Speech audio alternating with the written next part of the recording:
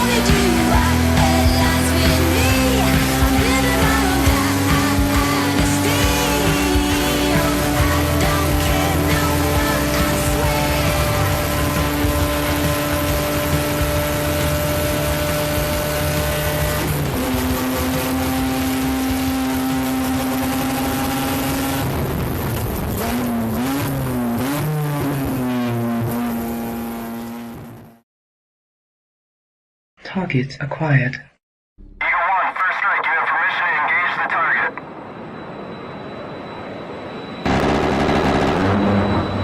Warning. The following video contains explicit language, which may be offensive to some viewers or inappropriate for children. The content within this video is intended for mature audiences only. Yes, indeed. This may be offensive to some viewers. If you are offended, click the red X in the corner and you can exit right on out. What's up, guys? How is everyone out there in the wide world? Mike Dornan, are you in Wales? We got an Irish guy that'll drop in from time to time. Some English dudes. So yeah, pretty good time.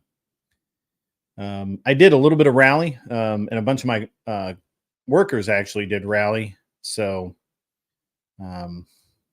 or I guess employees, not workers per se, but definitely, good stuff.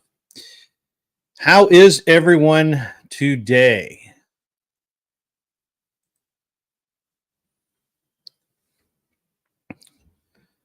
Everyone good? We're all fine. We're happy. It's good Monday, start of the week. I hope so. Been an interesting start to the week already, and I don't even know how. I don't really even know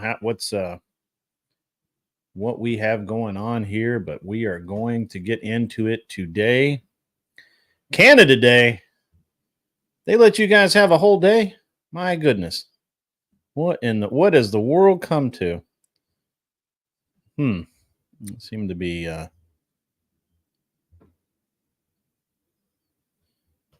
interesting.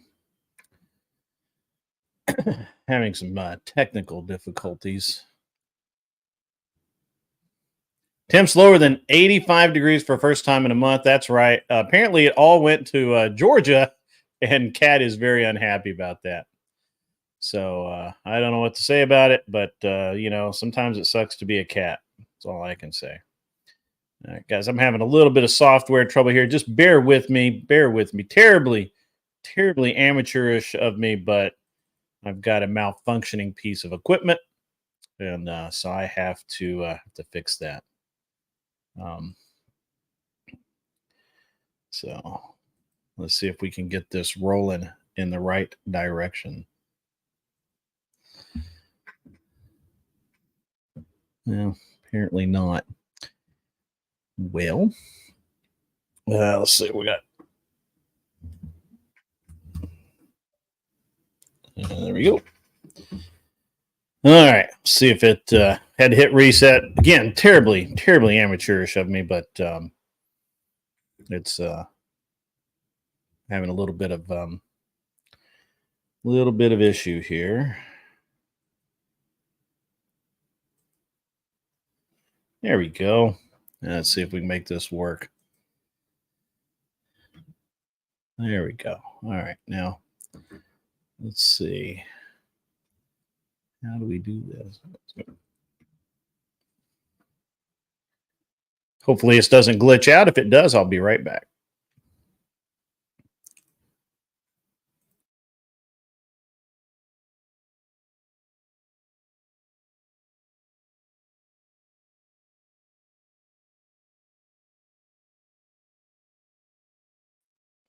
And there I'm back. Did that work? All right. I think it worked. I don't know what happened there. I think it may be time to reboot the laptop, but that's fine. Well, been an interesting start to the week. Did you see that the Supreme Court has found limited immunity for Trump? Trump cannot be tried for any of his official activities, but he can be charged for unofficial ones. I don't know how they're going to determine what's official and unofficial for a president, but it is none of it's going to matter until after the election anyway. So it's now a moot point, guys. It really is, and it looks like the it looks to me like, hey, guys, please in the chat, sound off if you disagree.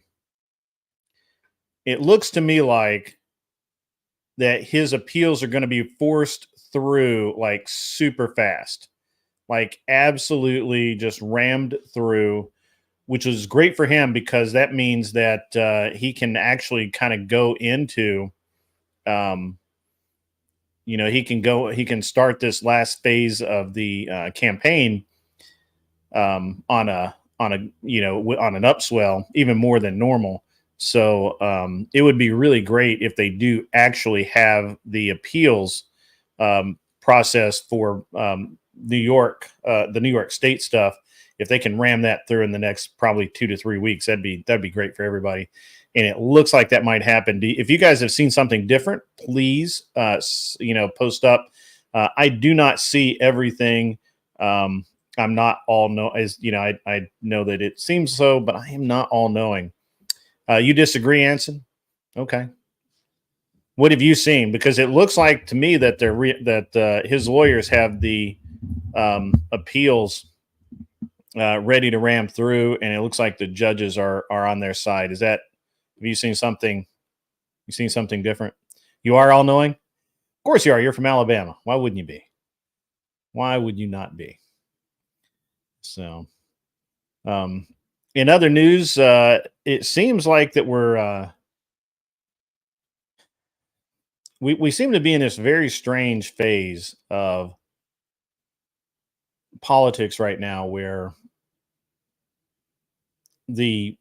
for the first time in my recent memory, the Libertarian candidate is basically a Democrat. I'm actually not sure how he got on the Libertarian ticket. I think there's probably 4 or 5 other Libertarians that can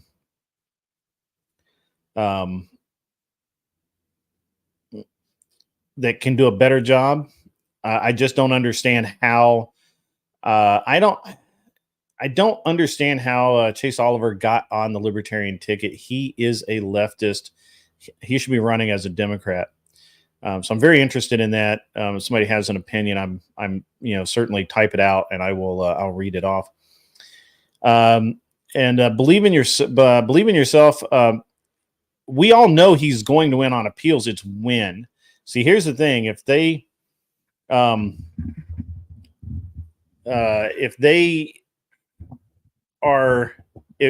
can manage to stymie Trump from his appeal until October, that's a lot of campaign time. That's a lot of press, going around saying that he's a convicted felon. It's just a lot of it's too close to like an uphill battle, right? Like it's not really an uphill battle because it's Trump, but at the same time, kind of is an uphill battle. So my opinion is he needs, which is what his lawyers are trying to do, he needs to ramrod this appeal process through as fast as possible. There are a lot of optics on it, Jorn. So that's absolutely true. A lot of optics on it. And it just doesn't look good for the judges to drag their feet on this. I think that works to Trump's favor. On the other side of it, I'm not sure it's to the Democrats' benefit to hold this process up. And let me explain that. If they continue to hold the process up, or if they go out of their way to hold the appeals process up, Trump's lawyers are going to scream about it from the rooftops. The press is going to scream about it. Congress, all the Republicans in Congress are going to use their platform and press boxes to complain about it. And it's a bad look for the Democrats to the common man. Now, remember that what I think and what most of the people in this audience think is largely irrelevant because we've already decided where we are. It's the undecided guys. It's the people out there that are like, I don't know, man. I don't know what's going on. And those are the guys that are the guys and girls that they're aiming for. And the Dems won a huge victory because what they were able to do was they were able to get that headline: Trump convicted. Bam. right? And so, yeah, thank you. Off to the race. Trump just he took it on the chin, but he came out of it. Arguably, it was a win for Trump the way that they did the way they ran the whole court. If they had run the court fairly, and so here's the thing: and this is an interesting dichotomy. If the leftists had run the court fairly and had sat there and done every day, they come in and they follow procedure and they didn't make up laws and they didn't reinstate expired laws and all of these things. And they'd actually, even if they had lost, they would have looked like they played it fair. Trump maybe had, they would cast that suspicion on Trump that he wouldn't be able to duck out from under.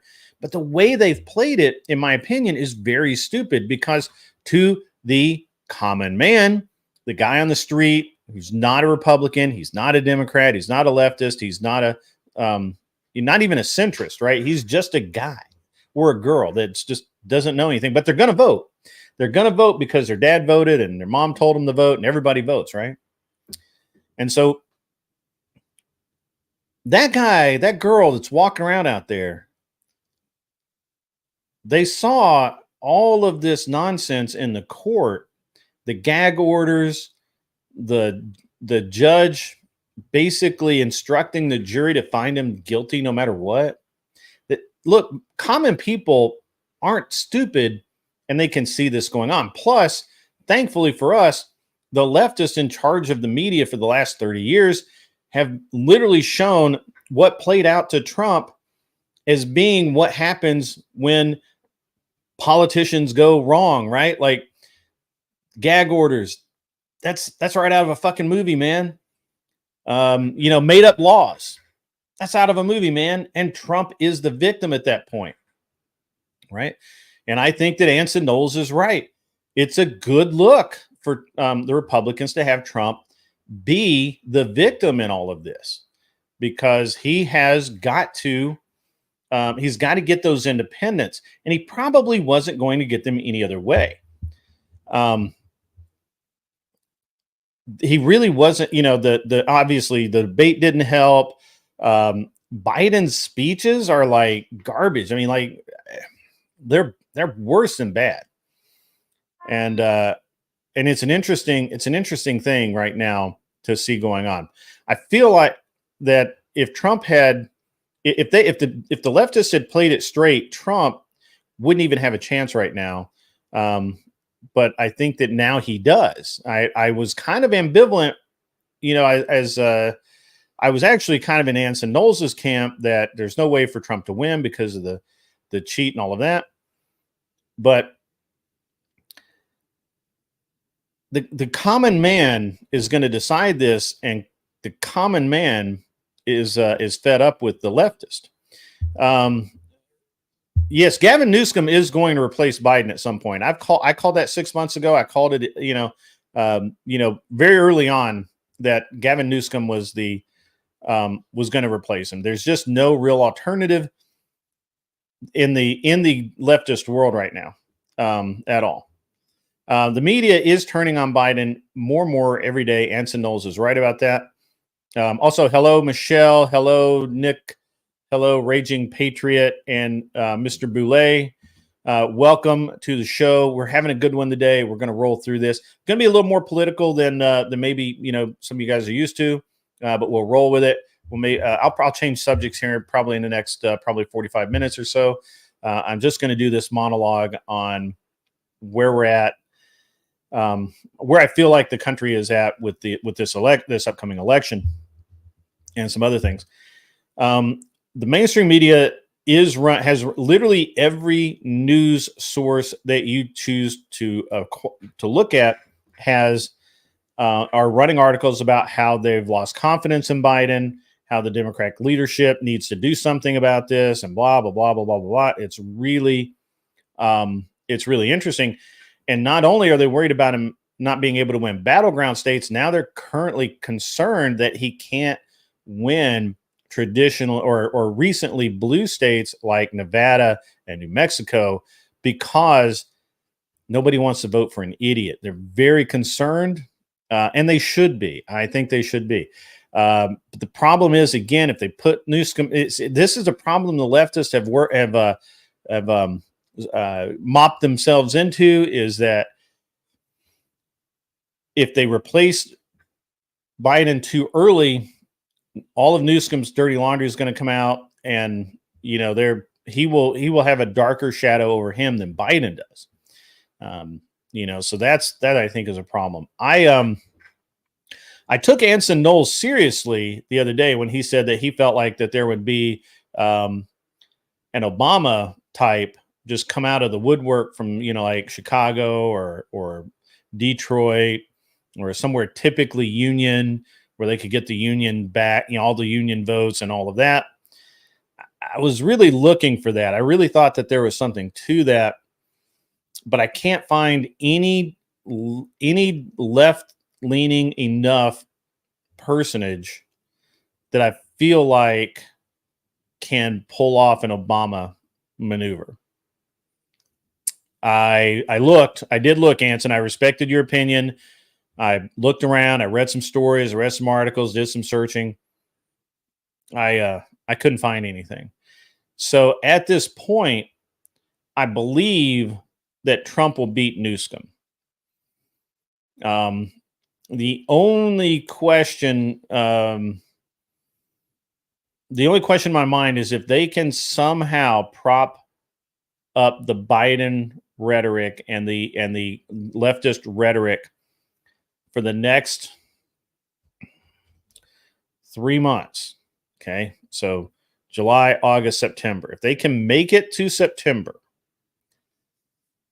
and Biden is still at least kind of coherent and the party hasn't absolutely turned on him 100%, which are getting close. If they can sub Newsom in mid to late September, give him 5 weeks of running time before November 7th, the war machine will not have enough time to pump out and change the vote on Newsom. There's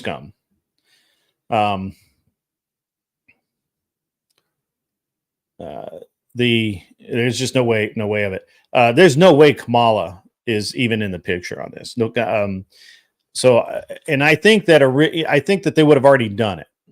And actually, it would have been actually a really good. It would have helped her case if when the court found that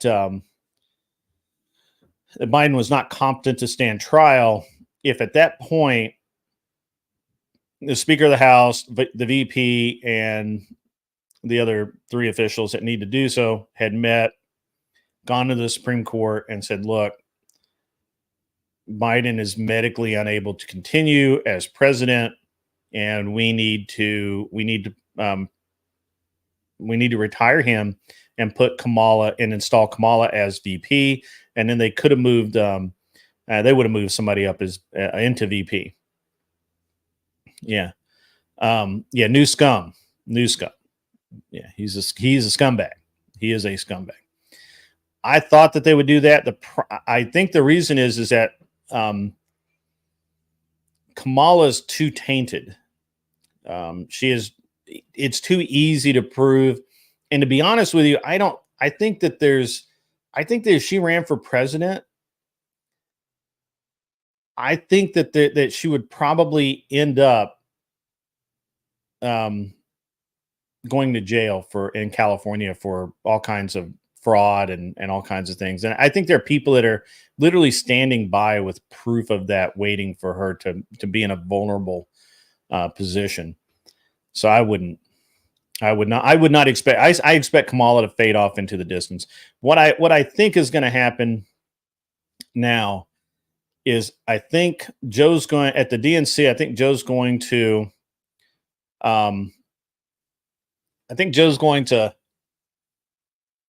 appoint, or he's going to announce his VP running mate. And my guess is that's going to be AOC. If I had to guess, I would say his running mate's probably going to be AOC. Would make the most sense. She's outspoken. People don't like her, but a lot of people love her.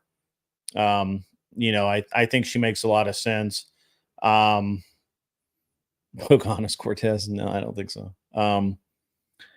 There may be some other women out there I don't know about, but AOC kind of checks all the boxes. Woman of color. She was a bartender. She has a pretty large following. I think she checks all the boxes. Biden can't really put Newsom in as VP because if he dropped out, they would find somebody else. So, that would be, the feminists don't have power right now in the country. I think you guys need to realize that the feminists are slowly losing power. So that's a problem. That's also a problem they're going to have. But I do believe that the DNC has set a precedent now of running a female VP, and they have to stick to that. I just think that's the way it's going to be. And this is the kind of bullshit that leftists do, right? Like if they had they put Kamala in as VP as fucking window dressing. Like, she never did shit. She was the least effective VP in recent memory. She was less effective than Pence, and that was a low bar. It was a low bar, and she dipped under that, right? Like, that was what do they call that? Limbo. She limboed right under that. So, but yeah, so AOC, it makes the most sense offhand as Biden's running mate. There aren't that many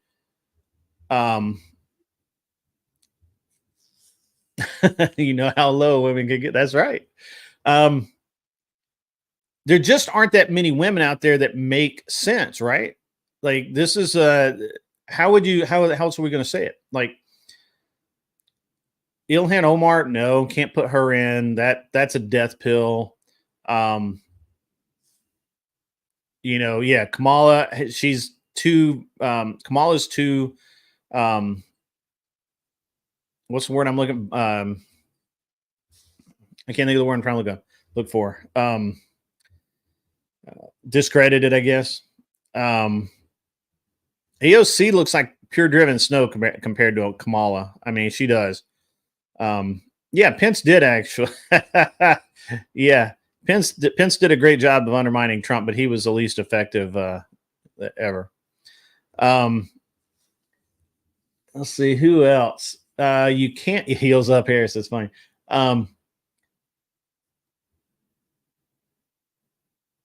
I can't think of another female Democrat that they could put in there that has has national attention, right? Because they're requirements that are now required for the Democrats to move the needle at all. One is national attention. Where Republicans can put up a candidate like Kristi Noem.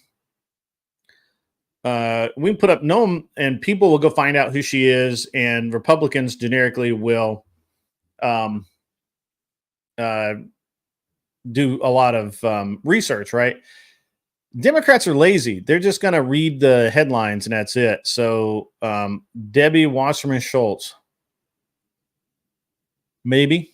I think AOC has a bigger following. AOC just checks more boxes, but AOC is also a little politically tainted. So, Jordan, that's exactly why she would make a great VP. She just says the most dumb shit ever. And the president can just look at it and say, yeah, what? I don't know. I don't agree. But anyway, so there's no way that they'll put Newsom in as VP, as the VP candidate, and move him into president, unless they think Biden can win and then Newsom assume the reins, which was the plan with Kamala. Kamala didn't work out. So, yeah.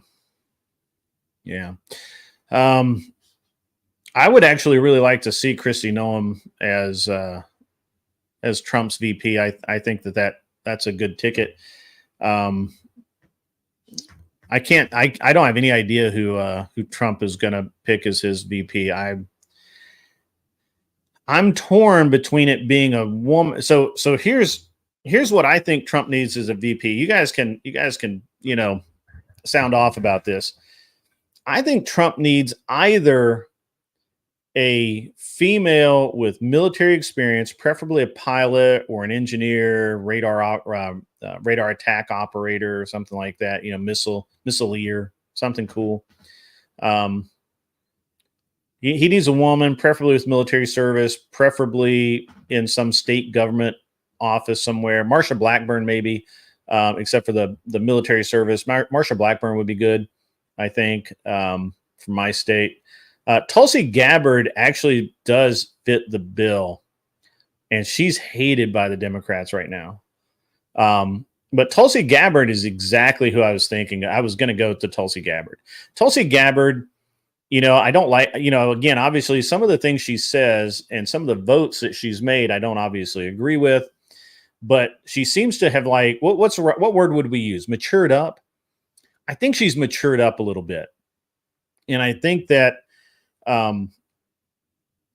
with what we've seen is that she's kind of, she started like a lot of people start off left and they just roll right.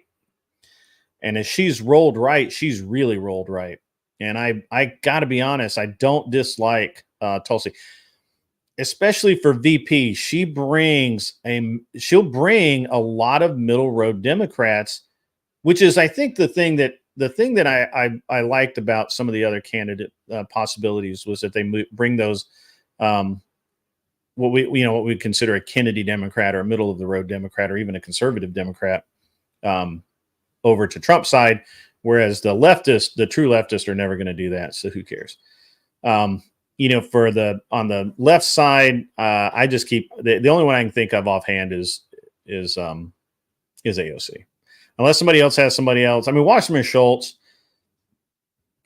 I don't know. I think doesn't Wasserman Schultz have a lot of baggage? So the thing about AOC is she stayed really clean. Nothing has stuck to her. AOC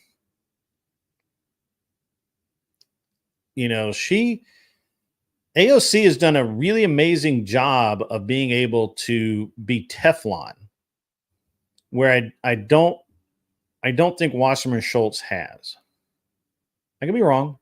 Throw out opinions, guys. Come on, I want to hear this. I don't have a Bo Snerdley back here to bump ideas off of and to argue with me about this stuff. So, and Kat's not here today, and she doesn't do politics anyway. But anyway, so I think it's really good for Trump. The ruling today is really good for Trump. I think it does everything he needed it to do. Now he's obviously going to decry it as it doesn't go far enough. It's a shit decision. It's aimed at him. Whole thing's fucked up. Why would you do this to me? And I would too. But I think overall, it's a good decision for him. I think it's a great thing for him to do. So, leaning into that a little more, what do we think Trump will accomplish in office? I've been putting a lot of thought into this because I think the main things I want Trump to accomplish in office is I really don't want to send any more money over the seas. I don't want to send any more money to any of the wars. I don't want to. I don't want to be in Ukraine. I want Trump to repeat what he did and pull us out of the Middle East as much as possible. And I really don't. That's what I want Trump to do. I don't need much, right? Like I don't need a ton. I just need him to do a little bit. So, I would really love for him to re-energize American energy production. And we're going to talk here in a few minutes about some of the bullshit that's going on and why we are being pushed towards electric cars. I don't know that bombing Iran's ever a mistake, Frank. You know, my problem is we need to solve the Iranian problem. We just need to solve that. Whether it's just we just leave them the fuck alone and get out of there, which is what Trump said to do to start with, or just cut off all funding to them, cut off all aid to them, withdraw from fucking NATO if we have to, but just we stop sending anyone in that region any money for anything that we're not getting. Right? So sure, buy oil, right? Cool, great. Buy whatever the fuck else we buy from the Middle East, which I think is strictly oil, and we should buy far less of that. By the way, we don't actually get as much of our oil from the Middle East as people think we do. We're really not dependent on the damn Saudis anymore. Fuck those guys. Those guys don't mean shit anymore. Most of our oil doesn't come from them, and we're not their biggest customer, which is why they treat us like shit, right? Like China, Russia, Japan, they are far bigger customers of the Saudis than we are. So they don't give a fuck about us. So fuck them. Seriously, stop sending them money. No aid to anyone. This is what I would love Trump to do, right? Like no more aid to the Middle East at all. Look, if humanitarian factions want to go over there and they want to give money to these people and they want to do things, great. Let them do it. Awesome. But I don't want to send any more U.S. aid, right?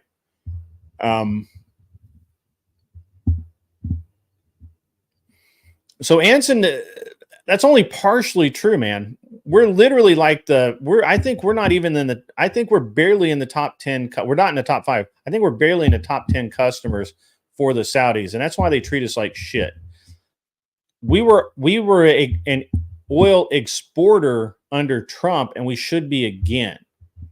Now, obviously, the Saudis hated that, and they treated us like shit on it, and they were able to, which is very telling, by the way, that the Saudis were able to cut the price of a barrel of oil so low, and they did it intentionally to undermine the U.S. oil production. And there's no reason to give the Saudis a fucking dime. Not one. And just let them sell to the Russians and the Chinese and the Japanese and the Koreans and who all the fuck else. Fuck those guys. I don't care. The Japanese are actually trying to get away from the Japanese are more dedicated to getting away from the Saudis than we are. They actually, that the Japanese lease oil rights to drill in the Gulf of fucking Mexico, and they lease those rights from us. How fucked up is this? Why? Why are we doing that? They do the same thing off the coast of California. Those are Japanese and Korean and even some Saudi oil rigs that are leased from the United States. U.S. companies can't lease those legally because of the EPA restrictions based around, because they're based in the U.S. It's really fucking stupid. It's really fucking stupid. Jack, calm down in my chat, bro. I'm not even actually reading the chat, but I'm seeing just calm down, dude. So I missed Angel Berber's comment. I don't know what Angel Berber said. Just calm down. That's all. Just calm down, Jack. Yeah, we do have their largest natural gas. Look, we don't need the Saudis for oil production. We don't need them. We haven't needed them. Just fuck those guys. The problem is that the problem, I mean, there's like a lot fucking to it. So it's a very complex problem. If we stop buying oil, this is the threat that we're under, guys. If we stop buying oil from the Saudis in theory are what's keeping all of the terror organizations from flooding the US, right? Like the Saudis are our buddies in the region and all of that. And we're not, and we shouldn't be. You know, there's no reason to. I don't know why we do it, except that supposedly they're the ones keeping the peace, but we're the ones sending troops over. We're the ones guarding Saudi oil fields. How the fuck is this working for us?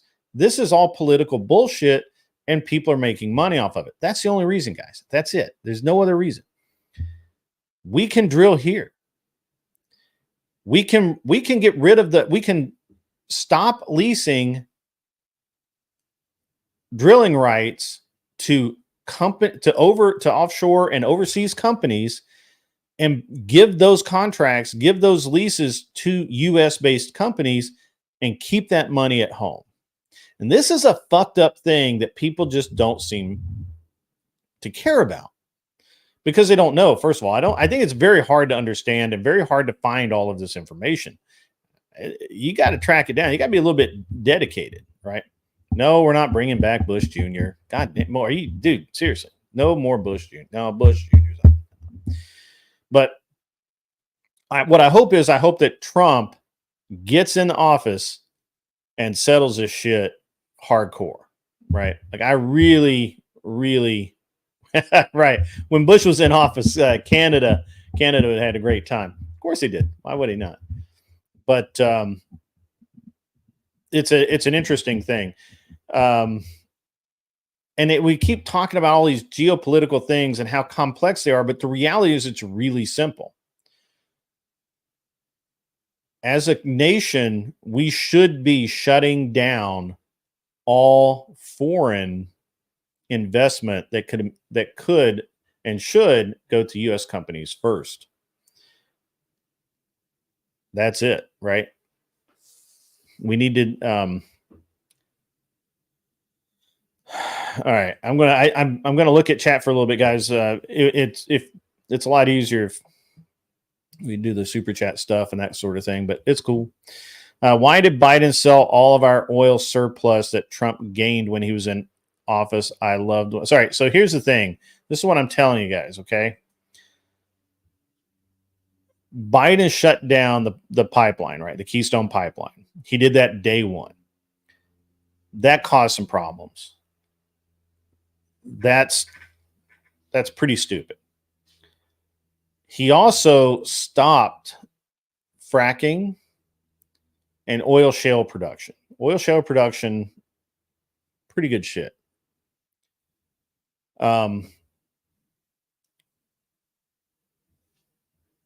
There's no estimating how much. Well, I mean, I'm sure some government agency has estimate somewhere, but the reality is I don't know that there's any way to really truly understand how really bad it was for us to shut all that stuff down. I just don't think you can. I don't think you can get there. So yeah, I don't know, man. The thing is that the small amount that Trump can accomplish, which is, I mean, let's be gentle, guy. Let's be gentle. Let's be real, guys. There's only so much that can get done, but I think Trump is the guy to at least start the process. What I'm hoping for, what I'm emboldened to think, is that Trump can get in the office, get the process started, back someone like Vivek, maybe not Vivek, but someone like Vivek, to continue that work. And if we could have 8 to 12 years of constant improvement, constant refinement, we get out of the Middle East, we shut down a bunch of the old line oil contracts, right? Like we just shut them down. We just stopped giving a shit about Saudi defending them. Look, here, you know what really is fucked up, guys? Here, I want you guys to think about this. We spend billions of dollars a year fighting a war that never ends. Oh, in the sandbox over there, Afghanistan, Kurdistan, well, not Kurdistan, Afghanistan, Kazakhstan, Beirut, or not Beirut, whatever. All the whole sandbox over there, right? Mostly to prevent the Saudis from being overrun by Iran, Egypt, all of their enemies. And they have billions of fucking dollars, man. Fucking billions a day flowing into that place. And we're protecting them. Why don't they protect themselves? Why are they not protecting themselves? What's going on there, guys? Why are we doing it? Why is it that if you get married in Saudi Arabia or basically any oil producing nation, you get married, you're given a house, you're given a job.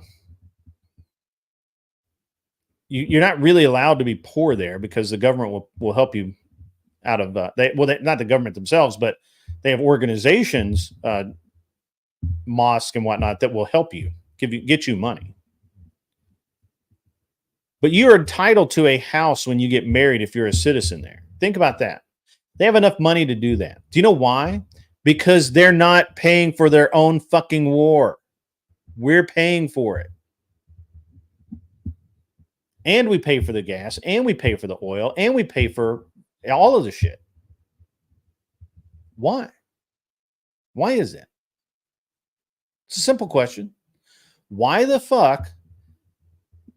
What is our interest in the Middle East if it's not oil? Why do we need to stabilize the region when Saudi Arabia has enough money to have the equal military might of the US? They can buy it from us just like fucking Poland. Now, I'm going to contrast this. You look at fucking Poland. Poland is surrounded by communist countries that want to kill them, right? Russia would love to roll right over Poland. Poland bought a shit ton of stuff from Uncle Sam. I mean, a shit ton. And they paid their bill. Poland defends themselves. Saudi Arabia outsources it to the US. Why is that? Well, I can tell you why. Because Poland doesn't have fucking oil, and Saudi Arabia does.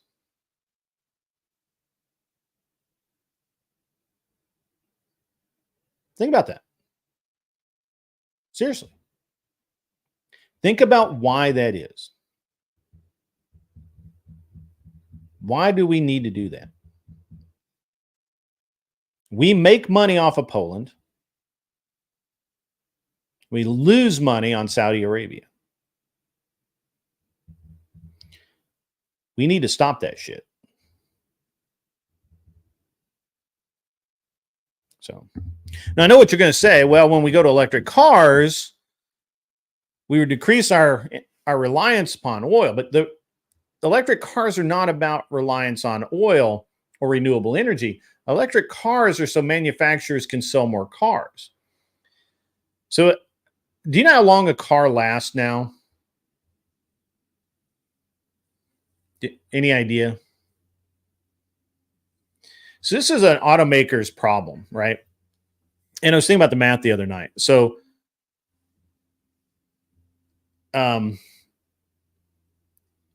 with a car manufacturer, you know, they make they make a pretty decent amount of money off of cars, and they make a little bit of money off of servicing cars and a little bit of money off selling parts. Altogether, it's pretty good. The auto worker unions are just taking more and more and more, so they need to sell new cars. The problem is that people are keeping cars longer and longer. I don't buy anything new. I myself don't buy anything newer than 5 years old. And I bought, the last car I bought was, well, I did buy one about a year ago for my wife. We bought an SUV because we needed one. But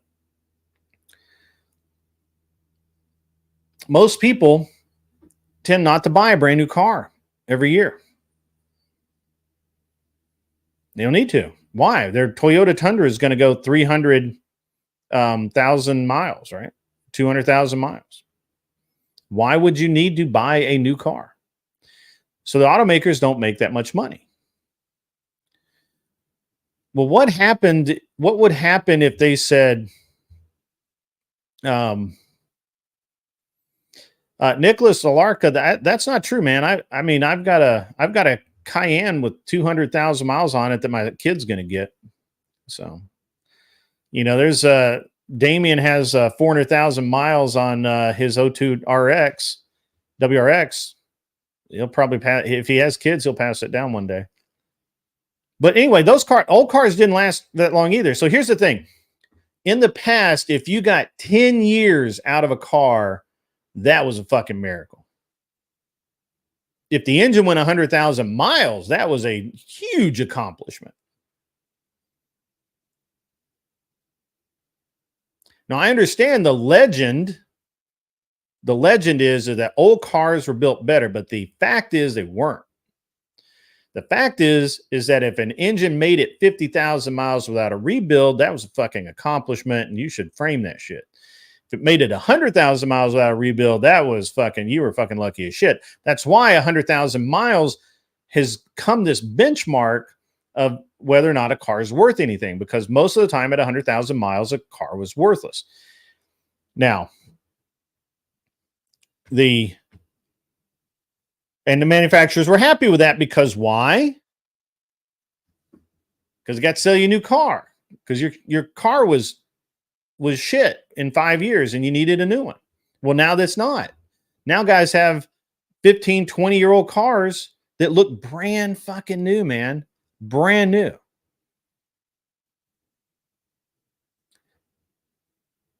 And, people are driving more, which is weird. We think we're driving less, but most cars now have really high miles on them because people just drive all the time. So when you're an automotive manufacturer and your sales are slumping and your numbers are down because people aren't buying new cars, what do you need to do? You got to get a way to get them out of those cars, man. And that's why the auto manufacturers are supporting electric vehicles, because it's going to force you to buy new cars. And new cars that have batteries that have to be replaced, that have electric motors that are not going to be as reliable as internal combustion engines. You're not going to get 300,000 miles out of an electric motor. It's just not going to happen. It's just not.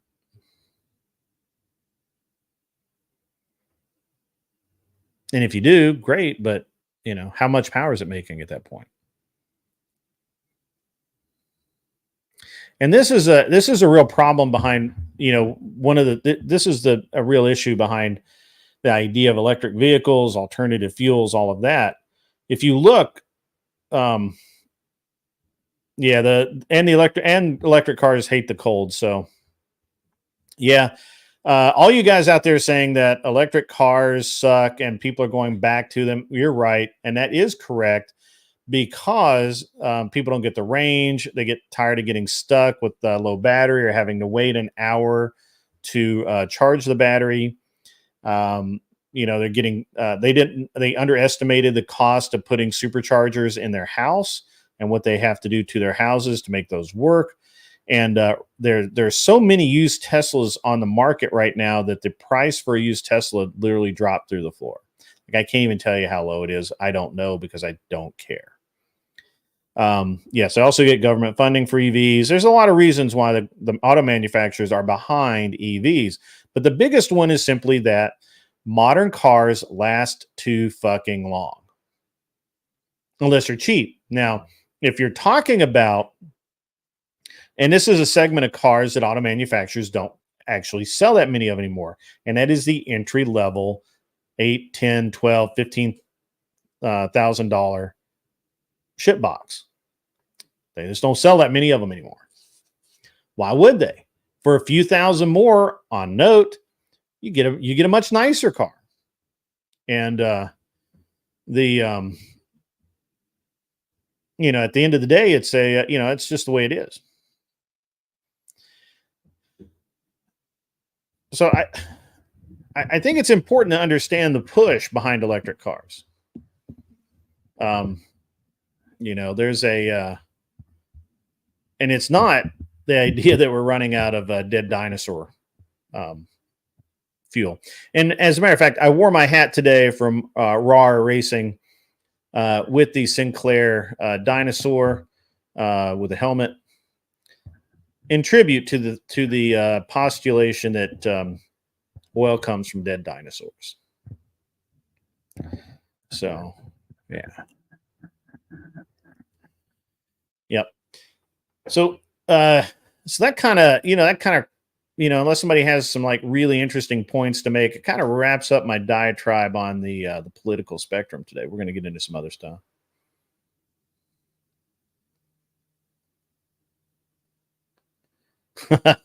Yeah. Okay.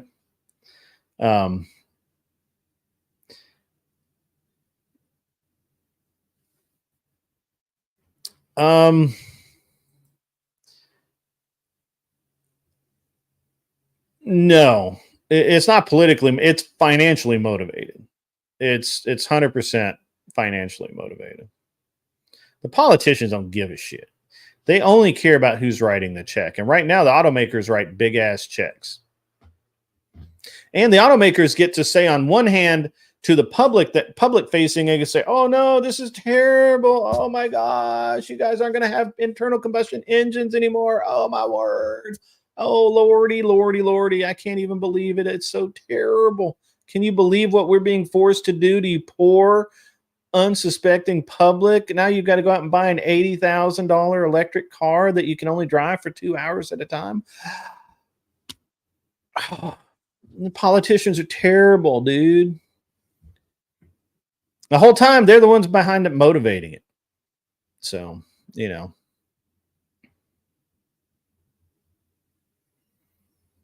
are we doing Intel and what? I missed what are we talking about? I missed something. What did I miss? Yeah. Yeah, I mean, and that's a problem, right? You are a problem for auto manufacturers.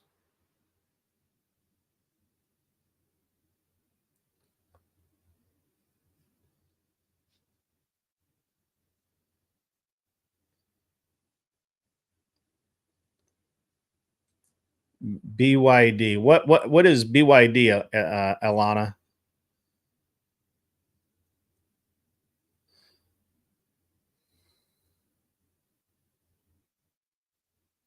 What's a BYD? First, who is Alana? I haven't seen you in before. Welcome if it's your first day. Second, what is BYD?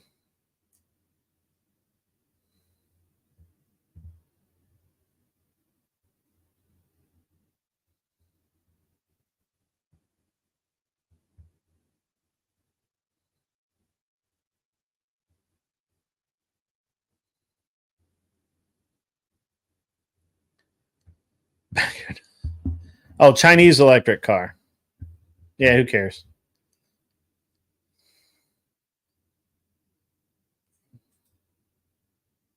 I don't know. On the one hand, I think he kind of went to jail for some bullshit. But on the other side of it, the whole thing reeked, man. Come on, let's just be honest. The whole thing reeked.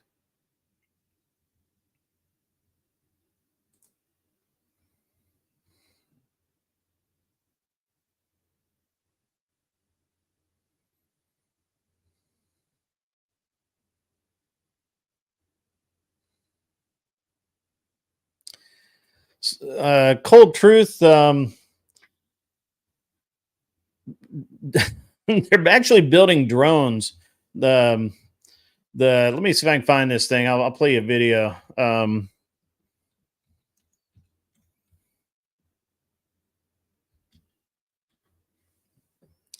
Let me see if I can find this piece of crap. It's gonna kill somebody, but until then, it'll be fun.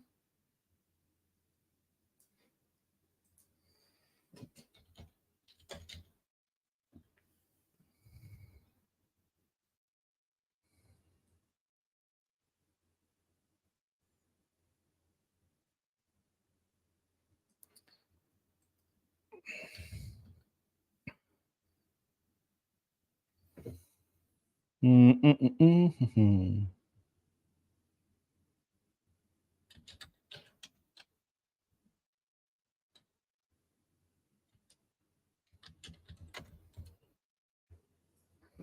They're calling them personal aircraft, by the way.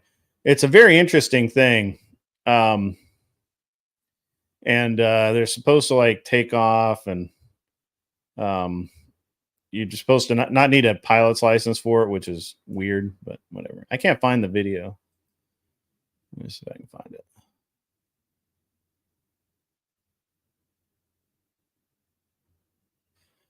All right, here's your Jetson car. I'm gonna get this up here for you guys. You're gonna like this Jetson car.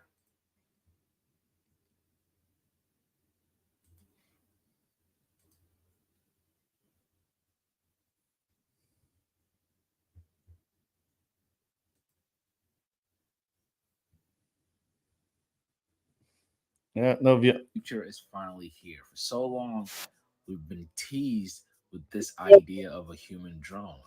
And for the first time, you can buy one. And really, anyone can I fly got this you. aircraft without a pilot's license. Because the Jetson aircraft actually falls under the ultralight category. Ultralights are considered manned aircraft that can be flown with some limitations. What that means for folks is you don't need a pilot's license, although I would highly recommend that you get the proper training before you get behind the cockpit of any. There you go, cold truth. Jetson, though, is something beautiful to marvel. This aircraft was designed and built by a Swedish company, and their mission is to change the way we travel. For some who's followed this project, the very first prototype for the Jetson 1 was actually back in 2018. And at the time, this is what it looked like. Pretty impressive, I would say. Now you have this finished product that is powered by 8 lithium ion batteries, and you can buzz around for a good bit of time before you need to recharge. See, unlike most aircraft that we're used to, whether that be helicopters or fixed wing airplanes, the Jetson has 3 axes. What that means is this aircraft doesn't need any runway to take off. You literally can lift up vertically, and within a few seconds, you're already flying. But unlike an airplane or a helicopter, the Jetson can move laterally. Just like a drone, you can move from side to side. Here's some quick fun facts about the Jetson. For one, this is a very light aircraft. The gross weight is about 190 pounds, so don't go flying on a windy day. The max weight for the pilot is 210 pounds. Just from the looks from the demo flight, you probably don't want to be in this aircraft if you're on the taller side. Jetson is powered by 88 kilowatts lithium ion batteries, and with all the electric motors you have in this thing, you only have about 20 minutes worth of flying. Max speed 20 is minutes worth of 65 miles flying. per hour. And just as I mentioned earlier, this is not an aircraft that you're taking to places. It's basically built for recreational use. There you go, cold truth. There you go. Yeah, only skinny people. That's right. That's right, Michelle. Yeah. 20 minutes of flight time if you're lucky. If you're lucky. And it can't be windy or rainy because it's open. Yeah, not me, bro. Not me, bro. Not me, bro. So yeah.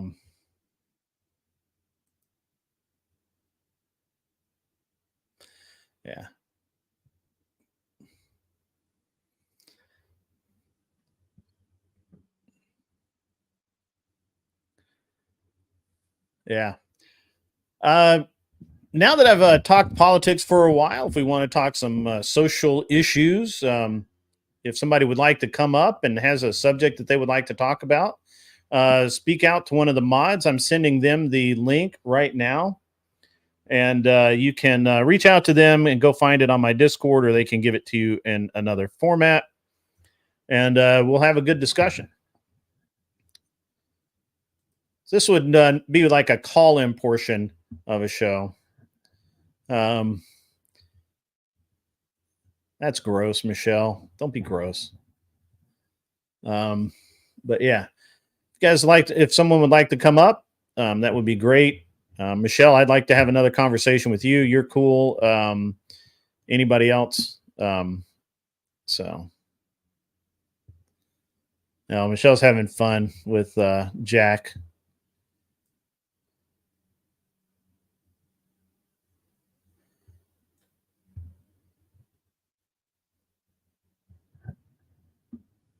I heard some stuff about that verbal combat championship. But yeah, if you guys want to hop on, that'd be great. We've got the link out there. If not, that's cool too. I'll continue to monologue. If you want to refer back to the first part of the show and want to challenge my opinions on that, that'd be great. Cold Truth, I'm happy that I could help you with your Jetson car search. I don't think it's all it's cracked up to be, but we'll get there. On the other side of it, you can get, let me see if I can, let's see.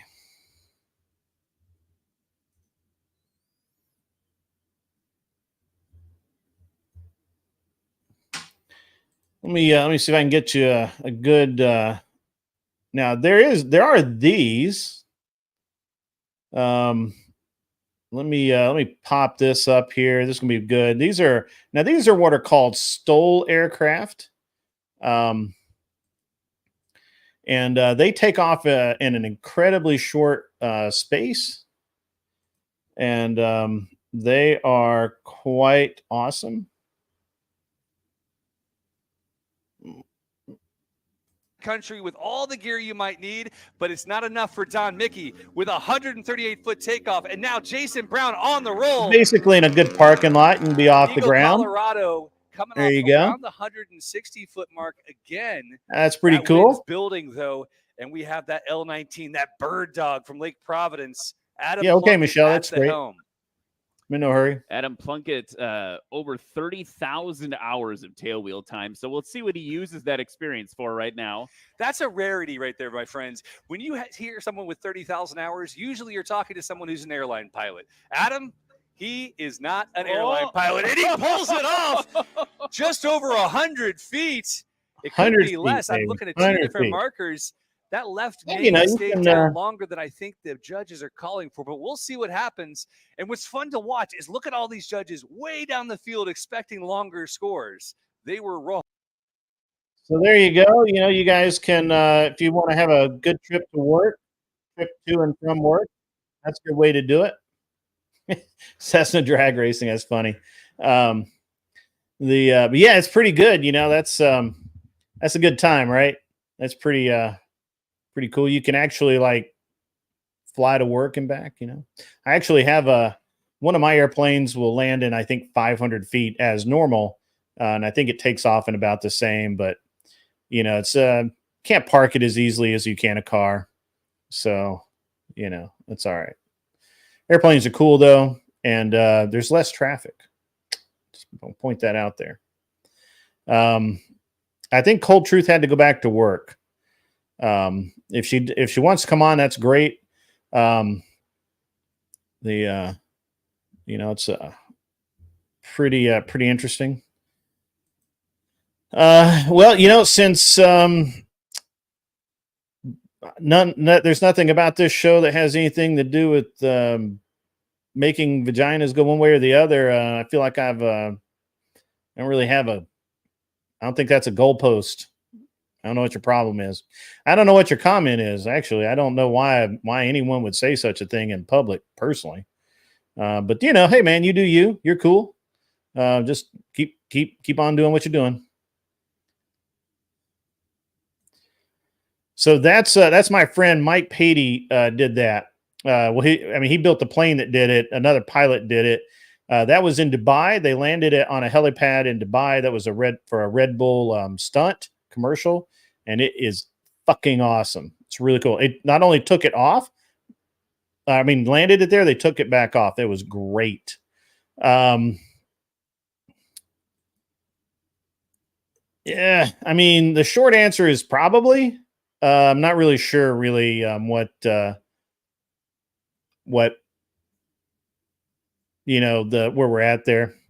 Alana wants to come up. Alana, if you have my Discord, that's great. If you don't, let me throw that. I'll throw the link out there now. That way you can go join it.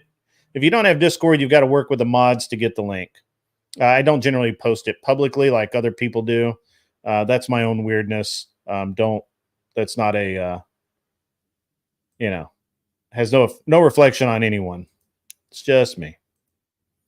So I will put the Discord link out here. And there's Discord. Gotta hit enter. There you go. There's the Discord link right there. And you can just go ahead and do there.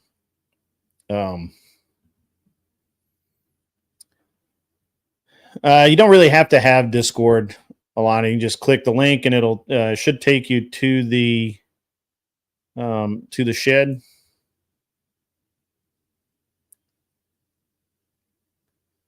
So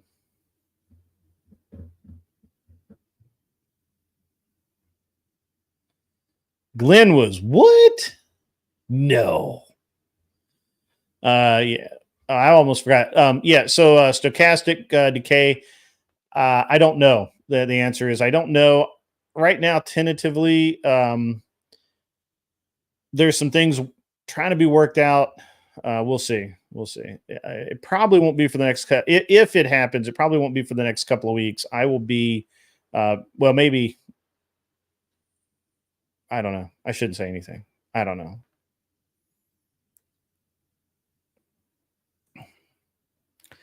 Drag race no having seat time. Yeah, actually, I had a now just kind of amateur stuff, right? Like I did a bunch of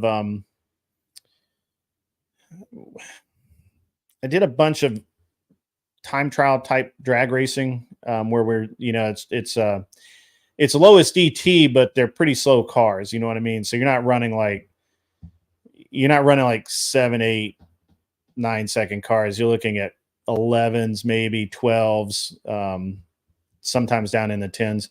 I did drag race a bike once, an R1, and the R1 had run like a 998 or something like that. Yeah, I think 998. And he had the weekend before, and we were I had an Eclipse that I drove on the street. It had leather interior, had all kinds of cool shit. It was a really cool car, and but it had a ridiculous amount of horsepower, and it was all-wheel drive, and all kinds of stuff. And welcome, Michelle. Hello, how are you? I'm good. Just let me finish this, and we'll No head worries. on. So yeah, so I had this Eclipse I drove every day, and it had so much power it would literally, when the boost came on, it would just change lanes. It was really crazy, and just a ridiculous car. Nobody wanted to drive in it with me, and it would spin the tires all the way to third gear, which was really cool to have all four tires spinning that much. But I raced my buddy on his R1, and I think I got a little bit better light than he did, but I spun through third gear, and so I was watching him like pull away from me, and the whole time I'm just like, go, go, go, go. The car's not going anywhere. And finally it hooked, and I was on him, and he said he could hear the wastegate through his helmet, like the whole last half of the on the back half of the track, and it was inches that he beat me by. So that car was probably, he didn't have the best launch of his life there, so he was probably ran like a 10.2, 10.3 probably, would be my guess. Definitely under 10.5. And I was right there. I mean, it was just stupid stuff, you know. And that was at Pueblo Motorsports Park in Colorado, which is, I think, at like 5,000 feet, 5,500 feet, something like that. It's pretty high. So anyway, now that I've bored poor Michelle with stupid car stories. Oh, how are you today? Guy. I'm wonderful. How are you? I'm doing well. I'm doing well. Once again, Kat is out of town. She's driving back from wherever in Georgia she was, and so we have plenty of. And Kat is your co-host, right? Yeah, Kat's my co-host. Yeah. How often do you guys stream together? We do the night shows together all the time, or she's supposed to. The daytime shows, I don't care if she shows up or not. She's not really into politics. Sure. So she just kind of just doesn't care. So she becomes like a screensaver at that point. That's what she calls herself.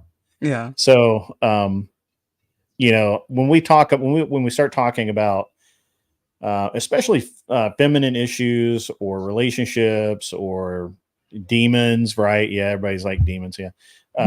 Things like that. She's like really way more into that, and she can talk more about, or she will talk more about that, but she just has no, you know, we'll start talking about guns or cars or airplanes or politics, and you can just watch her eyes like roll back in her head. She gets so bored and just doesn't care anymore. So, which is fine. So yeah, she makes fun of it, and she'll make, you know, so she does, she'll stream sometimes with Teriak, the Irish guy, because they're both like conspiracy theorists, demon people. So, hey, do you know? Yes. When you throw your hand down to make your point, we hear you tapping your mic. Oh, do you really? Yeah, I didn't know that. Just a little off to the side, yeah. And you're perfect. So yeah, you were like tapping it, like whenever you would like really illustrate your point and set your hand down. Yeah. I'm really well, you know, I have bad habits. I know I have bad habits. Totally get it. Yeah, no, I would want somebody to tell me if I was tapping my mic. That was the only reason I said. I do a lot of stupid things, though. That's okay. No, there's a lot of stupid things I do. But I do. But yeah, so Kat and Kat's my Kat became the co-host because my wife felt like I needed someone to balance me out because I can be very cold and like really like rigid. Sure. And but if I engage with somebody, it can change the dynamic. And originally I had a recurring guest, Josie, who still comes on the show sometimes. She's been very busy. I don't know what's going on. Yeah. But she was too argumentative, and she would just argue to argue. She would take the opposite side of whatever I was saying and make some pretty bad arguments. And that just annoyed me. And so I didn't. Yeah. Gotcha. So and I understand that she felt like it was going to be good TV. But you know, it's not good TV. Sure. So, yeah. And you mod for Sarah and a bunch of people, right? Yeah, I'm a popular mod, like over in my little section. I was really into it for a while when I was a bit more active in the scene. I took like a big break and just haven't been like quite as into the streaming as I once was. I thought about becoming a creator. I like ultimately decided against it. I don't want to do what you guys do. It's like, no, it's okay. Yeah, I'm much more happy as like a panelist, a mod. You know, just like that person you can lean on, you know, when you need like a a third opinion or something like that. Like I enjoy supporting the people that I stand behind. Okay. And just being a resource. That's really more my speed. I'm much more of a backgrounder than an in-your-facer. If that makes sense. Okay. Yeah, I'm not going to be like as animated as Sarah or Ashley. I'm much more low key. Okay. Okay. Mm-hmm. Have you seen much of my stuff? Yeah, I've actually been paying attention to you for a little bit. I think you probably noticed me in chat. But I like your night shift stuff because my husband often works nights. And so Okay. I've been kind of wanting to like, say hi and introduce myself to you because you could be another place to hang out for sure. And I like the discussions that you have. Okay. I like that. I actually like that there's a Christian element to the discussions. I'm still kind of working my way through, I guess, my morality standpoint and like how I want to approach my eventual debate with Andrew that I want to have at some point, and where I stand and all that. I know it's a hard one. It's a hard one, but it is. Yeah. Well, I mean, but he matches energy though. So, right. So like if you're low key and you're having a conversation, he's going to be low key and have a conversation. And that's what I'm hoping for, because like, that's a thing. And that's like my number one fear is, everybody knows like I have the alternative relationship. I'm very public about that. And like, I don't want to be his next meme, because you know how much he loves open relationship people and like everybody, every single one of them become a meme. And I'm like, but I just kind of want to like have the debate. And so I guess I need to have like some sort of Destiny was destined to become a meme, right? I mean, first of all, he's a dude with a stripper name. Totally. And I wouldn't even fault him if I became a meme. Like it's fair game. It really is. It's the internet. Like I couldn't fault him if I did. So it was like, am I okay with becoming a meme? And Destiny did really tout his open relationship as being an okay thing, right? Okay. Like, and I think that Andrew's very clear about you can be something and still say this is wrong. Sure. Yeah. Right. Like this, like, just like he uses the example of if he's a smoker and he tells his child not to smoke, does that make him less wrong than someone that didn't smoke? Right. So he's right. I mean, he's right. Yeah. And it is a good don't point. smoke. And it's bad for you. He chooses to smoke, and that's a choice he makes. Right. So, and I think that as long as you're going to so here's the things that I've noticed about Andrew and I really admire about him that I don't see in most other creators is they're not intellectually honest.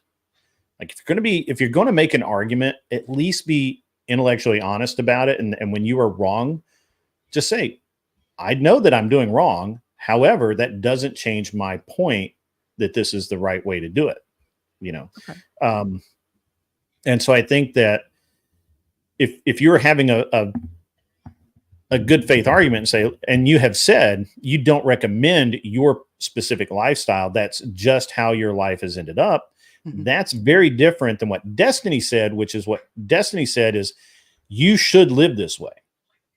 Men and women can live this way and it's perfectly fine. Everybody's going to be happy. And of course we saw the dumpster fire that became right. Live in Technicolor.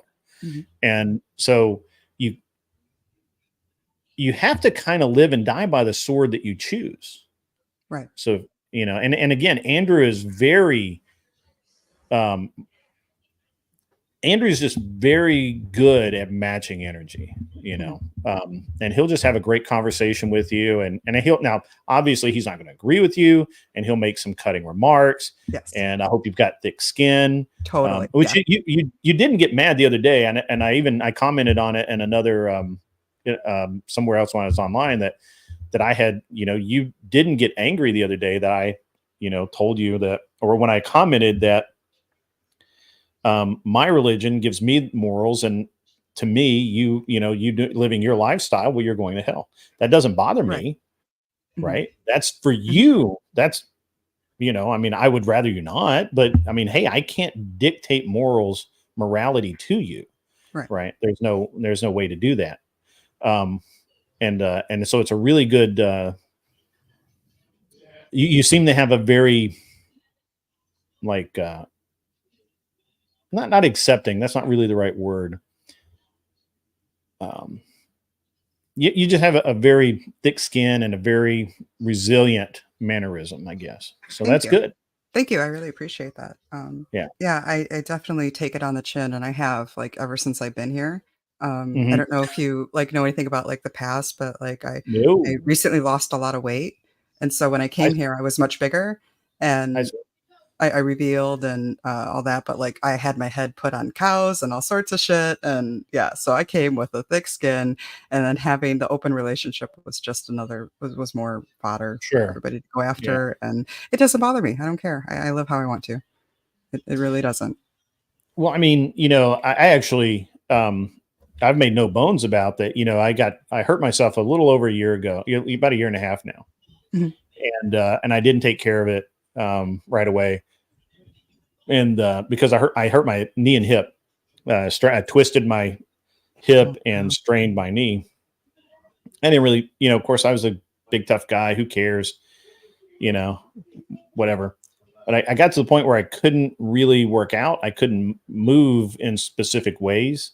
I couldn't even tie my shoe. Like I had to like use my footstool and stuff to tie my shoes. I couldn't bend over to tie my shoes because of the pain.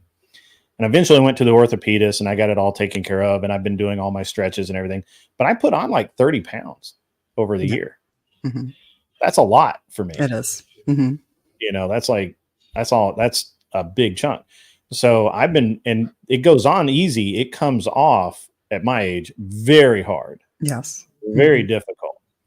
So I don't, you know, like I don't care. People can call me fat all they want. I call myself fat. Every time I walk by the mirror, I'm like, you fat fucker.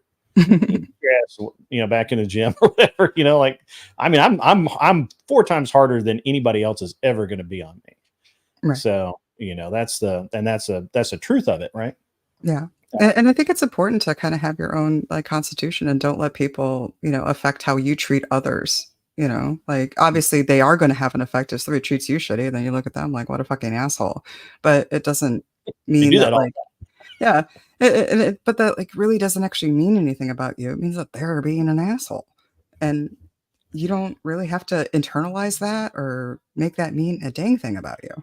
So I just reject the notions. Like, you know, there might be truth to them, and I'll totally take the truth. I'll take the feedback, but I don't have to internalize what people say. I just don't. Yeah, no, that's very good. So, just out of curiosity, right? Sure. So you've been around, you've been in some pretty controversial, like Alex playing with fire, and you're in his server, or not his server, but on his channel as a mod, right? Correct. Yeah. Okay.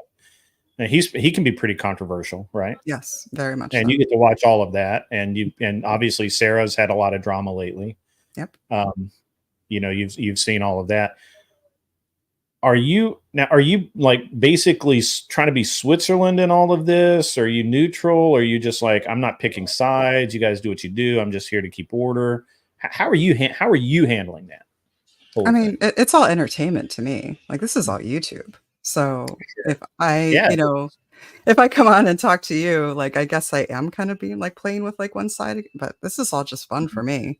And I go where I go. I don't tell anybody like where I'm going. Like people will say like, oh, you know, Michelle's been over here, but talk to this person. That's the first time they ever heard Michelle was somewhere. They didn't hear it from me because I'm not like telling people where I am or what I'm up to. I just go with the flow. I meet who I want to meet, and I just do what I like. Like, and if I like you, I'll support you. You want me to mod? Okay. I'll mod to the best of my ability, you know, and it is what it is. So that's just where I am. I don't really try to, I have my own opinions on things. I'm very, very happy to share them, but I don't like line up or lockstep with anybody. I enjoy watching Andrew. I'm a good friend of Sarah. I hang out with PWF. So I'm, like I said, I don't allow those things to affect how I treat people. I show up with, you know, what I have to offer. And if I like you, I like you. It is what it is.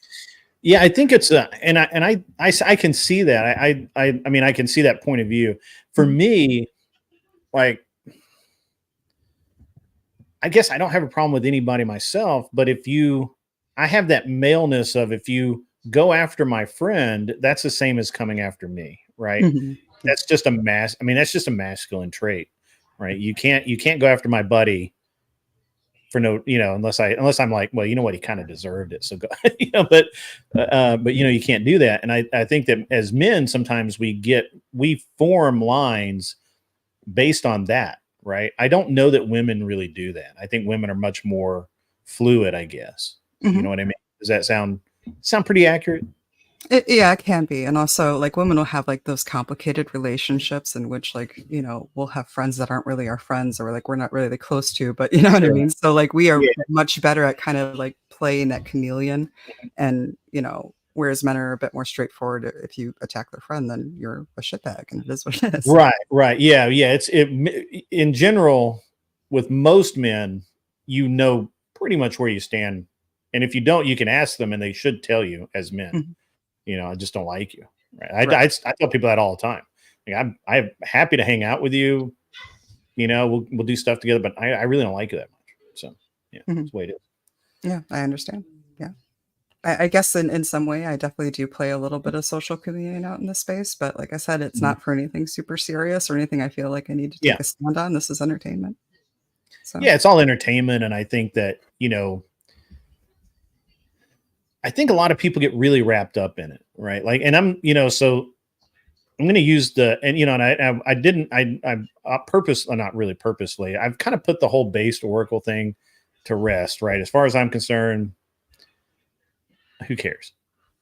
But I'm going to use that as an example. This is not retrying the case or any of that. I'm just going to use this as an example. The way that everything went down, I felt like it was designed to be really polarizing, and he got exactly what he wanted, but I don't think that's what it didn't have the intended result.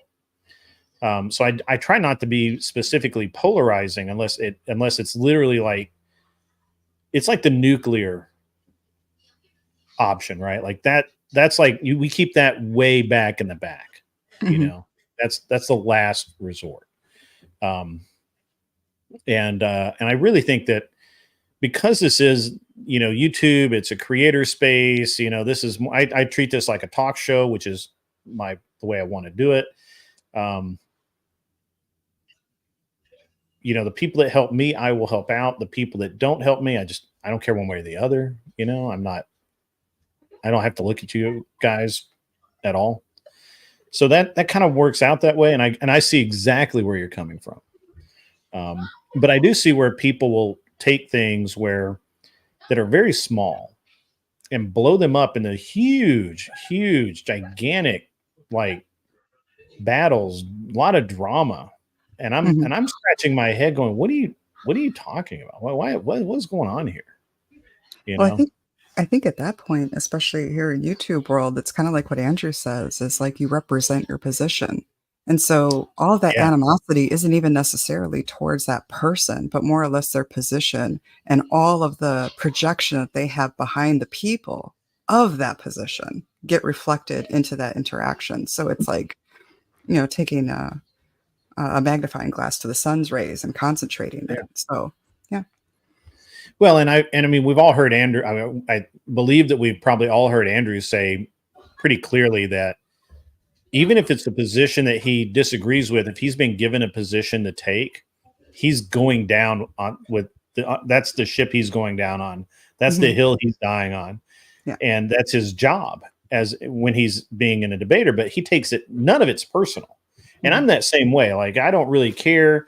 Like, I've had people kind of talk bad about me. I've had, there's some people that, I don't know, whatever, just not really cool. I just don't care. It's like it's completely irrelevant. But yeah, it's what it is. And YouTube, but I do like that. So I am a troublemaker, though. I am a troublemaker, and I know that. So I have to balance it. I have to balance the act. So, yeah. Well, that was cool. That was a cool little topic there. I kind of want to. I don't know that we need to change that one, but so how long have you been in the space? I jumped in. I believe it was June 2022 was the first time that I interviewed with Alex. And he had just made a video about open relationships and like his tips on it. And of course they were all from like that very Miami bro standpoint, right? And so I'm just like, really, dude? And so I just kind of wanted to talk to him and see if we could like talk about those open relationships, because he was like he was debating people. He had like open debates. And during that time he debated a lot of black pillars and stuff like that. But I just kind of wanted to talk about that thing, and he was really open to just having the discussion, and I appreciated that. And so he was like my first entrance into the space. And then from there, Ashley like actively sought me out, and we became friends. And then I started hanging out with them. And then from there, I started like branching off into like all my little areas that I go into. And yeah, that's just where I've been chilling out for like the last 2 years. And then I stumbled on you, I think, through Glenn Lawrence. Oh, okay. Yeah, that would make sense. Glenn's probably off doing something else now, and probably not hanging out, but that's cool. I don't know who Cassidy Smoke. I think I've seen you in here before. My what the fuck is the Bagalopen? What is that? I don't know what that is. Do you know what that is? I have no clue. I have no clue. Can you clarify that for me? I could be. You never know. Yeah, most people have heard about me from whatever. You know, and that's basically it. Did you appear on whatever? Not yet. No. Oh, okay. No, I made some TTS that are very sharp. Oh, yeah. No, I do know your TC. Yeah. Okay. Now I know. Now you know me, right? Now I know where I've heard your name before. Okay. Yeah, that makes so much more sense. Now I got it. Yeah. You're the one that blips on with like the robot voice. And yeah, it's usually something about patriarchy, right? I am the patriarchy. Okay. That's right. Yeah. Okay. Yeah. Yeah. I am the patriarchy. I believe in patriarchy. I believe that I think it's often maligned as like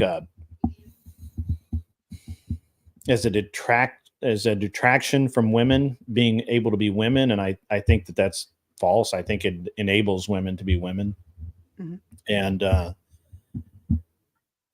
yeah, that's kind of the end of it. I don't know. I am. Well, go into that more. The patriarchy enables women to be women. How do you mean that?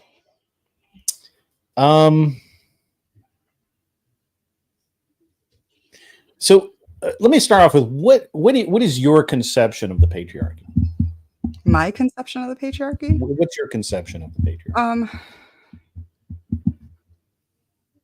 I suppose it would have been like an attitude of how we did things formally when I think of the patriarchy, because I don't necessarily think the patriarchy is like super alive and well and active today necessarily. I would think that the patriarchy would have been stronger in the past when things were more patriarchal.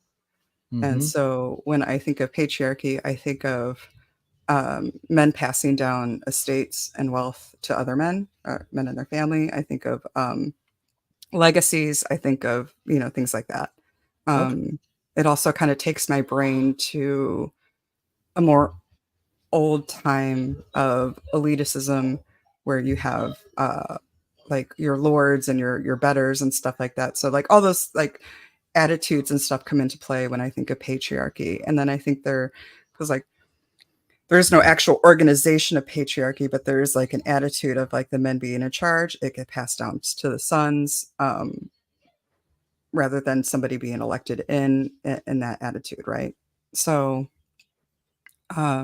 and then what I think that you mean when you say patriarchy enables women to be feminine might be that it puts us in our feminine state of being able to receive and create, where we don't have to necessarily worry about I don't want to say logistics because there's so many logistics, but we don't necessarily have to worry about the baseline things of are we taken care of and safe. It unoccupies our brain from like those baser things. Is that what you mean? I think that's an interesting commentary. Okay. Most people start out with, they think the patriarchy is this secret society of men acting together to keep the world under control. And, we're a secret spy organization with secret handshakes and door knocks and our rings and all of that. So which is fascinating to me because that level of, cooperation doesn't exist. So, but it's a great dream, right? Like the movie The Skulls, that's the patriarchy. But so I get that a lot, and I also get what you were talking about, this idea of the I've actually not heard the patriarchy as being, passing down like noblemen through the years and property and land and all of that. That was new. I hadn't heard that before, but I like it. I don't think it's accurate, but I like it. It was just like where my brain goes if I think of like the word patriarchy. Sure. I was like really brainstorming. So that was very disconnected and not a very well thought out thing. It is kind of accurate because in theory, all of the possessions in a family would pass from the father to the son, right? Right. Where not typically father to daughter, although and it would even skip over daughters and even go to like cousins and nephews.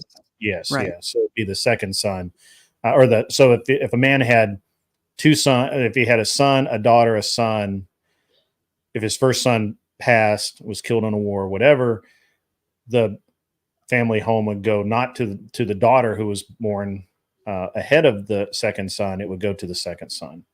So, but that's interesting. And I hadn't actually thought about that, but that is an element of patriarchy, certainly. Yeah. So that's interesting. So when I think of patriarchy is the traditional role of a male in his family. We're not talking about single men here. A patriarch can never be a single man. I know some men like to stylize that, but you can't be a patriarch if there's no family involved. So that right out of the gate, there goes your secret society stuff out the window, right? But anyway, it's a man who in his marriage, his wife submits to him in a I hate to say biblical because not all patriarch arrangements are biblical, but the Bible does a very good explanation of how women should submit to their men. So I like to use that one. You may use whichever example you like, right? And that sets the scene for the patriarchy, right? The father decides the way the family is going to act, where they're going to go, how things are done, how the money is spent, how the investments are made, all of this. He is the leader. His wife supports him in that role. And his children, of course, follow the leadership. It's very important, I think, that people understand that true patriarchy is not that the woman submits and she has no opinion, she's not allowed to think or any of that sort of thing, which can be the case. But true patriarchy is where the wife supports the husband in all things, right? And that can span a gamut of things. What I like to say is that a lot of people think that patriarchy means that men go out and earn all the money, the women stay home and raise all the children. And that's accurate to some extent, but it goes way deeper than that. Because let's just look at 120 years ago, 150 years ago in America, right? So you have a wild country being settled by mostly religious people, and most of them were patriarchal. It was a patriarchal society, which meant that the men said, we're going to move over here and we're going to farm. And the women said, okay. Right. And this is always represented in modern history as the women having no rights. They did what their husbands told them to do. All they did was cook and have kids and take care of kids and maybe do the washing, right? That's not entirely true, because at that period of time, now maybe that was true for a very poor family, but most families not most, but a lot of families would have, first of all, very large families. So the wife was not so much a laborer taking care of the household. She was a aide de camp running a household that could be 30 people. Mm-hmm. All of the logistics of that, feeding them, making sure there's clothes, you got to take, these chores, these, and remember now, youngsters were not at 3 years old. Youngsters were doing chores, right? Like at 5 years old, they were feeding animals. At 10 years old, they were working the farm. So you basically have most women of that era were running small armies, mm-hmm. while the men were out running cattle, farming, breaking, new ground, whatever men did, right?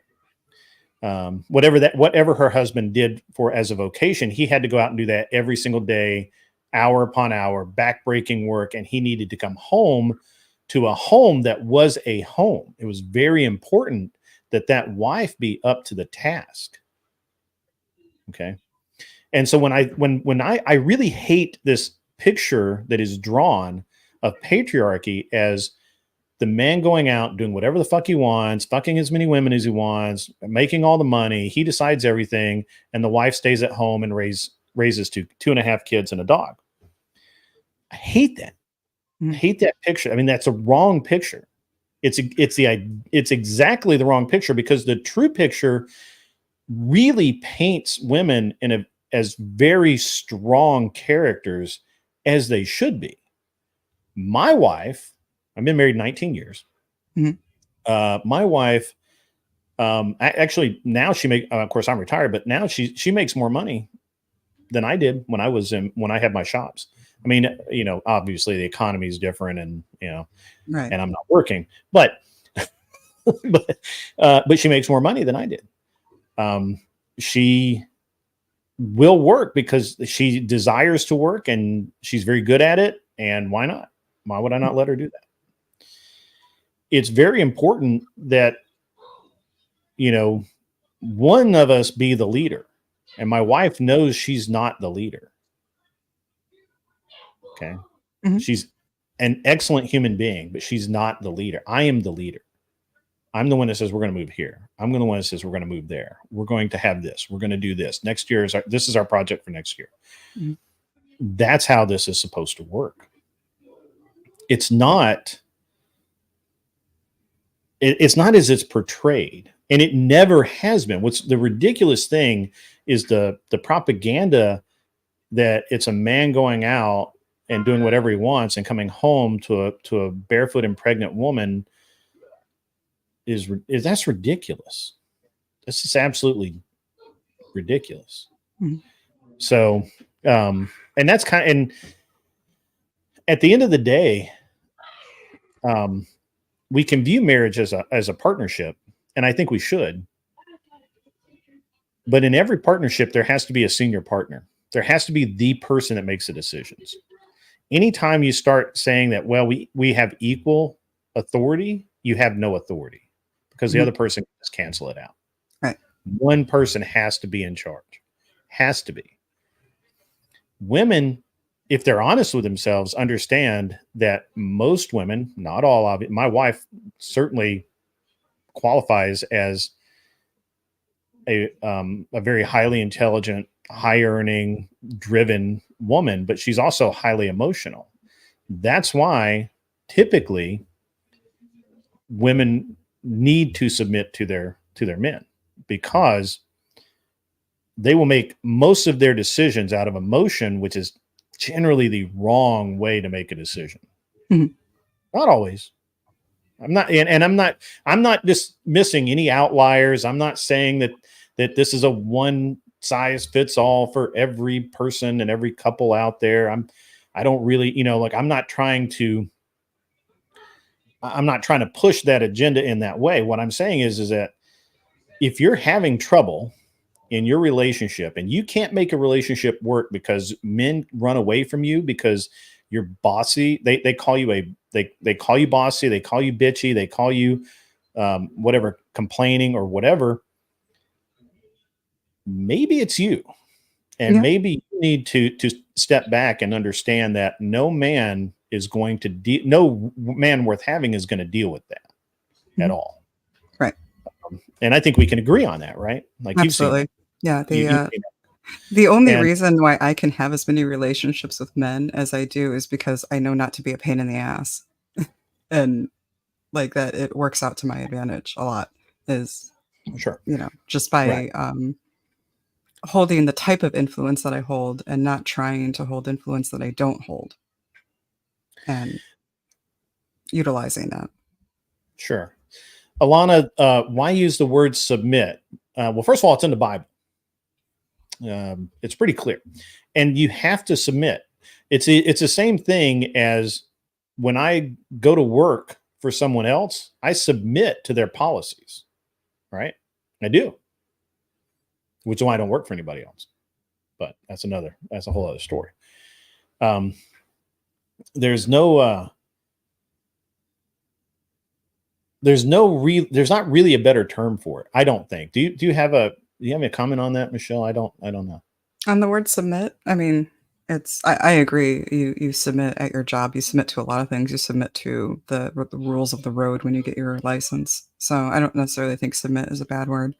I think where my pushback would come in is like, oh, it is the woman's like role to submit and to always take that. And that's where we're going to differ. There's going to be instances where in life I will simply have more wisdom than my husband about certain things. And if I say, no, you can't build a basketball court in the backyard because that will go against the HOA policy and that will like only cause issues for us. That is me speaking from wisdom, and he should certainly submit to that. So like, could he say, yeah, shut up, woman, I'm going to do what I want? He could, but then he's going to end up dealing with the HOA and, submitting to that. Yeah. So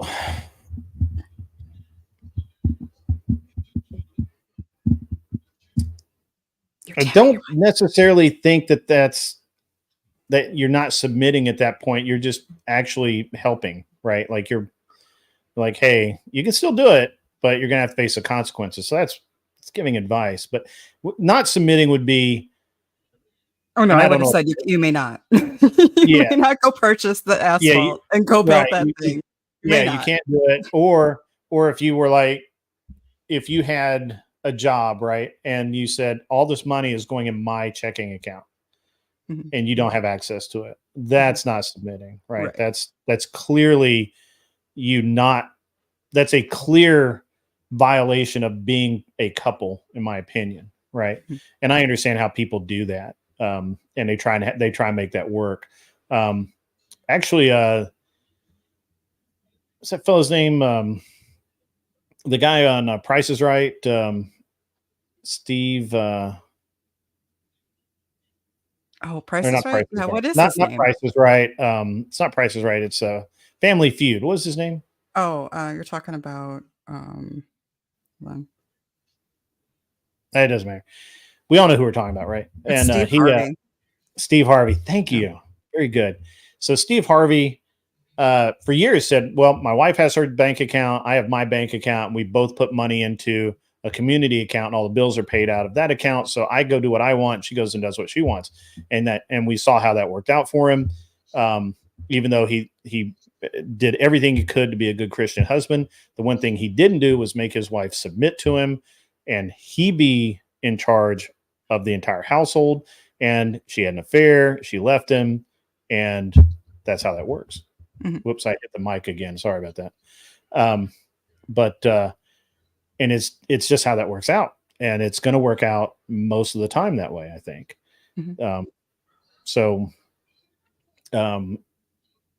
I just feel like I just feel like that's the way it is. Welcome, Andrew. We were just talking about you. Were your ears burning? Oh boy.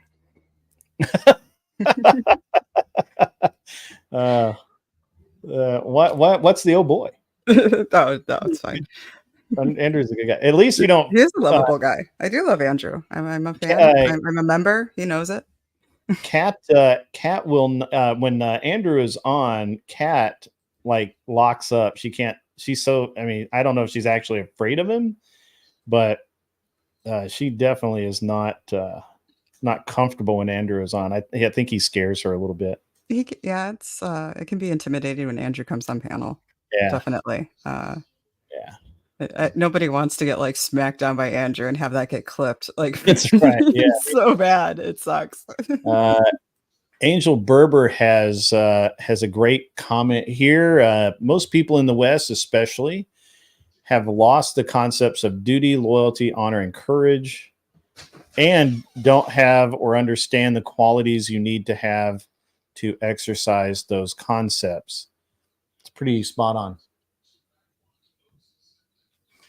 on. Sorry, my son just barged in. Go away, leave me alone. So, yeah, sorry. He goes to Canada tomorrow, so he's all excited. Awesome. Where's he going in Canada? He is going with the Boy Scouts to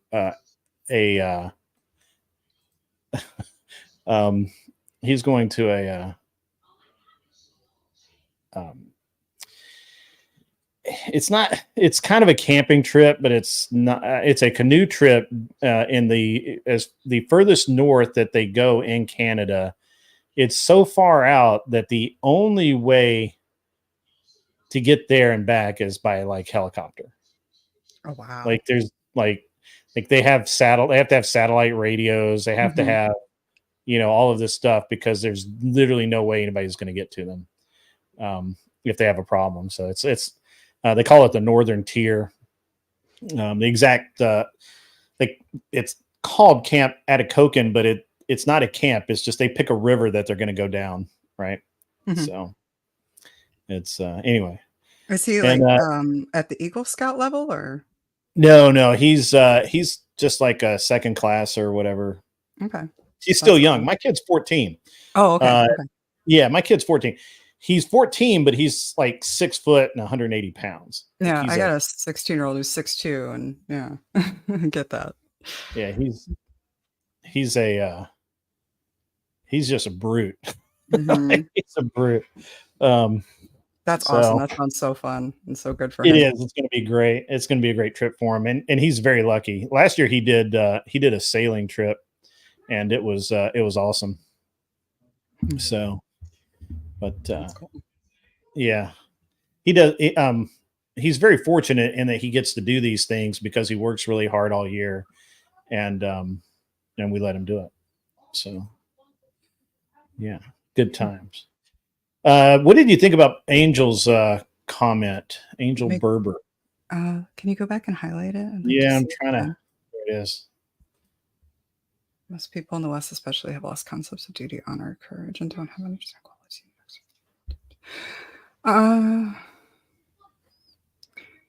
I would say it's definitely not how it used to be. I don't know if it's lost, though. I think often we are called to those things. And like 9/11 kind of makes me think of like when you put like those four words together, duty, loyalty, honor, and courage. It makes me think of like the way that we banded together after 9/11. I was a freshman, I think. And it was early, like it was September. So it was obviously very early in the year. And it was actually when I met my best friend in high school who was Muslim. And I had never even met a Muslim person before this. And we ended up hitting it off. And after 9/11 happened, she was like, people go after her after that. Like there was a lot of hatred around that. And I think I told you this before. I grew up like Pentecostal Christian. My dad was in leadership and all that. And I remember like, you know, getting in between her and a bunch of people that were, you know, saying a bunch of things to her that I can't even remember.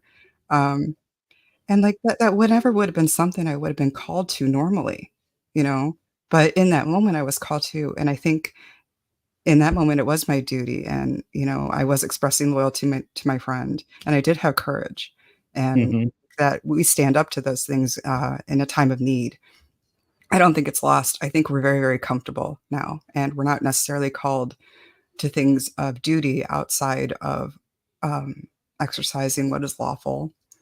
Loyalty is definitely, whatever we are personally loyal to, and that can change.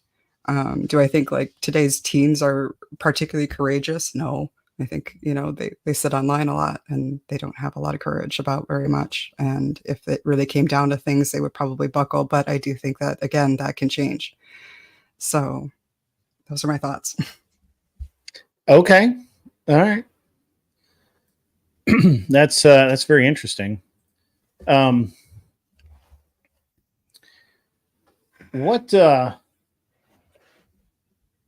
What brought you to, I just have to ask, I'm sorry. Oh, Andrew's here. Hey, Andrew, how are you? Good, man. How are you? Sorry, I didn't see you come in there. I was focused on some other stuff. I apologize. Oh, no, do your thing, dude. Yeah. Do your thing. Enjoy your stream. All Thank that you, stuff. sir. I'm just outside in the sunshine, collecting some sunshine for a few, taking the day off today. That's awesome, man. That's awesome. I'm glad you're getting some sun. That's right. So I'm sorry, Michelle. I was in a process of asking you. You were talking about that you made that and you've said it a couple of times. I just really haven't wanted to kind of press you on it or anything. But you grew up in the church. Your dad was in leadership, right? And then at some point you kind of moved out of that into where you are now. Correct. So, what did that look like? What I mean, and you don't have to go like break it down into like minute detail. I'm just kind of curious what did that look like? A lot of it was, I guess the thing that ramped it up and really brought everything to the head was the whole purity culture thing, and me very deliberately and adamantly calling out the people that were telling me, all of those things didn't exactly have sex lives that they were happy with. And so I guess it really called like everything into question. And I lumped it in with a lot of other things that they told me that I realized that weren't true, like Santa Claus. And, not that they told me that as well as being it was just like, it just got lumped into like, oh, these are the fairy tales. I get it now. This is, but Santa Claus is real. No, that's not what I said. I said that it got lumped into like those childhood narratives of things. But it sounds like you're dissing on Santa Claus. Like what the hell? Like I'm not dissing on Santa Claus. Dissing on Santa. I leave cookies out every fucking year, and I can't do that now because Santa don't ruin everything for me. My bad. Yeah. This why women ruin everything. Now he's ruined Santa Claus too.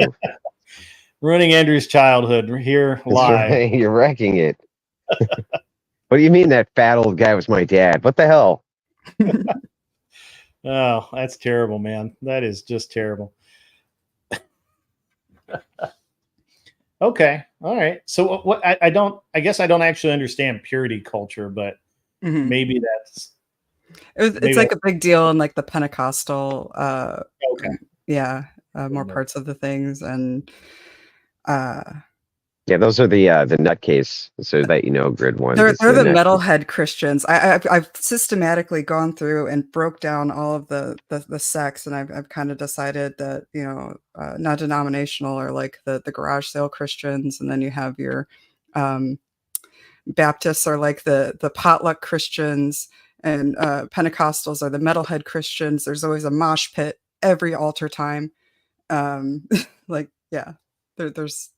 There's different characters in the denominations, and I think Catholics are like the goth Christians. They're about drinking the blood, and so all right, Christians. But the purity culture that she's talking about, or the loonies who are like, oh my God, you said a swear. Oh no, you said a swear. You did it. You need to be dead to the world. Yeah. You drank a cup of coffee. You smoked a cigarette. What the hell? You're it's all they're the over the top nutcases. And what they do is they turn Christianity into a legalese instead of into what it's supposed to be. And so they actually pollute the message because it's not about purification, purity that way. So, but yeah, that's what purity. Maximum virtue signaling, basically.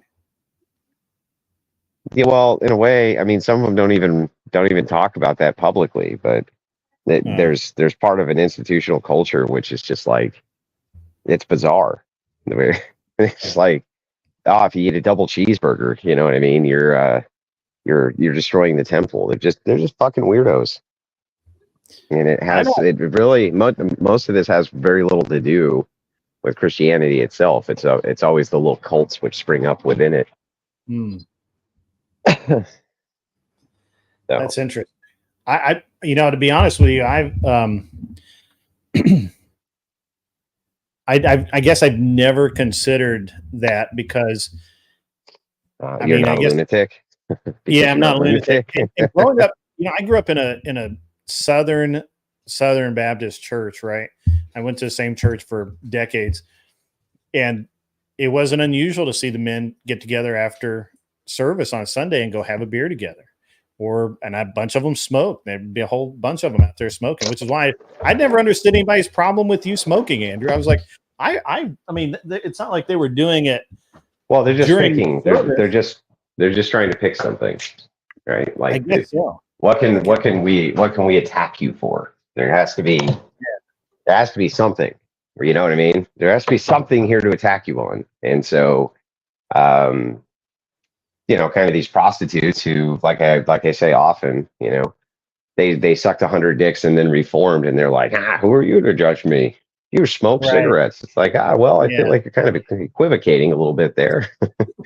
I feel like one of these things is not like the other.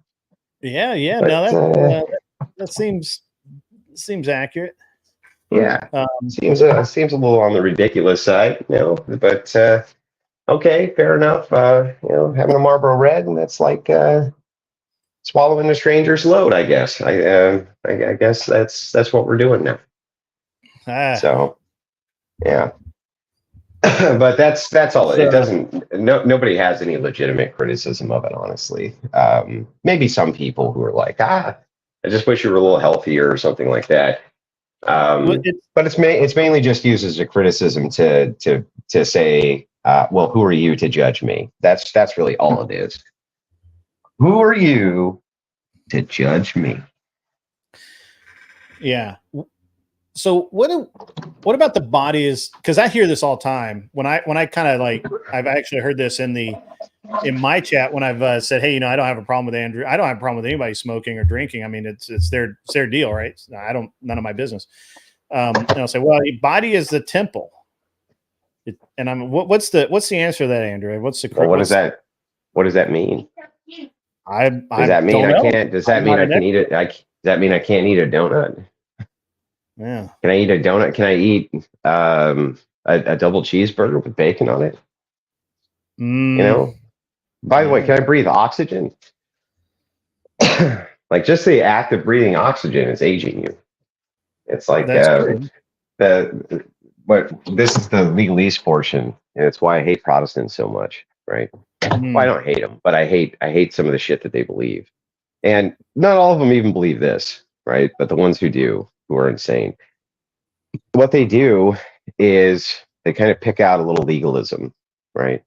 But they can never really define it. They can never really tell you kind of the ins and outs of the legalism. Just kind of like, well, if you can avoid bad thing, you probably should. Whatever that means, you know what I mean? There could be, for instance, I've asked Protestants this question.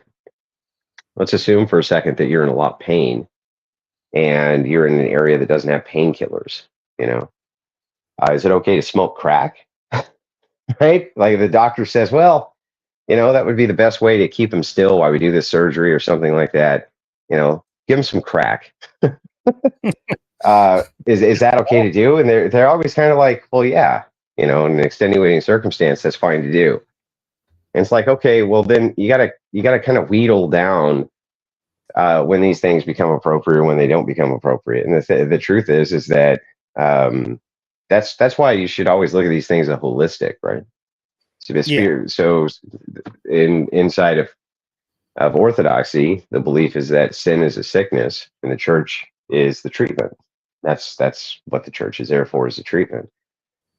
They don't really focus too much on kind of the ancillary idea of, well, if you had 4 beers, then that was worse than 3 beers. And if you had 2 beers, that was worse than 1 beer, right?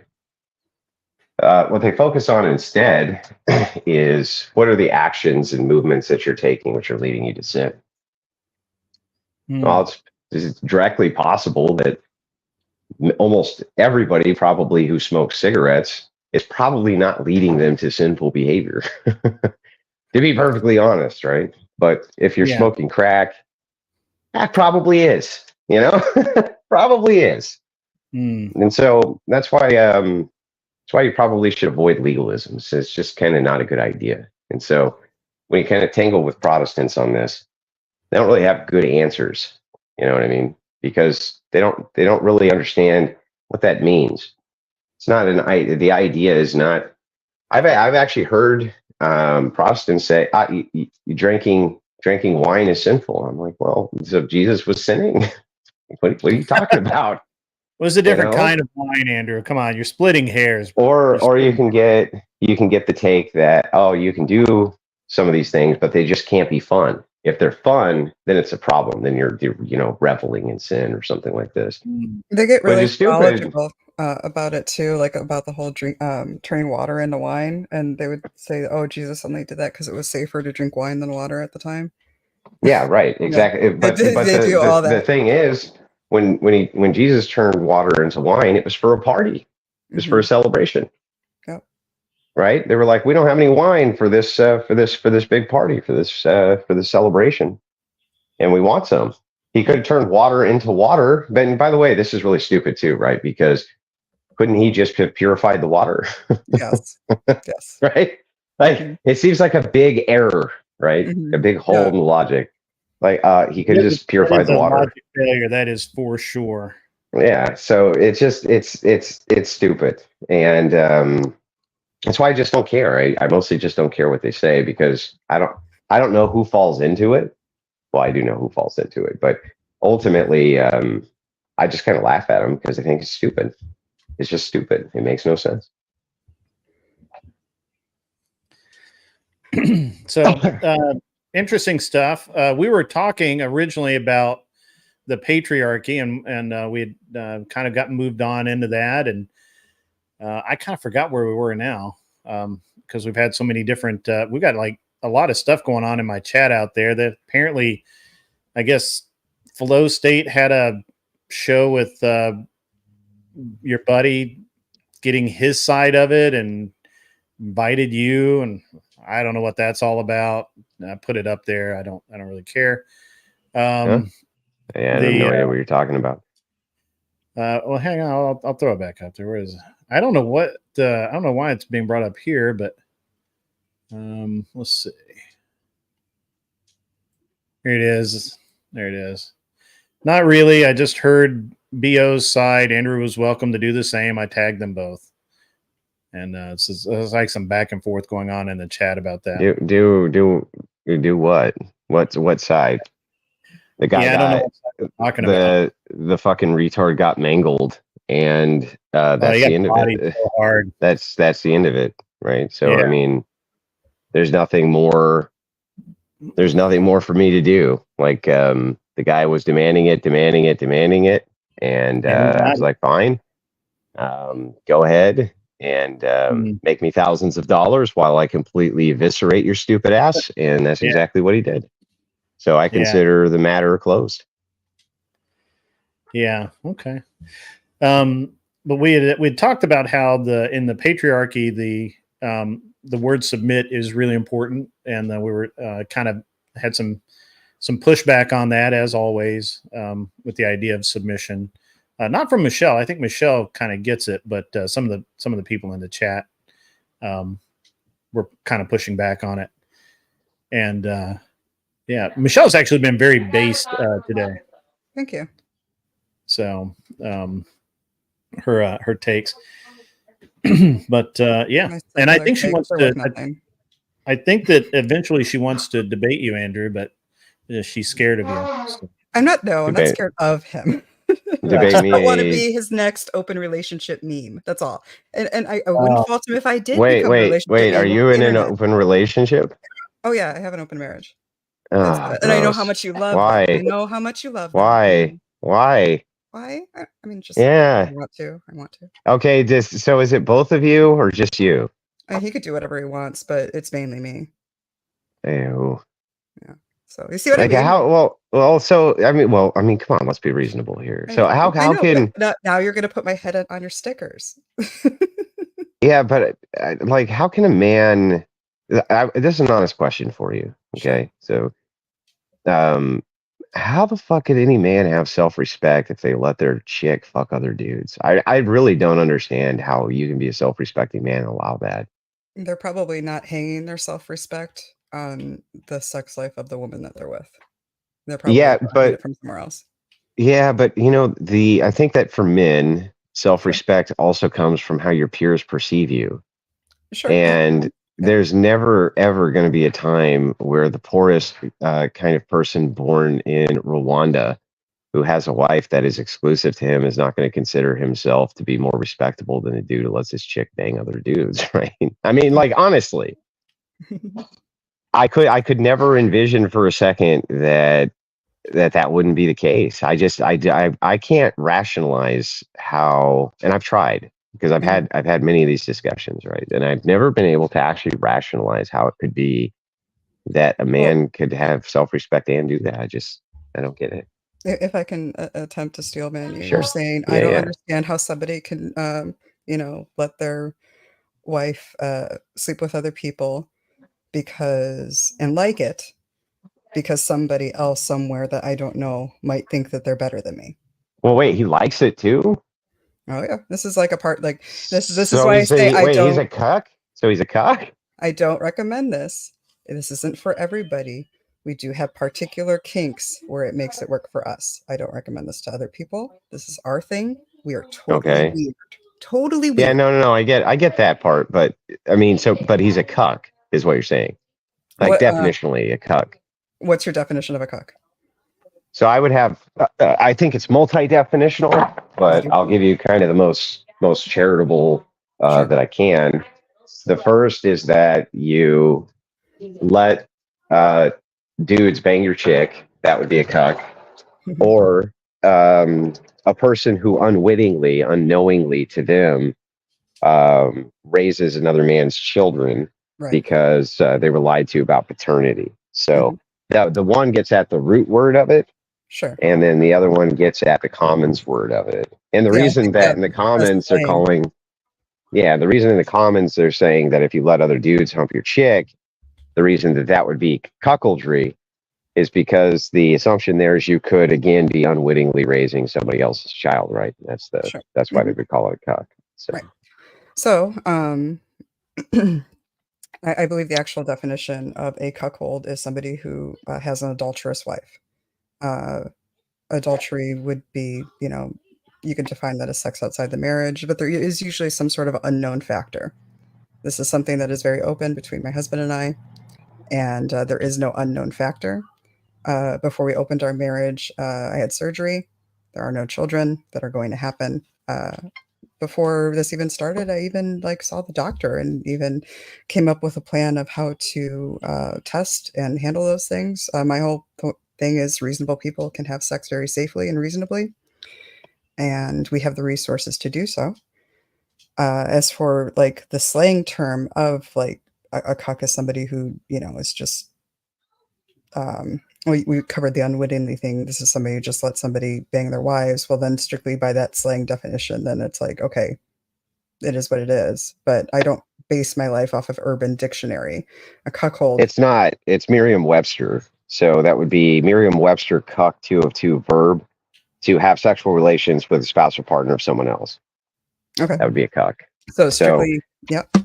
strictly speaking, then so that's not urban dictionary, right? That's and the reason that would be included is because all words have a defining in to go into what the definition is. The defining in is going to be the root, and the way that words are used in the commons are always going to refer to the root, right? Or where it begins, like frickin' for fuck, for instance, right? These types of things, they always have a root. But in this case, in the verb setting, yeah, it's to have sexual relations with a spouse or partner, and that is at least to Merriam-Webster. Now, I mean, you can be when you're talking about semantics and definitions, I guess you can kind of define it however you want. There's not much I can do about it, but I would say that it would be a really hard argument to make that in the commons when somebody says the word cuck that they don't mean dude whose wife gets humped by other dudes. Sure. And I wouldn't argue that that's not what that means. Like that. I say, okay, what is a cuck? And then whatever definition you're going off of, I'm not going to argue that he's not. If it is what it is. And how long have you guys been married? 12 years. How long have you been married again? I think pretty close to 14, I want to say. Or more. I thought we were pretty close. It sounded like from where I've heard you. I don't ever fucking remember. I don't remember because I don't give a shit. A long time. Yeah. At least over a decade. But I think like 14. Yeah. No, I don't ever remember any of that shit. I don't remember anniversaries. I don't remember birth. I do remember my two of my daughter's birthdays because they're very close to each other. But other than that, I always have to get reminded. But yeah, I think right around there. Okay. So, but how long were you in an open relationship? This one or any open relationship? Like, no, the one that you're married. Lifestyle or just this marriage? Just this marriage. Just this marriage. I'd say. It was always understood that it was going to be open, but we spent about 3 years establishing. I had another baby, and then after that, I'm not really interested in opening up. And it was probably about a year and a half afterwards that I had the baby that I said we should start looking to open things. Oh, gotcha. So, I mean, this lifestyle, this is not something that you'd want your kids to do. And I want my kids to, have the lifestyle that they want. And I don't think that's the direction that they're going. Like I said, I'm pretty weird. I openly admit that I'm pretty weird. And I'll even speak to the opposition that it's probably you're better off going that way usually. But what I want is for people to really set up the relationships that they want so that they can have the commitments that they need to have in them. I want people to actually start saying what they mean what they say, and stand by those things. And right now we're in a world where you can kind of bail out easily. And so you really need to establish what you want to be doing for the rest of your life. Okay. Well, let me get to the heart of why I have such a kind of disdain for this lifestyle, which is external to just the feeling of, let's say, disgust, for instance. Because you can just feel disgusted at anybody's relationship, I guess. It's not much of an argument, right? My problem is that anytime I've kind of engaged with what I would call degenerates, in this case, just to be completely honest with you, I consider this full-blown degeneracy, right? I understand.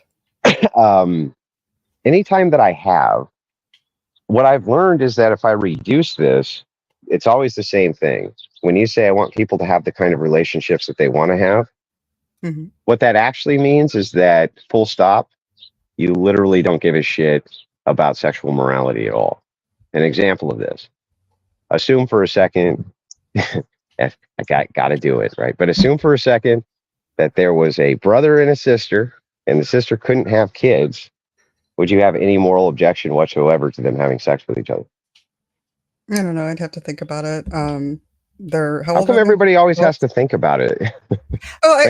It is something we kind of ponder about, honestly. And we actually start, because I think sex is morally neutral between two adults. I think it could get pushed one way, the other. Like if it's two just normal adults that aren't in any sort of committed relationship and there's nobody else that needs to know about it and they decide to go have sex, that they can go ahead and go do that. Now, if one of them's cheating, I think that pushes it the other way to an immoral sexual encounter. I think why would that be immoral? What would make that immoral? Because it goes against whatever relationship boundaries the other person has set up if it was understood that they were to be monogamous. But why should we adhere to any of those? Because that Like was the standard that was is the understanding that that person entered in willingly with the other person, and now is then violating it. That makes it immoral. yeah, but it's a subjective standard. So who gives a shit, right? Like, so Okay, if they go, well, you know what, I changed my mind, and you know, I think that cheating is not immoral, so I'm just going to do it. Like, what actually then objective? basically he decided to basically end his relationship with the understanding it had at that moment, and decided to Yeah, go sure. against the relationship. Yeah, sure. But He what would wasn't make it doing that. objectively? What would make that objectively immoral? I don't believe in objective morality. Right. You don't believe in objective morality. So there's no possible way that you could ever give a moral reason for why it would be bad for a brother to fuck his sister. No, I wouldn't give any objective morality to sex at all. Yeah. So, I mean, but you couldn't even give a moral reason, right? Even a subjectively moral one for why a brother shouldn't fuck his sister. Oh, I think I could definitely say it would be a bad idea. I could say it would ruin the type of relationship that they have, and the type of relationship that should be preserved that is also precious. Well, it could do that, but it also most may likely not. would. Most likely would, but that's the case with open relationships, right? It most likely is going to fail. 95% of them do. Yeah, that's because monogamous people go in and play and fuck up their own relationships. Well, I mean, maybe, but if you're just going from the most likely scenario is that almost all open relationships fail. So if it's just most likely this is going to be a bad outcome, so you shouldn't do it, then you shouldn't be in an open relationship because that's most likely going to have a bad outcome, right? Right. Well, here's my thing. My whole thing on what you just said there with like 95 of them fail is just like, yeah, because 95% of the people are not open. They're not those people that actually belong in that lifestyle. What happens? Yeah, but I would just make the same argument for incest. The reason that most of those relationships failed because it's not the right brother and sister, but if it is the right brother and sister, it's going to work fine, right? Well, I wasn't really saying like that. It's right because it works. I was also weighing like an impact of what it would have on like their lives and the current relationship. So I wasn't saying that it's wrong just because the relationship fails. I'm saying it's wrong because it's going to have an overall negative impact in their life. But so does having an open relationship by the numbers. It's the same criticism.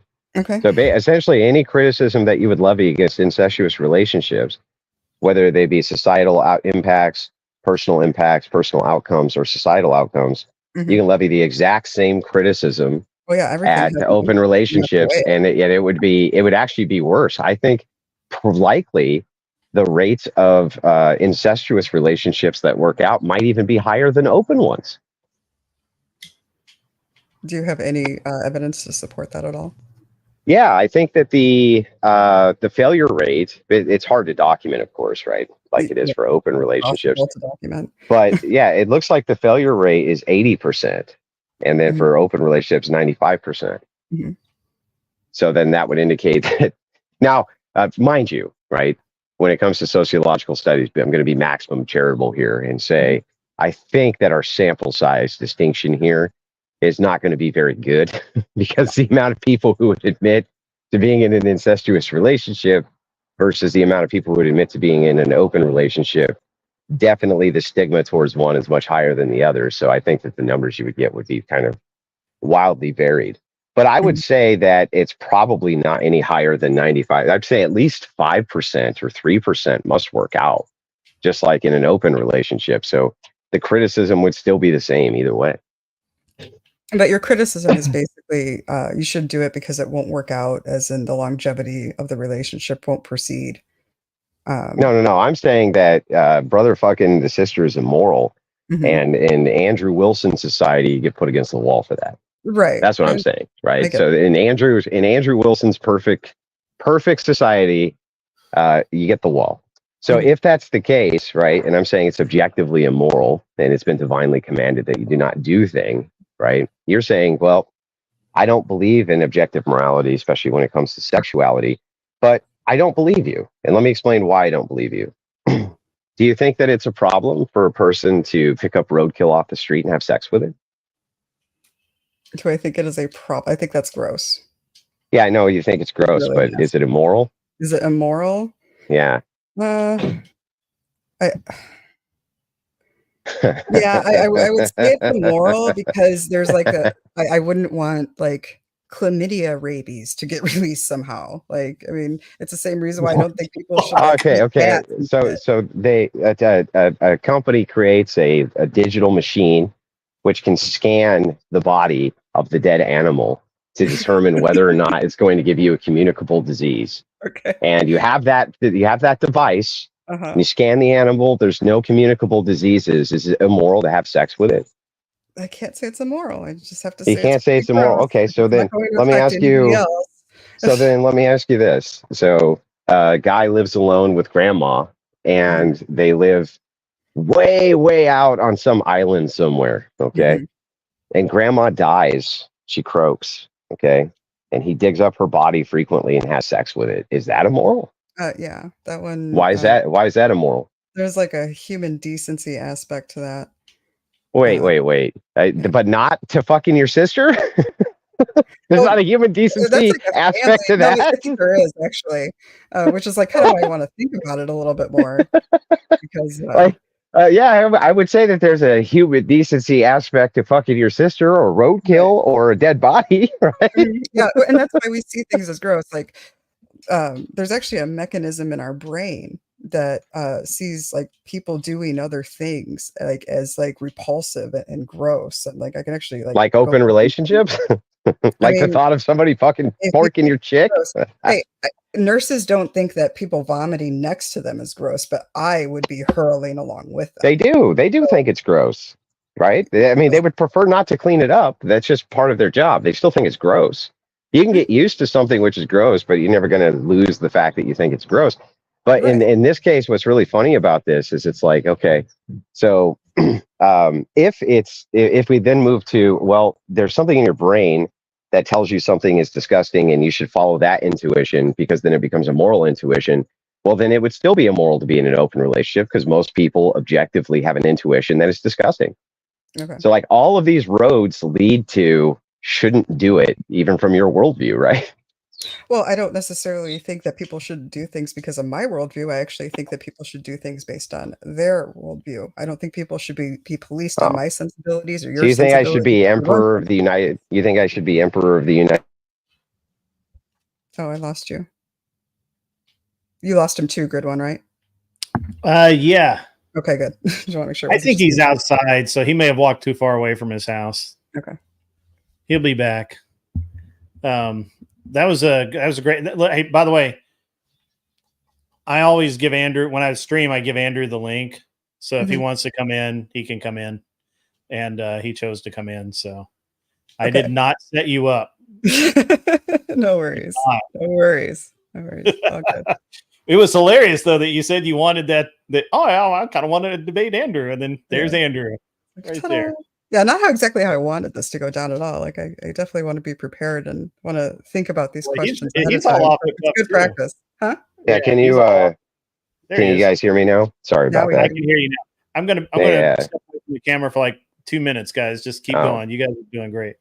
Yeah. So I was just saying,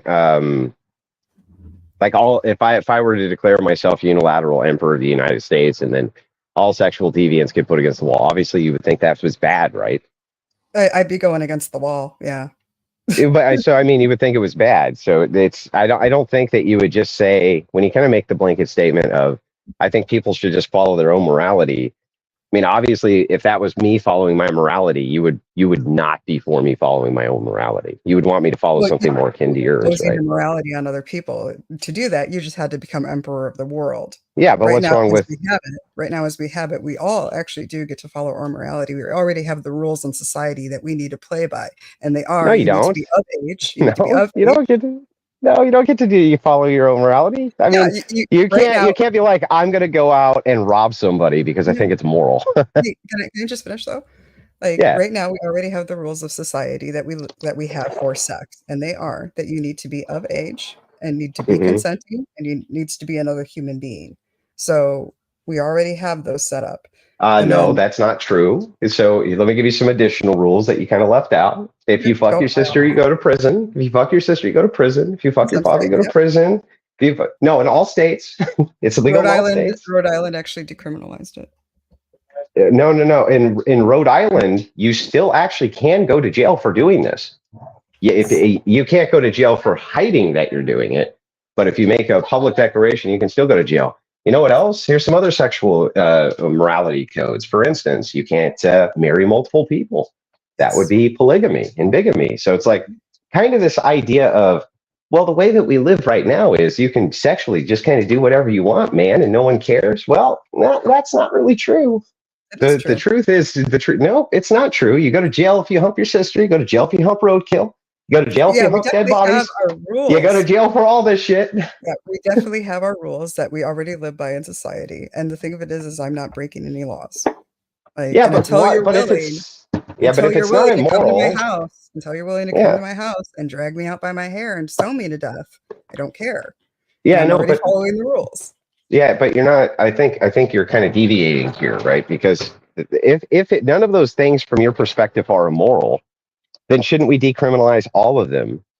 No, because we already have the objective rules for our society. Yeah, but so what? They're already if set. it's not if it's not immoral, then you're imposing. Like we have the things we're allowed to care about and are allowed to prosecute our neighbors about. Like, for instance, I don't care if my neighbors are gay, but I care if their music's too loud. But I don't care if they suck dick every Thursday night. Yeah, I know, but the thing is okay, I get that you have you say I don't object to these societal laws, but here's the thing: it's very inconsistent to say this, because if you are neutral on sexuality, then if I say you can't hump your sister and I'm going to put you in jail for doing it, then I'm imposing my morals on you, which you just got done saying is bad. You just got done saying that's bad. You're imposing like the lawful order of our Which society, was derived from my morals, Christian morals, derived from Christian morals that you can't help your sister. It's definitely imposed on people. We wouldn't be able to have sex outside of marriage. Yeah, so there are limits which secularists have fought back. But by the way, right, inside of the United States Army and military forces, for instance, it is against the law for you to step out on your marriage. In some states, it's against the law for you to step out on your marriage, right? There is an imposition of will. So the question is why would you be okay with a brother humping the sister, but also be okay with me imposing my will that they can't? That's what's inconsistent. Why would I be okay? Because you're not imposing your will. You're not saying you can't do this because I said so. You're doing this because IL section 638.28 says you can't do this. You mean that section of the law that came about because some guy said, no, you can't do this because I'm going to put in this law based on my morality that says no? No, it was an elected law that had to be voted in.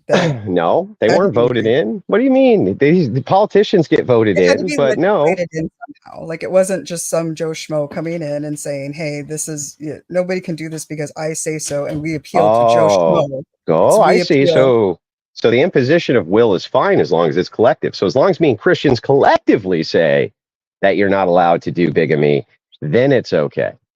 As long as there's a collective of us. You said as long as Christians say that? Well, Christians aren't writing the laws. Yeah. So if Christians get together, let's say, and they go, well, no, on the polygamy thing, we're not going to allow it. We're going to impose that sexual morality just like we do on you having sex with your sister. Right. And as long as we collectively agree and we collectively write a law, that now becomes moral? No. And that's because the Christians wouldn't be writing those laws that we all have to abide by. Now, if they say we're not marrying polygamists in our church, then that's weird. Fine. Well, that's weird. 40 years ago, I'm sorry, not 40, 50 years ago, 95% of the United States identified as being Christians. So if that's the case, then Christians were electing Christians and Christians were writing the laws, which all the non-Christians had to follow. How long ago did you say that was? I want to say 60 years, sorry. 60 years? Okay. Mm-hmm. Yeah, this was before or just around the Glass-Steagall Act, right? So maybe my dates are a little off, but pretty close. I think it's pretty close.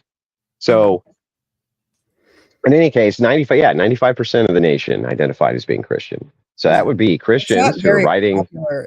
It wasn't very popular until very recently to actually out yourself as being atheist, though. Yeah, what? Yes, it was. Some of the best thought 60 years Yes, it ago, was. as you just said, 60 years ago, 95% identified as Christians, and I would have said, yeah, and atheists were in the closet with the gays and everybody else. Yeah, but this was before. So this was before the secular progressives began their mass indoctrination campaigns throughout the schools using Bolshevik communism.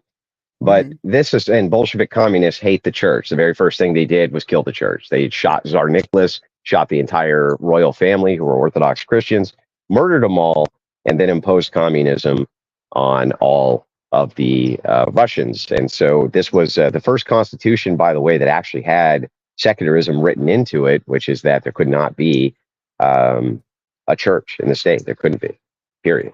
That's what they did. That's a communist thing, not a American thing. But this aside, my point is that, again, the inconsistency comes down to the imposition of will. This is what I have a problem with, and I don't understand. It seems that you're neutral on a brother humping his sister because you're neutral on sex acts, that you don't think that they matter.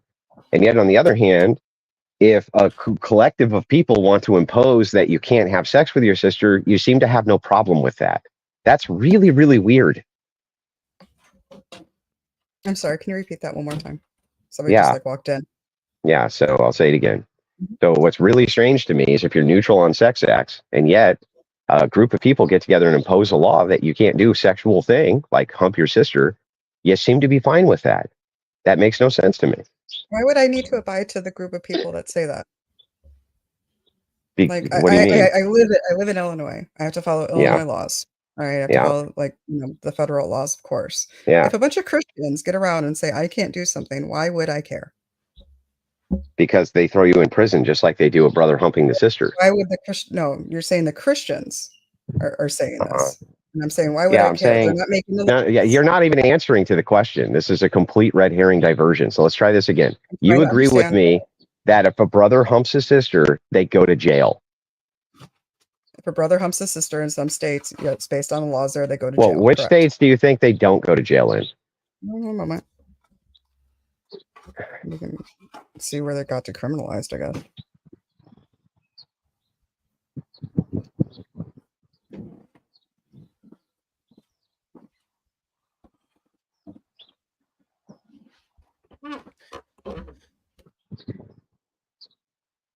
Thanks for coming on, Andrew. A little light energy for the day is great.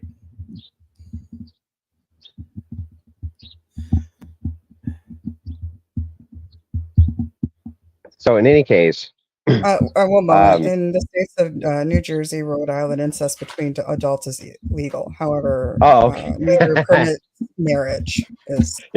So that's an imposition of will even then. So you still can't get married to them even though you love them. We're definitely imposing our will about sexual morality, even in those 2 states. And in all other 48 states, you go to jail for it. So how can you say, well, I'm neutral on people imposing their will on the sexual act and throwing these people in prison, right? But on the other hand, you say that, well, imposing your will is wrong when it comes to this morally neutral thing. That makes no sense. 1 second.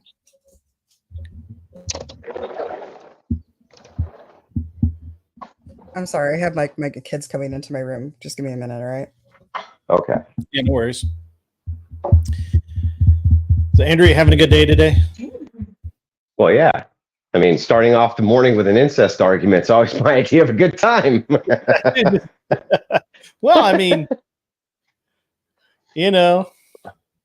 what was funny is that when I brought her up we had a great discussion the other day, and I brought her back, or she came up today, and we were just going to talk just random stuff, and she's like, I really want to debate Andrew on this topic, and I'm like, well, okay, make sure you're ready, because this is like where he's at, And she's like, oh, I'm really worried about becoming as another meme, and I'm like, well, I don't know. Andrew matches energy with energy. I wouldn't be too worried about it. Just stay cool, and Andrew will match that energy. And then you appeared. Apparently, we said your name 3 times, and you appeared, which was great. It's awesome. Well, this is my little hangout stream, right? I like to come in here and hang out when I don't have a ton going on. I'm enjoying the sunshine. I can come in and hang out, right? Yeah, have a little light discussion, a little warm up. Yeah, I don't think that this was brutal at all. It just kind of No, I think explaining explaining This the isn't positions. brutal at all. Not at all. No, Sorry. I don't think so. Yeah. So let me ask this again, just so you understand. The position I was about is, to try to steel man your position and go ahead. You go ahead and steel man it. Yeah. All right. So your position is that I am inconsistent because I am neutral with sexual morality, but then when people do in fact impose sexual morality on me, like the state, I'm okay with it. Is that essentially what you're telling me? Well, and also that there was the idea that it's morally wrong to impose, you said to impose your will on sexual morality. So that was your position. So the complete steel man would be, you're neutral on sex, on sex acts. Okay. So we've established that that's true. And then we move to B, which is it's wrong to impose your will on people conducting sex acts, to C, which is then, okay, well then how come we impose our will on people doing all sorts of sex acts now and you don't seem to give a shit? Well, it's just because those are legal and those are the status quo, and it takes me a long time to get off of the current status quo of those laws. Right. So then you would reform it in all 50 states so that incest was legal? I think all 50 states will eventually get there to where adult incest is legal. I think that will happen and eventually. And is that your preference that it does happen? Not particularly. Why not? I don't care. I care much more about my sex life and what I like to do. So, I mean, if adults want to do what adults want to do, I kind of don't care. Right. So I mean, when you say not particularly, though, you wouldn't want there to be an imposition of the will of other people on somebody's sex life, right? I mean, I can definitely think it's a bad idea. But then that opens you up to the same criticism of, I think open relationships are a bad idea. Yeah. So I'm just like, it totally, well, not just hypocritical, it's actually inconsistent. I don't care about hypocrisy so much, and here's why. An argument from hypocrisy to me is a very low tier argument, just saying, oh, you're a hypocrite. It's also fallacious to just kind of appeal to a hypocrisy, because you could be being hypocritical, but also be correct about what you're saying. What I'm saying here, though, is that it's inconsistent. The standard which you're applying is inconsistent. And that's why it makes no sense, right? It is hypocritical, that's true, but that's not really what I'm arguing against. Rather, there's just the inconsistency. So I don't understand. So if I think that if we were to go, for instance, to all the subjective moralists in the United States, and I was like, look, as emperor, right, I'm running against you in an election. You're running to be the empress, and I'm running to be the emperor. Okay. And we go out on the debate stage. This is going to be the last American election ever. Okay. And you go up and you're like, you give your spiel about open relations. People shouldn't have, the state impose and blah, blah, blah. And I come out and I go, nope, listen. Emperor Andrew says that if you hump your sister, you're facing the wall. And if you hump roadkill, you're facing the wall. And if you hump a dead body, you're facing the wall. I think I get elected and you don't. Because I think most people's moral intuition is, I don't want that fucking degenerate ass shit in my society, right? Even if it's from a subjective purview, I think that. You know what I mean? And I mean, am I wrong? Don't you think most people would be like, yeah. I think you're right. And now I'm like better coming around to your point. And again, it's just like, I think it just has to go. Like, we can observe that the status quo has got us here so far, and like it was good for society, right? Yeah. And so when I say like it takes me a long time to move off the status quo, like I'm considering the fact that like those rules that we have currently, those like basic rules that kind of allow us to do what we want, save for those few things, got us to a functioning society, in that we are, not. Yeah, but that's the thing, a functioning and shit like that, right? But I mean, you are. If you're a sister humping your brother, you definitely get yanked out of your house. There's case after case of them getting yanked out of their house in handcuffs. They go down to the station. They answer the questions. They go to prison. Sure. I mean, they're definitely getting their doors kicked in, right? It's just that nobody gives a shit as long as we're imposing on the sexual morality, which they choose to not participate. and we don't do it in the sexual immorality that they choose to participate in. That's where I have a big problem with this. The inconsistency is so over the top that it's hard to even for me to rationalize that people can rationalize it, if that makes sense to you. So, for instance, do you believe in the idea of female narcissism? Yes. Great. So then I got to ask you this question. Assuming that it would make for society just to become a little tiny bit more stable, just a little bit, maybe just your neighborhood, right? Or 2 neighborhoods, or let's say 5, but that's it. No more than 5 neighborhoods. It would make 5 neighborhoods a little bit more stable if you didn't have an open relationship. Would you stop it? Would you stop having one? Not even a little. Okay. What if it would make the United States a lot more stable if you personally stopped having an open relationship? No. Would you do it then? No? Yeah. So then the thing is what I gather from this, and this is basically all degenerates I talk to, is that they're fucking selfish, right? They just really don't give a fuck about anybody but themselves. And so when they kind of make these broad appeals to the stability of society and how they want society to actually be stable, and it's the kind of the most stable system to just let everybody engage in whatever sexual impropriety they want.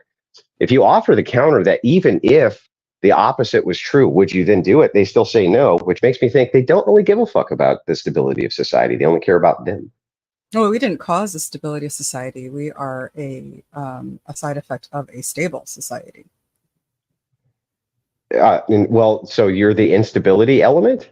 No, we're not the instability element. We are a side effect of society being stable. When we don't have to care about if our water is clean, I get to have an open relationship. So. Yeah, but I mean, society is definitely not stable right now at all. It's the best time to live than there ever was. Says who? You don't want to go back in another time. Yes, you definitely. There's many other times which probably would have been better to live in. Yes. What time do you think is a better time to live in than today? Probably 1962. Probably 1973. Probably 1973. Probably 1959. Mm-hmm. Probably 1930s, 1940s Italy would have been pretty good. I think if you love your family, you wouldn't pick any other time than today. Why? That's bizarre. Because you want the resources from today. It's not that you don't. You had plenty. You had tons of resources. What resources were you lacking in 1962? If your child had cancer, you would want the oncologist from today. If your child hang on. But the rates of cancer were far removed lower. You just couldn't find them because you didn't have the testing that you have today. No, it's not that you couldn't find them. The society was not sicker. There was far less mental illness. There was far less of these types of cancers. Yeah. Let me ask you a question.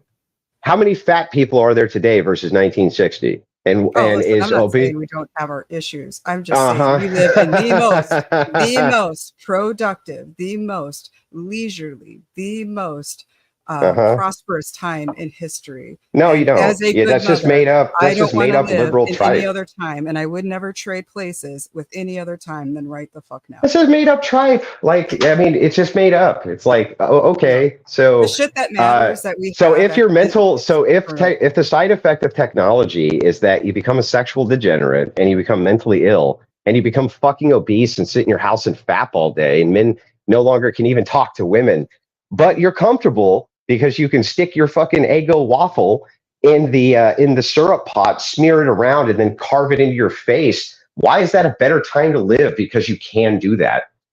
It seems like it's a better time when you can't do that. It seems like that's a better time. Then doesn't mean that you don't have like far greater issues. I want the medical care and the vaccinations and everything that we have today. If my child goes missing, I want everybody in their God device to blow up like it does today. I want the search and rescue drones from today. I want they didn't have those in this. Do you think that in the 1960s that the search dogs were having trouble finding people in the mountains or what? And not only that, they did what they could. They did what they could, but they didn't have it like they have it today. They don't. Oh no, it was better. It was way more stable. People didn't even lock their doors. They weren't locking their doors. They weren't worried about criminality. Now, but okay. What's that? I said I'm pretty sure we actually like crime is like on a downtrend, and we commit less violent crime. Yeah, that's because abortions are on the uptrend. And so if you look at the elements of minorities in massive major demographic areas, they're decreasing through abortion. If you read a book called Freakonomics, it dives into this and explains that it's the lower socioeconomic element which is being aborted. And so that leads to less crime, which tracks. But even in the 60s, most of America had no problem with crime. Just like right now, it was in a few areas and it was overwhelming in those areas and people stayed away from them. And you still want the justice system and the DNA testing from today. Yeah, I mean, what do you mean? Why would that matter? Crime was still super low.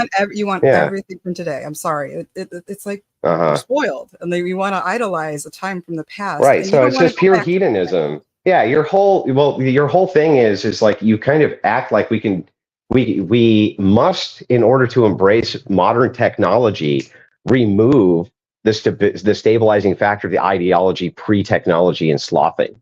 No, like, it just means why is it that you can't have why can't you have all modern medicine, all modern machinery, all modern technology, and still also not being a coomer fucking degenerate sloth? I don't get that. Because we chose our battles, we chose what mattered. We decided we don't care if our neighbors are gay, but we care if their music's too loud. No, we still no. We never decided that.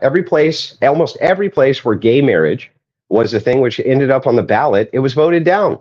The Supreme Court ruled on it instead. And because what happens when it's left to the people? They do care, just like they care about incest, just like they care about humping dead bodies. Okay, the proposition for gay marriage in California failed. In California, it failed because they were like, nope, we don't want it. That was imposed on us. You see, it was not something which we chose; it was imposed. And so this kind of bizarre, super bizarre idea, by the way, that we can't have modern toasters because we have to be coomers is just absurd to me. No, the coomers are just a side effect. I agree. They're a side effect of modernity, right? Mm-hmm. But this is a trapping of modernity for any sort of downfall. It is. We are in free fall. We're in free fall because, like you just said, okay. So what do you think the reproduction crisis is going to lead to when half of China is gone?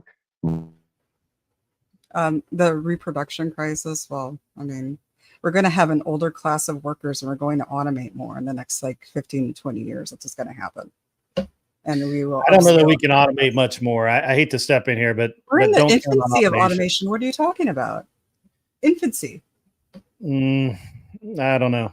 Infancy. Well, Andrew might know. He worked in a factory for a long time. He might know. Yeah, we're just now. And he's an engineer. I dimly recall he's an engineer. Yeah, he works in food robotics. I know what he does. And he'll tell you, we are upscaling our manufacturing in America, in all freaking countries, actually. And we are going heavy into automation in the next 20 years. And? That's going to basically... Automation's not going to save you.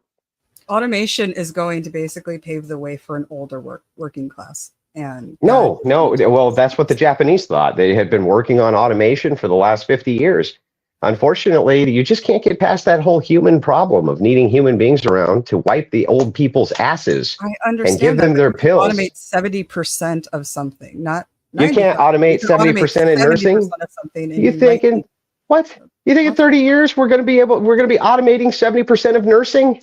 I don't think we're going to automate 70% of nursing, but when it comes to those factories and those hard jobs and things like that, I think we can get way more automation on those things, especially when it comes to no. Most of these meat packing plants, things like this, the trades died because progressives put out this mantra: you must go to college. Go to college, go to college, go to college, get a degree, get a degree, get a degree. The trades died off. Right. It's only just now picking back up. Most of the people who are in the trades, who kept all that old machinery running inside those factories, they're dying off. They're dying off. And no automation. That your best welders now are going to be your best QA guys when there's more automation. That's what I'm saying.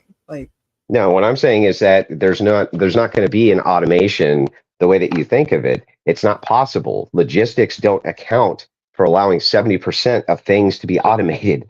Well, I didn't say we were going to like get to 70%. I was saying, like, in theory, you don't try to automate 100% of something. You try to automate like the first 50 to 70% of something to make it easier for somebody else to do. If you remove 60 or 70% of the world's population because you don't reproduce, you're still going to have all of those jobs done.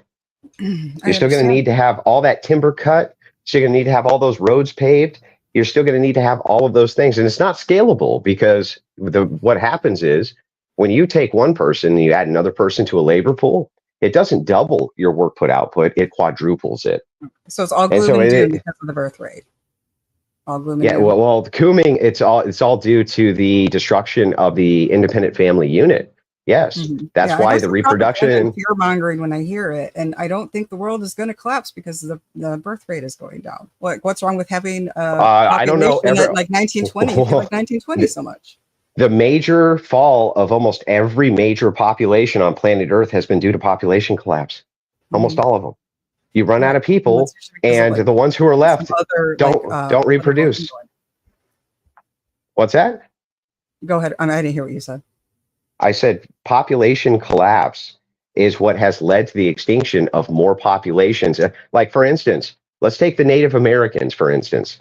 Okay. When the Native Americans got their population reduced by, 80% due to smallpox over 200 years, this could be equated and akin to them just not reproducing at the rate of 80% for 200 years. Do you think that Native Americans have a healthy population or a less healthy population? You're really talking about Native Americans got genocide out? Like, seriously? And then blaming it on their population? Like they weren't having enough babies to sustain themselves when they really? No, what I'm doing is I'm giving you a basic math formula and your incredulity is not answering to it. Okay. Let us assume for a minute, right, as you make your argument from incredulity and go, really? Really? Yes, really. So really what happened is over the course of hundreds of years, due to a foreign contamination, not a mind virus, but a physical one in this case, it led to a mass die-off of this huge population. The ones who were left over were so small in number that they could not reproduce rapidly enough to ever build the population back up again. Even now they can't. There's too few of them, right? You have to hit a critical mass. So you can, let's juxtapose a different contaminant. This now is a social contaminant. And the social contaminant leads to the same amount of natives just simply not dying. They just don't reproduce. You end up with the same population collapse.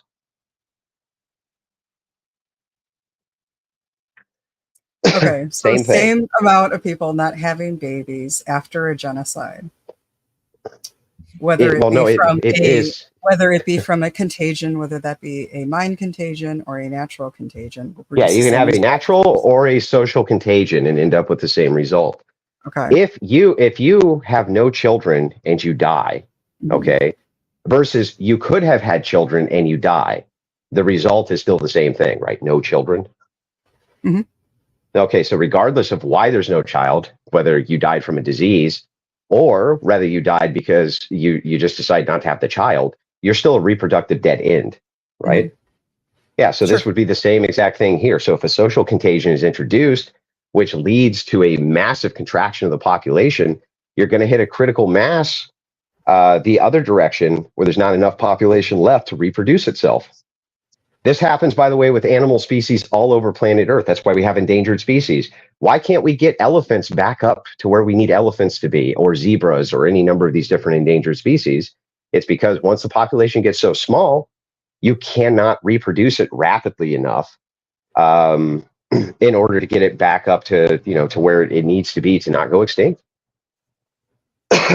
That's why there's no buffalo, right? So even though there was some, there just wasn't enough to reproduce. Mm-hmm. So this is a huge problem, right? Human reproduction's never had this issue. We've never been globally under birth rate replacement. It only takes a couple generations before you're in population collapse. Not fear mongering; it's the opposite of fear mongering. Pointing out a huge dynamic problem.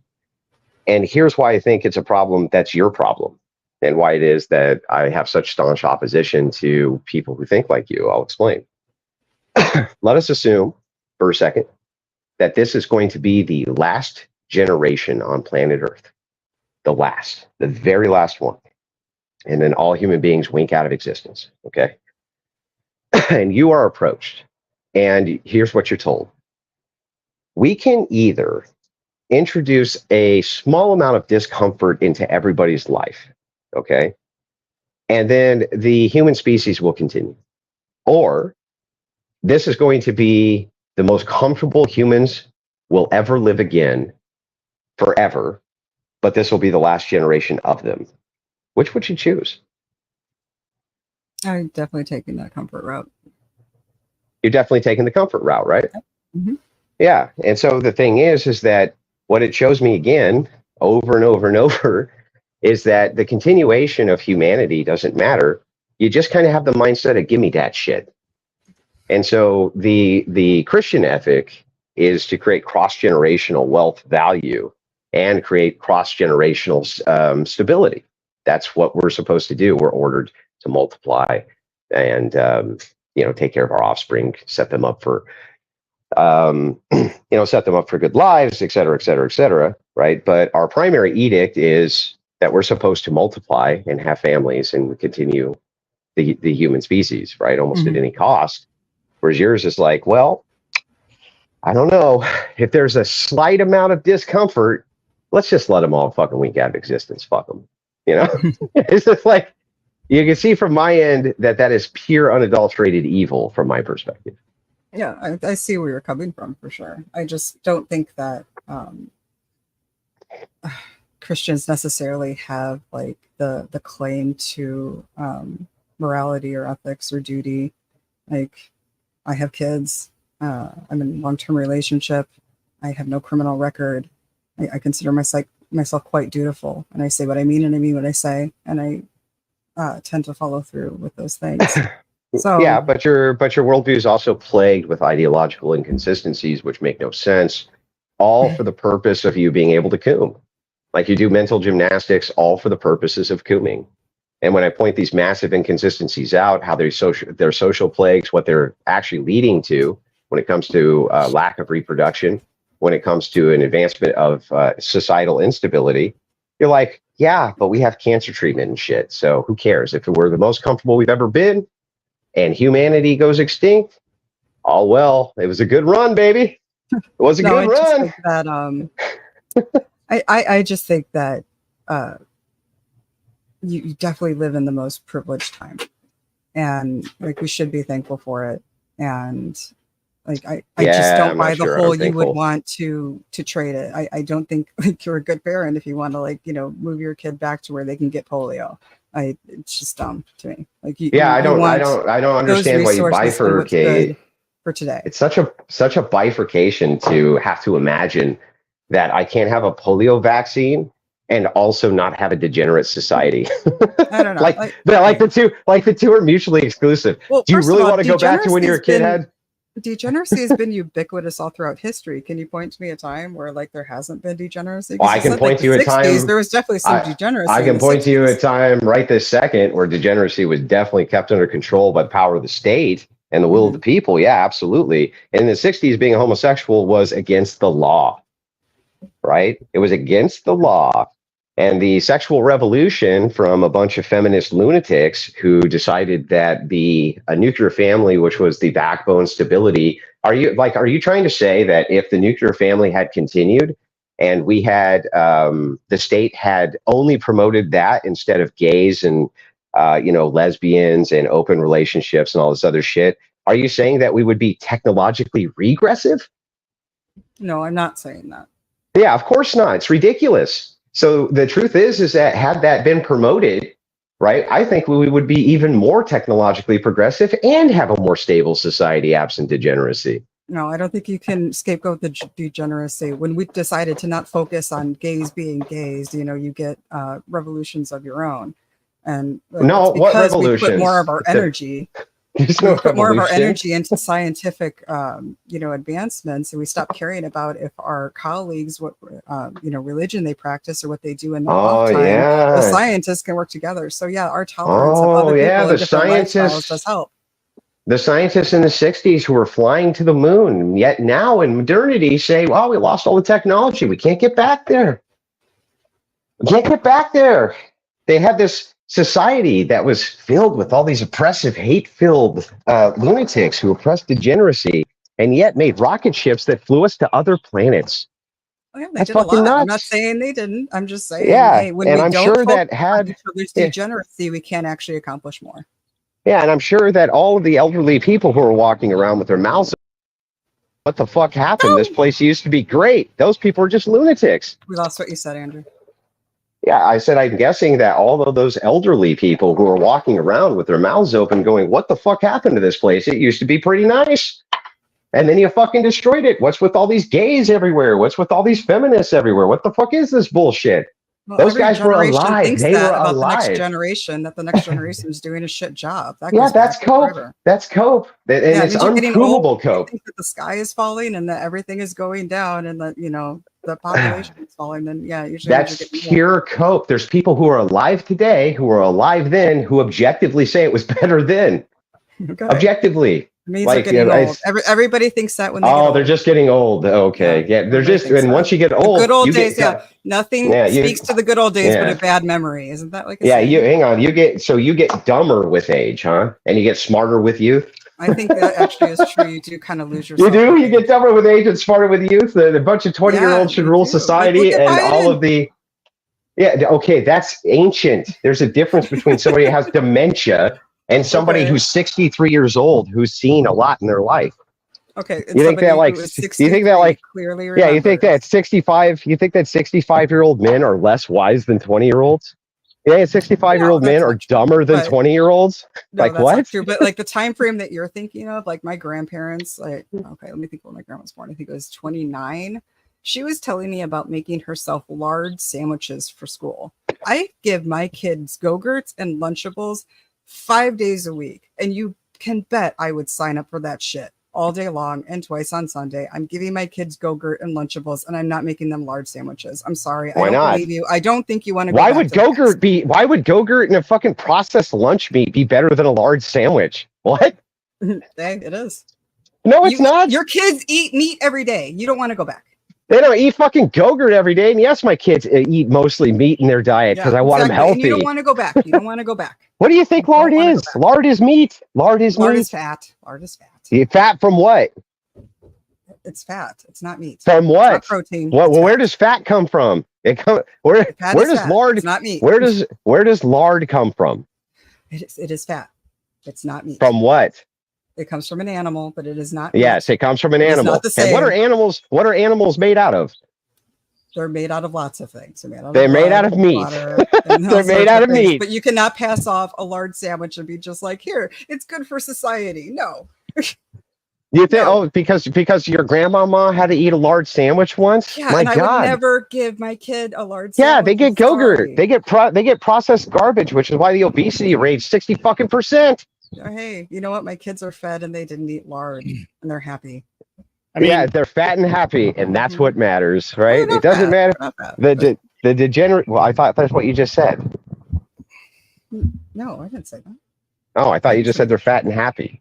Oh, I was like, no, if I did say that, if I say that shit all the time, my bad. I think My she kids said are yeah, fat. I think she Yeah, said yeah. But I'm just saying, like, okay, I don't think that the Go-Gurt and the processed lunch meat is a good reason why we need to have Coomers. Okay, I don't think so. I don't I'm think saying it it's is. a result of the It's not a result of the Coomers. It's a result of still people reproducing and having families. Those are the inventive people. Those are the people making the money. Those are the Mhm. people propelling society forward. Where's all of our open relationship politicians who are letting people bang their wives? They don't exist. Yeah, I don't want them to either. Yeah, I don't want them to either because I don't want a Coomer fucking society. Thanks. And if we got to legislate against it, I think that that's fine. That you can have I don't think your we need to proctal legislate cancer against it. reading, that you can still have your vaccines and your rectal exams and still not be a fucking degenerate. It's almost like I think we can have our cake and eat it too. No, you have to put aside the things that you need to like not care about, like your gay neighbors, to get to this point in society that we're in. Yeah, but We're all I do quite care. comfortable, and you I don't do actually want to care go about back. degeneracy. Yeah, You don't no, wanna go back, though. because you're only making an appeal to technology. Why can't we go back to a worldview? Why do we have to eliminate technology to go back to a worldview? That makes no sense. I pointed this out 50 times. Like, if I believe in Platonic forms, does that mean that I reject cancer treatment? No. No, that's No, but insane. It does mean that you That's don't want to go literally back. insane. It does mean that you don't want to go back. No, it doesn't. Go back to what? Go back to other technology that's not as sophisticated? Sure, but that has nothing to do with worldviews. Okay. Like, my worldview is not going, oh, well, you know, in order for us to have all this great technology and video games, you know, you gotta let dudes fuck your wife. I don't think that those two are equatable in any way, shape, or form. No, but you did say that, because if I made an imposition, yes, you did, because if I made an imposition on society, well, then what are we going back to then? Are we going back to an ideology, or are we going? I was simply saying, given the choice, you would never go back to that time. And you're saying, well, I can have my cake and eat it too. And I think we can legislate all the degeneracy away. We can have our cake and eat it too. And I'm saying, good fucking luck with that, because we're all too comfortable here. And you don't actually care if your neighbors are gay. No, I do care. I actually care about degeneracy in society. Yes, I think your own show is for do. entertainment purposes only. You don't take yourself seriously. What do you mean? So are you saying that because I can? So wait, I could be. You would have I could some be sort of political lean, or you would have some sort of religious mission, and you don't. Your show is for entertainment purposes only. You do fearmonger. You do overshoot things, and this is for entertainment. We are not. I'm sorry. Seriously. I'm sorry. That's super weird. The president of the United States, Donald Trump, is super entertaining, right? He's not the president, honey. Okay, but he was when he was the president. Right, and hopefully he will be again after doddering fucking Biden gets the fuck out of there. Worst debate performance in the history of mankind, by the way. Was Donald Trump super entertaining, or wasn't he? No, he was pretty entertaining. It was pretty entertaining, but wait a second. That means that he must not have actually meant any of the things that he said. It means that he must not have any alternative mission or anything that he's doing, nothing like that, because after all, he's really entertaining. He's saying that because I can debate in an entertaining way and have a debating show, or an entertaining show, that I can't put on things which are entertaining to people because it brings the viewership in. People enjoy being entertained, but still can't hold right-wing positions. Can't say that I care about degeneracy in society. Say that my preference is nuclear families. That literally doesn't track in any way, shape, or form. I mean, it is for entertainment purposes. I don't think we should take you actually that seriously. I think we should take anybody who allows their wife to get fucked by other men far less seriously than you should take me. That's what I think. That's fair. Okay. You don't have to take me seriously either. Please don't. Yeah. Don't follow but me. I mean, I'm just. Oh, did we lose him again? Andrew, you there, buddy? Do you hear him? Okay. Yeah, I think something happened. You guys both glitched out for a second. Oh, no. And then when you came back, your avatar came back, but his didn't. So I think he's slowly. No. Just as a point of fact, though, large sandwiches are actually healthier for you than anything that you're feeding your kids. I'm sure they are. That wasn't the point. It's just, I just want to where we are in society. It's like, no. My mother, my grandmother had to scrape lard to make her sandwich for school. It's like it's not who we are anymore. Yeah, there's actually as a point. I mean, it's just a point of fact that they are. Actually, Oh no! I mean, I went camping once and I ate a can of Spam. I was like, oh my god, it's the end of the world. I better go coom. I gotta coom my eyes out. I ate a can of Spam once. It's over. It's over. I'm going right now. I'm gonna. Where can I find a local gangbang? I gotta look this up real quick. I ate a can of Spam one time. I'll look one up for you, Andrew. It's okay. I'm sure you would. You need a glory hole while you're at it. I don't know. That seems to be more your department than mine. Just saying, a little bit more in your department than my department. Okay, no problem. So anyway, I got to get going though, guys. Appreciate the convo, and you have a good day. I really appreciate you, Andrew, and that was a great back and forth.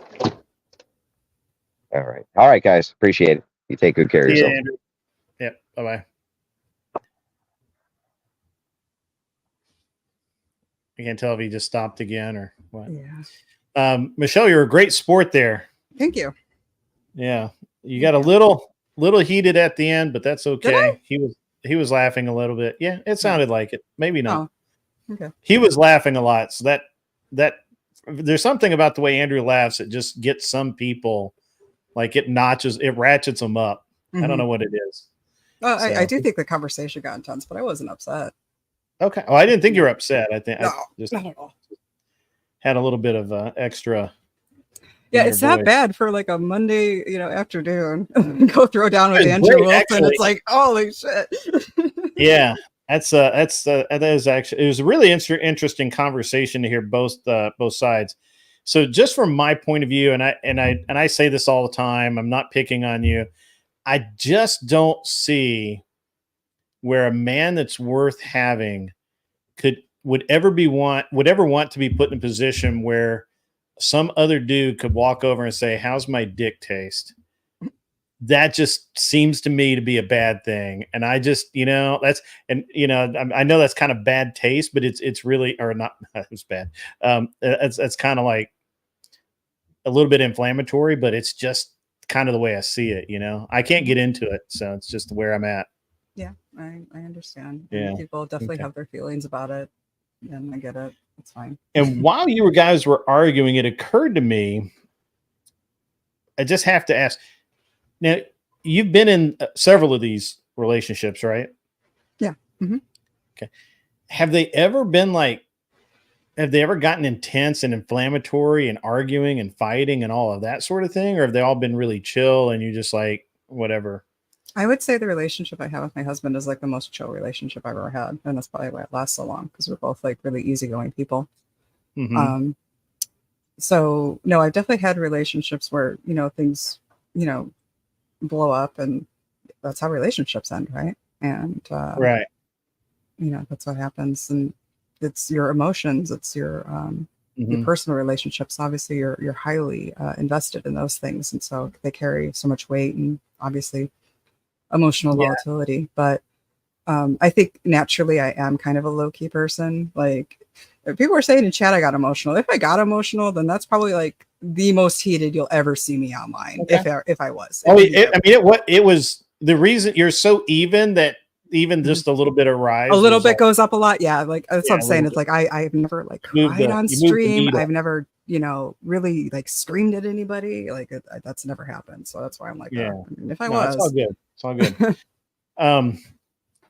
So I guess from my point of view, I get Andrew's points of view, and I think they're all valid. And I think that you think honestly, I think you feel like they're all valid too. I didn't hear a lot of real pushback there. Mm-hmm. But for me, it would not just be all of the reasons that Andrew gave, but why would you put yourself in position to have that much potential anger and frustration and hate and just discontent? Because that's what happens in relationships sometimes, right? Like you just go, it can be great and then go after it. So, I mean, it just seems like a low percentage sort of thing to do for the reward of just having a physical relationship with someone. So that's just that's my point of view there. If I can kind of invite you into like a, what do you call them? Sorry? Like a thought experiment here. Sure. Like, everybody, or I'm sorry, people in this space will say, oh, you don't need to worry about like your sexual compatibility, right? Like sex works. It's, pretty spam and cool, baby. Oh, yeah. I know. I must have missed like what he was saying earlier about the spam or something. He was talking about going camping and he ate spam once, and so now he must go coon. Oh, okay. No, I did hear that, but like we did have like that connection breakdown earlier, so I was looking at something else. But my whole thing is like, everybody, you get into a relationship, even a arranged marriage or whatever. Like there's a good chance that like sex is going to happen. But I think sex is kind of like dancing. Like, you can hug and sway to music with pretty much anybody, right? And everybody can quote unquote dance. But then you have like competitive dancers and people who dance for fun. And there's a huge spectrum of what dancing could be. I simply decided that in the Christian worldview, I was not going to have the kind of sex that I wanted. I wanted to have the elite sex, and I wanted the environment that was going to allow me to do it. If that makes sense. I mean, I understand what you're saying. I don't know that I can get there from where I'm at. So okay, sure. That's fine. You know, it's just for me. And look, I will freely admit to having been a degen for a long time. You don't know I'm assuming you don't know a whole lot about me, but there was a point in my life where I I'd almost gotten married twice, both times, for reasonable reasons. It just didn't go forward.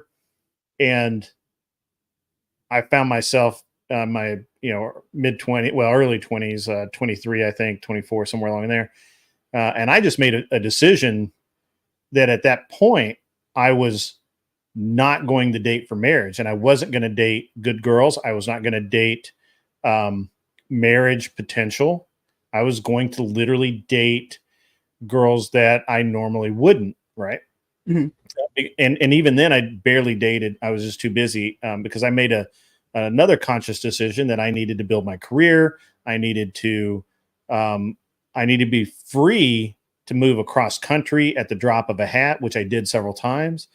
And I just couldn't have that. I couldn't have ties. Like I was basically houseless for a couple of years where I didn't even, I mean, I had all my mail went to my grandmother's house. That was, so I lived out of hotel rooms a lot. And so I dated a lot of, women with high body counts. I mean, they were not bad women. They just weren't marriage material. Right. Mm-hmm. And I saw a lot of degeneracy. I was around it. I was exposed to it. I'm sure Glenn Lawrence will say the same thing. He had a period in his life, very similar. I mean, I don't know how similar, but along those lines. And when I decided to get married, I changed my whole life. And, because I decided right then that I was no longer going to behave in that manner. And I cleaned up my act, so to speak. And I just became somebody that was worth being able to be married. And this is what I think that for me, this is one of the things that Red Pill does very poorly. And I have a real problem with. And this is something that I think that women should be better at, and they're not. And that is that oftentimes women go through these same sorts of things where they realize they have a high sexual value and they just go out and use it and write checks that eventually they end up having the cash. And then, but then they never actually move on to the settle down part. Mm-hmm. And by the time they realize they need to, they're used up, they're spent up. No good man will want them, right? Or generically, I shouldn't say that. Some do, but the men they want generically will not want them.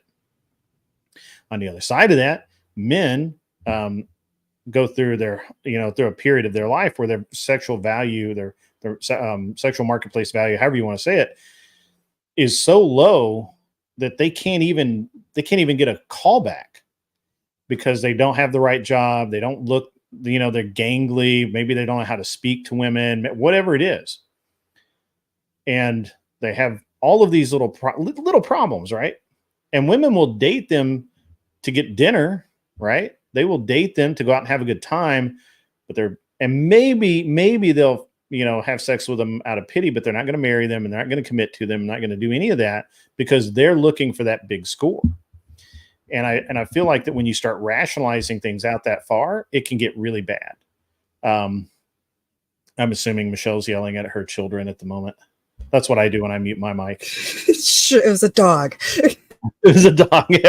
My dog can't get in, so I mean, but my kid can. And I think that, Red Pill tells men that they can go out and have as many women as they want. And I think that that's wrong. And I feel the same way about women can't go out and have as many women as they want either. Just because it dilutes your focus. It dilutes the amount of attention you can pay to any one person. So I think that there's some. I understand. Look, it's working for you. It's worked for you for a while. I'm okay, right? Well, I also didn't fall into quite a few of the traps that were set for me. Like I didn't go to college. I had my kids early. My matriarchy is secure. Yeah, so I did kind of put myself in a bit of a different position in this open marriage because at this point I was already done building. So it is quite different for me to go around and have a sexual lifestyle than it is for like a 21-year-old woman. Quite different. Yeah. Again, it just seems like it's kind of one of those things that I would say is like fraught with danger because you're going to have some guy get too attached and then there's a problem there or whatever. So, or some guy's going to have a girlfriend that he doesn't tell you about and then she's going to be angry at you. It just seems like a lot of risk for not a lot of reward. But that's, that's just my viewpoint on it. You did great with Andrew. I thought that was exceptional.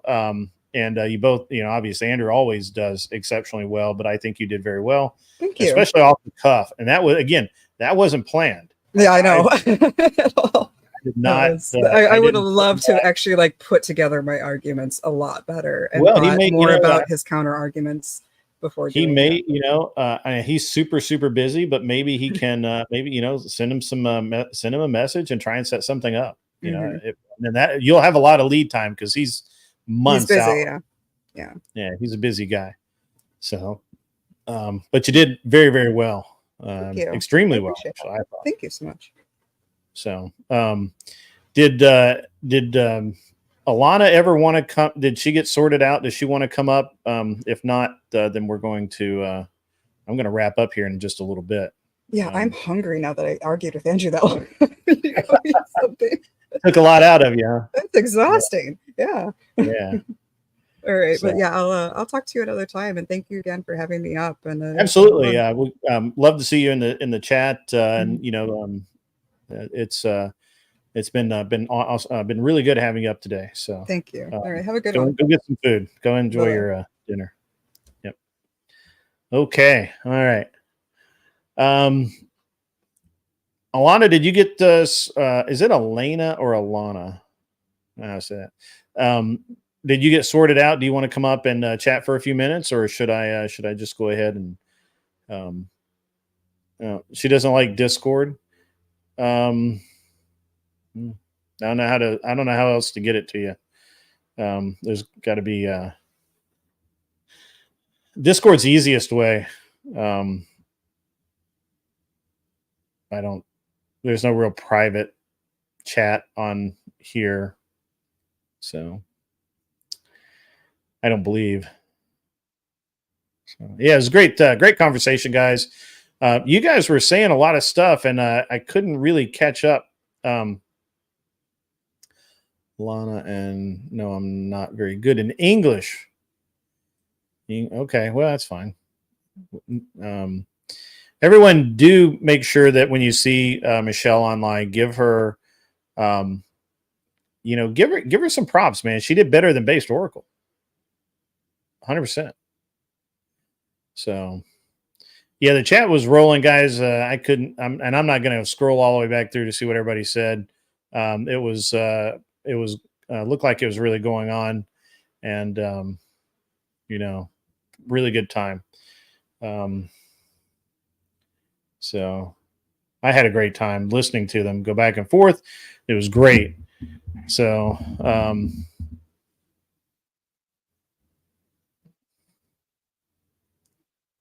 yeah, we're always nice. We're always nice. Yeah, old Joe, you missed it, buddy. I mean, he can watch it later.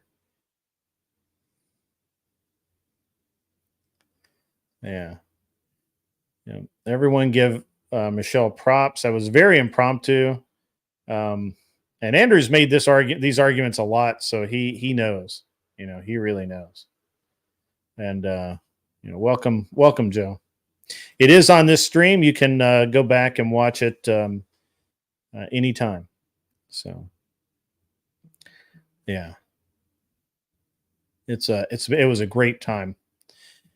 Smoky Guru, thanks for the gifted memberships. Guys, if you don't know, we got memberships, and you can go get those. They give you a few perks. More perks being added as I understand how to add them. Welcome, Easy's Jade. We could always have you up here as well when you have time.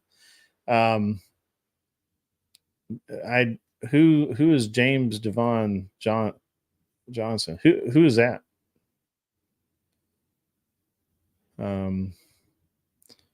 Jessica Neville. What is this? The whatever embarrassments? Yes, absolutely. Yeah.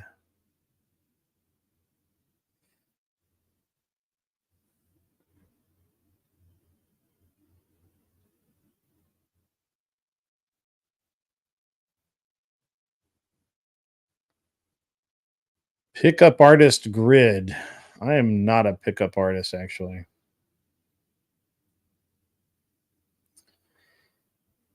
I am not. Oh, he's a pickup artist. Oh. Never heard of the guy. Never heard of him. Sorry. I don't know. I didn't see the William Jones debacle. It probably was, though.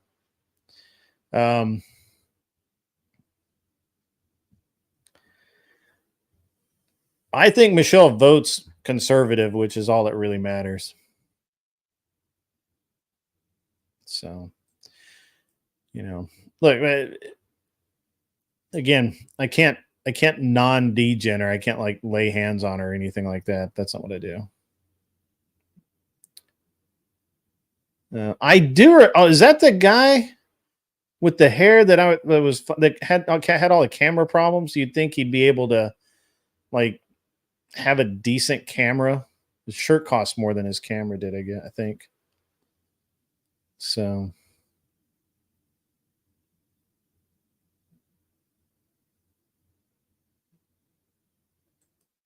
Well, you wouldn't be. I'll be up here. Come on up. And stand by 1 second. I have to take.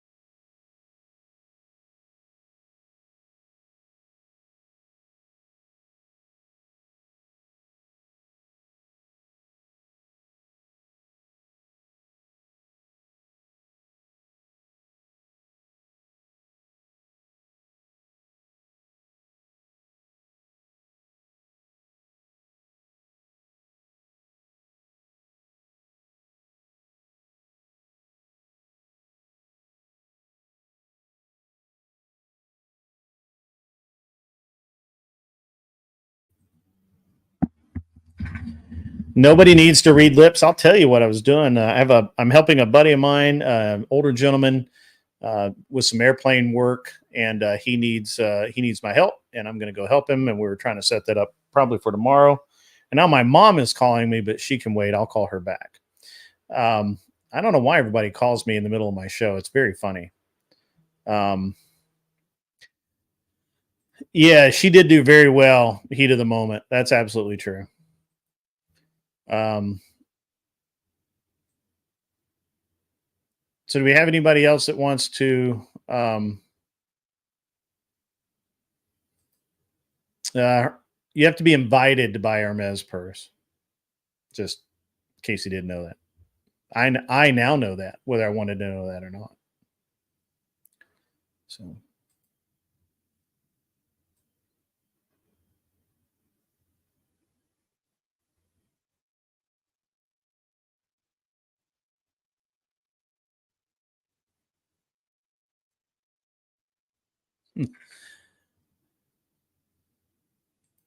That's funny. But no, I don't care. She can do whatever she wants.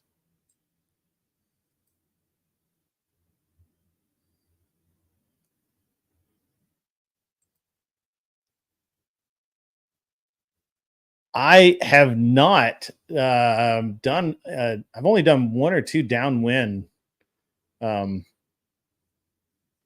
takeoffs. Are you talking about just doing pattern work though? I haven't done any pattern work in a month. I need to. I need to go fly, but I will be. Maybe I can fly tomorrow. That's the guy. That's funny. He did have the same hairstyle. That's funny. That guy did horribly.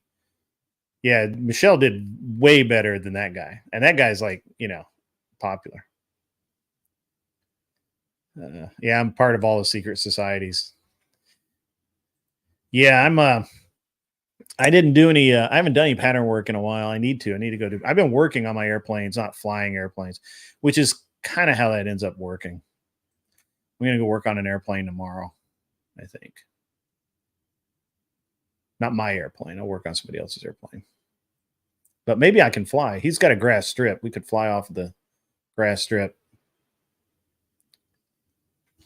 Yeah. Yeah.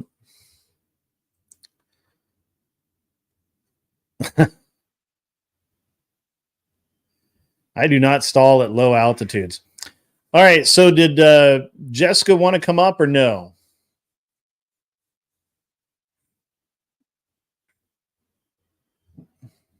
Jessica Neville, are you in the chat, please? Did you decide you do not want to come up? It's okay if you don't want to come up. I'm not going to like make fun of you or anything. But that's fine. No, I'm not. Big Jake's Ranch. No, I'm not an A&P. I am, however, working on experimental aircraft. I do all my own work. And when I work on my I do have one certified aircraft. And when I do work on it, I have an A&P sign off on my work. So, Jessica, it's fine. I won't make fun. It'll be good. I don't have anyone else to come up right now. So it would just be you. I'm sorry. But you're welcome to come on up. And, no big deal there.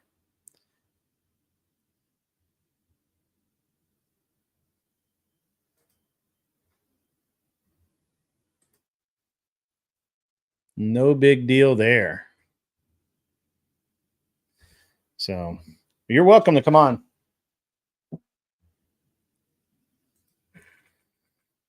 You don't have to, though. Oh, Arthur Daya can come up with you. Mods, get Arthur Daya and Jessica Neville some links. And I'm not going to be online. It's probably another half hour or so.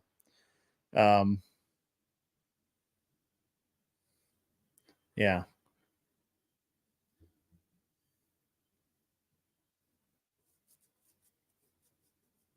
Or Lola can come up. Is there a website to show upcoming debates? I have no idea. That's Andrew's deal. I don't actually debate. So I'm a discussion channel. I discuss things. Mostly things that disgust me are up for discussion. Yeah, let's get some other folks up here for a little bit. Yes, you guys, mods, work it out amongst yourselves, please. Please, Holmes. All right.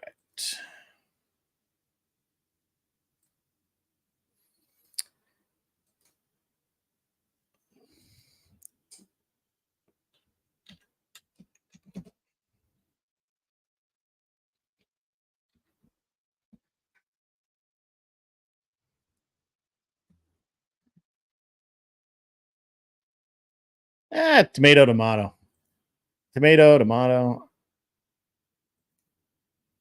CHD sent Jessica the link. Oh yeah, no, I don't do Mods better not be eating tofu. They'll be demodded and sent back to school.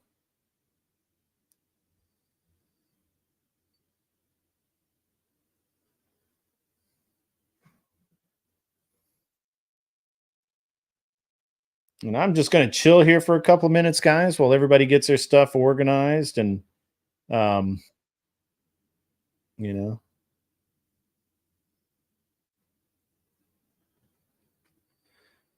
We'll get, well, I don't know yet. We'll find out.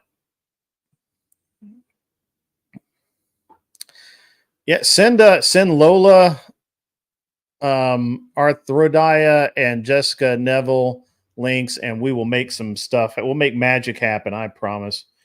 So you guys just calm down. Be all right. Jessica Neville, don't worry. It's a painless process. Nobody's somebody's talking to me.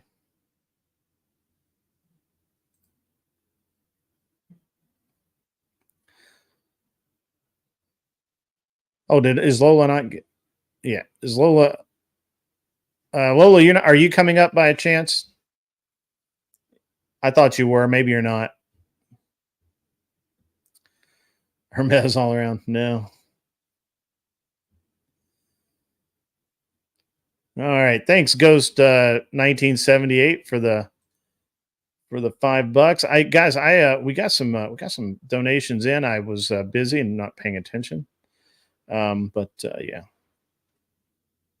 I did. We talked about that in the first 45 minutes to an hour. So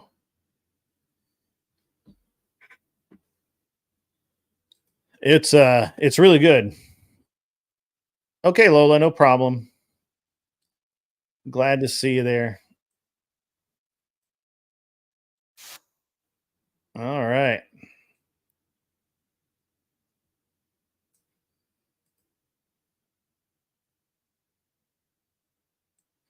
Somebody wake Glenn. Well, somebody go wake Glenn up. Why is Glenn asleep?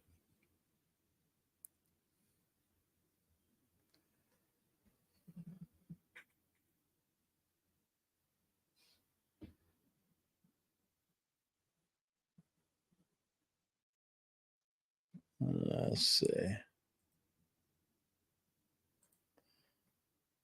Let's see if I got it here.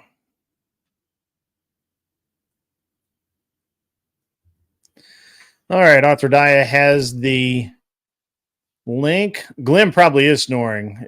He was on earlier, but he's probably gone to sleep now. But he'll pop back up now that I've said his name twice. He'll pop back up. Arthrodia has the link, and I don't know who else has what. Jessica Neville, are you? Do you have the link? Are you coming up? We have. It'll be several of you there.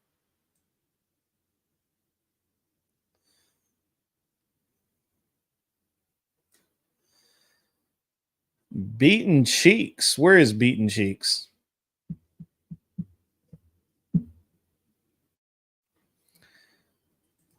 There's Arthrodia. Not working today, but obviously just got home from work. I still have more work to do on the computer.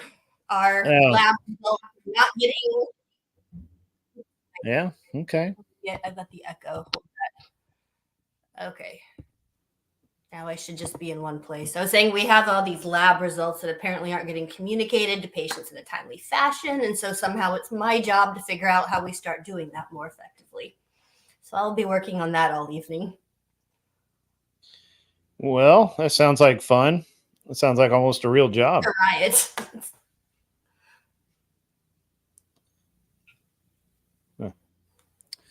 All right. Jessica Neville's on her way.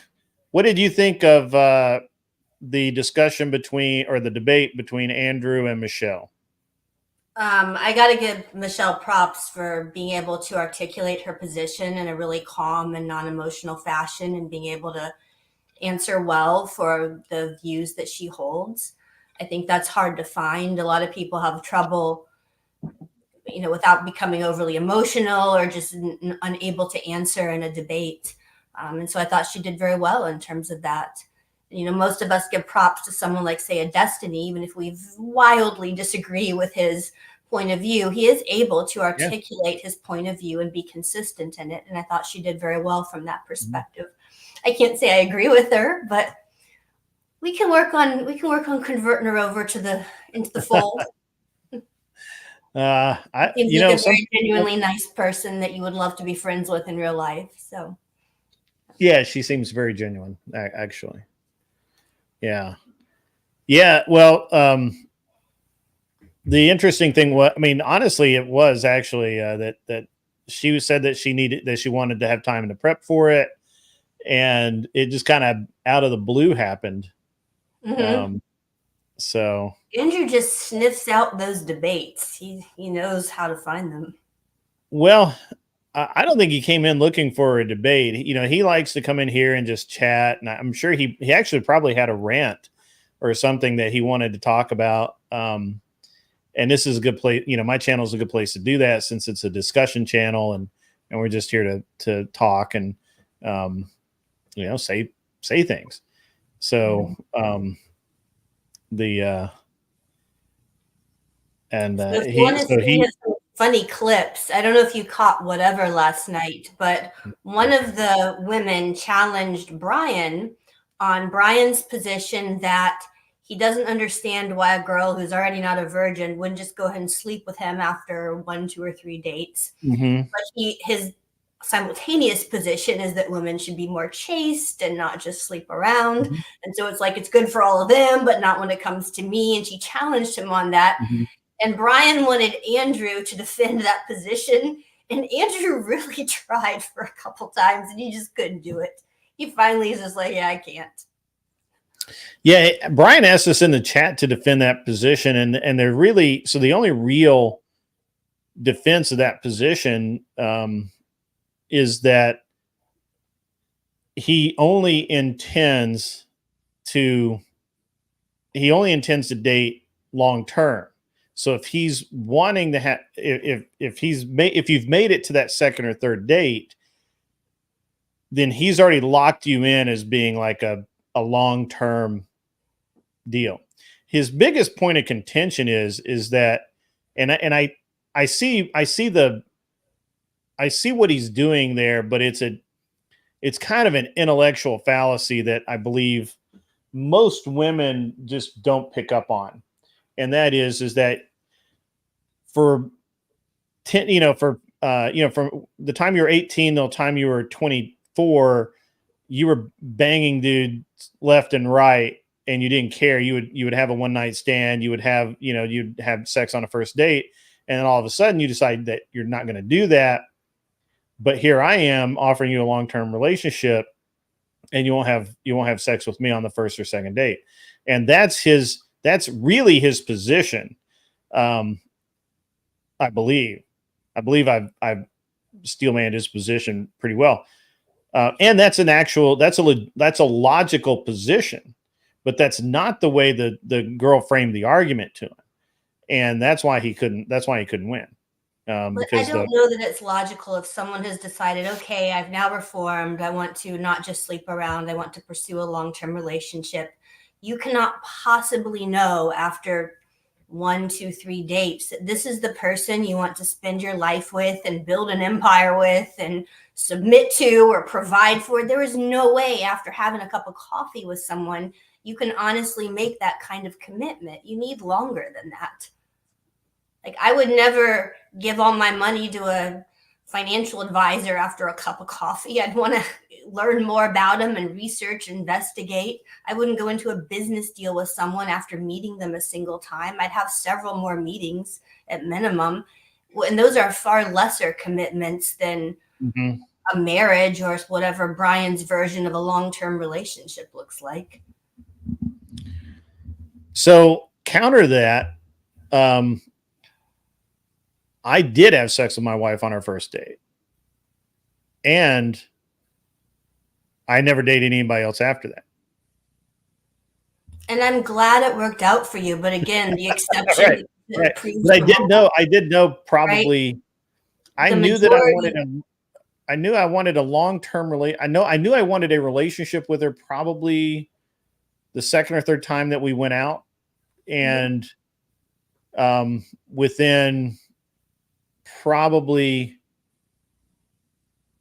by the end of summer, I knew I was going to marry her because and I've told the story about how I missed her and all that, but and I'm on the other side of that fence. I think long engagements, long-term relationships are garbage. I think they give you way too much room to just settle into being these kind of, for lack of a better term, fuck buddy, casual relationship, all of the things that do not lead to marriage.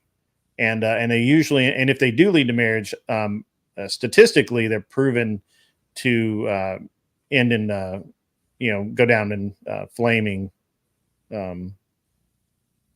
Just go down flaming. And that's so I disagree with the premise for the most part that that longer relationships before marriage are better. I disagree with that, and especially dislike the idea of long engagements. I've never known somebody who had a long engagement that had a long and healthy wedding or marriage. I don't know the data on engagements, but I do know that living together has statistically been shown to have a much higher divorce rate once you do finally get around to getting married. That is a proven statistic. I think it's the combination of living together and being in a relationship longer than a year before getting married. I think that gives you your highest. That to a 2-year engagement or some 5-year. I mean, some people really drag it. I've never understood the year-long engagement thing. I mean, I understood that it was a norm way back when, because I mean, it would take a year, right? Like we didn't have fun. I mean, we had, and depending on what time period you're talking about, maybe you had phones, but probably you didn't. And if someone lived in California, you'd have to send them letters and back and forth, and that's a couple of weeks at a time. So it takes 3 months just to let everybody know what the plans are, so I could kind of get that. Yeah. And I don't know. I feel like that it's I didn't see the argument. I have to go back and watch the argument. I think I don't think Andrew probably wanted to make the argument, and I don't think Brian was ready for it. He asked us about it in the chat, and I gave him a couple of ways to disarm that argument, but I don't think he used them. So, Norway, welcome. Greetings to Norway. Yeah. Is Jessica Neville, did she get lost, or did she drop off? Did she get nervous and Jessica, bail? if you want to come up, I'll hold your hand. We'll be buddies. Yeah, it's we'll gear up against the patriarchy. Yeah, we won't be oppressed. Maybe she's having technical difficulties. So I think I know what I had I reset some stuff on my computer, and I think one of my passwords dropped off, and so I'm not logging into half of Microsoft or something. We do in fact need patriarchy, absolutely, 100%. We like golly already. We like you already, like the cut of your jib. So mods were we able to get Jessica a link? Were you able to get her a link? So yeah. But yeah, I don't know that you can, that I don't feel like there's an argument there that, I mean, if it's stated the way that you said, I don't know why Andrew couldn't get out of it. I mean, he basically, the way I would, if I said that, you want a girl with a low body count, but you have, but you expect, sex within the first few dates, I mean, again, I think my defense would be that I date long-term, and I'm not going to intentionally add to a girl's body count just to add to it. And I think Brian stated that many times. So I don't know that that's accurate. but he's still a bit of a degen. I mean, and also I would just concede the fact that I'm a degen. So I'm not operating from an air of moral superiority over here. You know, it's I don't think that that's a good argument to look into, right? Like I don't think she actually won. I think Andrew is probably laughing too hard to care about it. But I'll have to watch tape. I'll have to watch the tape. I kind of think Brian wanted to see how Andrew would defend that position, because we saw Andrew have an entire chat concerned that he had switched over to supporting Biden during his mock debate where he was purposely taking the opposite side of what he actually believes. And he's so good at it. I think Brian kind of wanted to see what Andrew would do with that. But that's my take. Yeah. Yes, Brian Atlas. Yes, we're talking about Brian Atlas. Yes, Brian Atlas on the Whatever podcast. My buddy.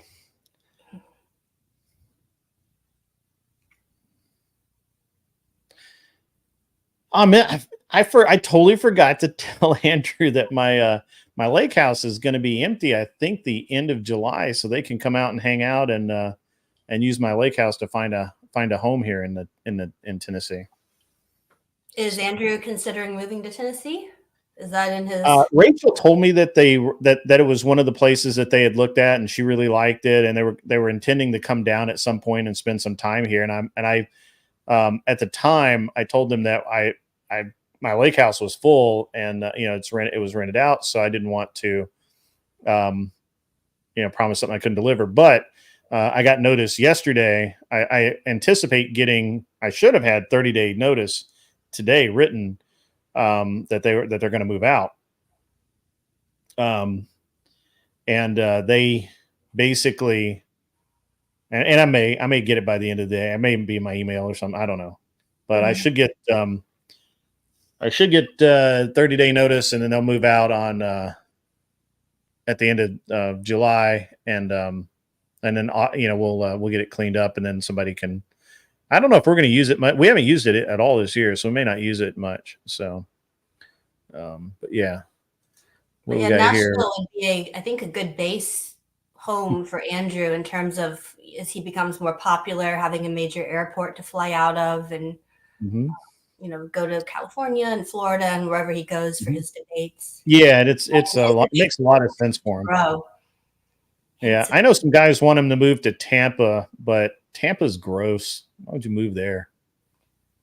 It's a big city, so the cost of living is not great. I mean, Florida overall is better as a state. Thankfully, we have Governor DeSantis protecting us right now. We don't have any state income tax. It's reasonably business friendly in terms of its practices. So it's a decent state to operate a business out of. Tennessee is so based that we refused the federal education funds and told them to keep it because it came with strings. Governor Bill Lee said, we don't want it. And he got sued for it. He actually got sued for it. Wow. So. And to Ogali, yes, this is the infamous Grid One Motorsports on the Whatever podcast. Sure. I am. Routinely. How did you find us? I'm curious how Ogali found us.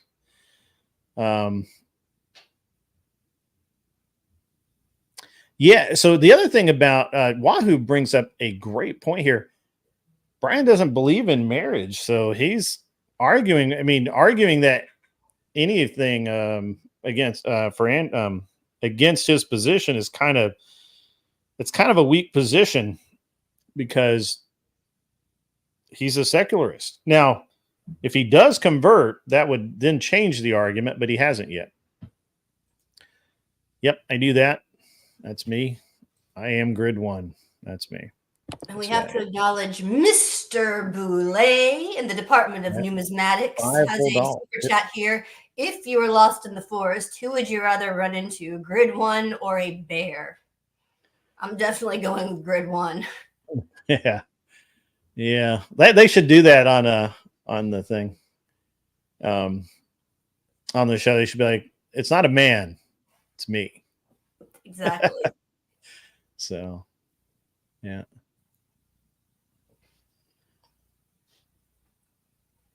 Okay.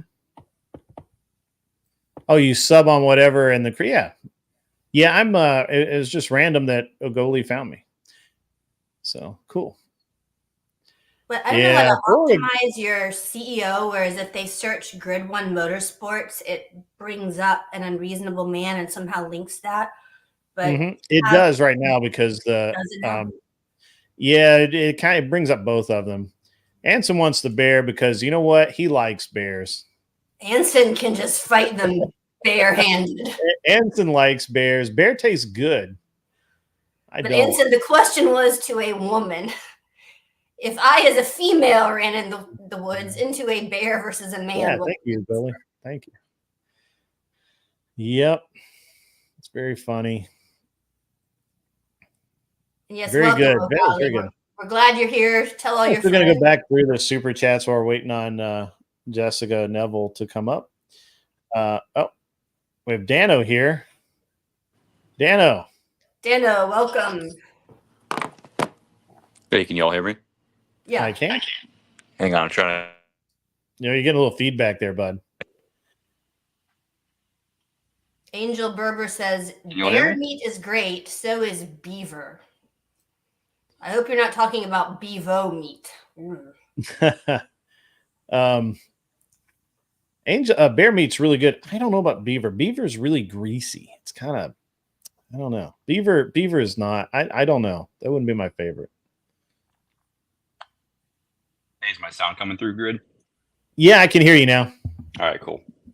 What's up, man? Not much. We're waiting on Jessica Neville. Yeah, I figured I'd come up here to show a little moral support for the Aussie. Oh, is she Aussie? Jessica great. is Aussie. That's right. Great. Yeah. That's right. Always nice to meet somebody from the pretend country. Yeah, you know, it seems like there's a lot of Australians that are that watch some of these shows, that like watch your show and Andrew and Grid. So yeah, they're all over the place. Well, they've had it bad down there with they've had a lot of stuff go on between the you know, they took away their guns, they locked them down, they arrested them during the COVID for just walking outside. That was dumb. Crazy. So, I saw some really crazy videos going around during that time, and I remember specifically there was this surfer chick that I used to follow on like Instagram way back when I had an Instagram back then, and I remember like right when this happened, and she posted a video, and she was showing that she literally had to be quarantined in like this camp for like 2 or 3 weeks before she could even go to her house. And I was just thinking, that is insane, man. Holy shit. Yeah, I had a buddy of mine. Well, I had a friend of mine in Australia that he could not go from his house in his car to his hangar and work on his airplane alone without getting arrested. Like, he wasn't going to encounter any people. He was going to be in his car. It's very funny. And it was it's just pretty. It was a really interesting dynamic. Oh, I'm getting. I have shared a world map with you, sir. If you would care. Australia is a real country. Is Australia a real country? Yeah.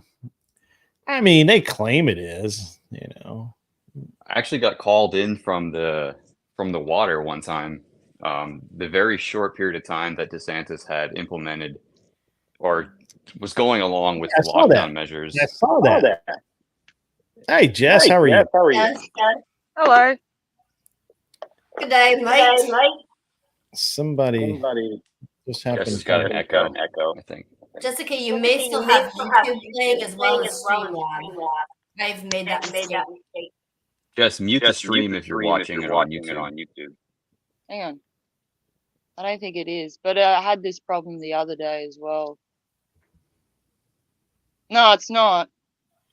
I gotta update my You're good now. No, it's Pocket still run going. and all of that.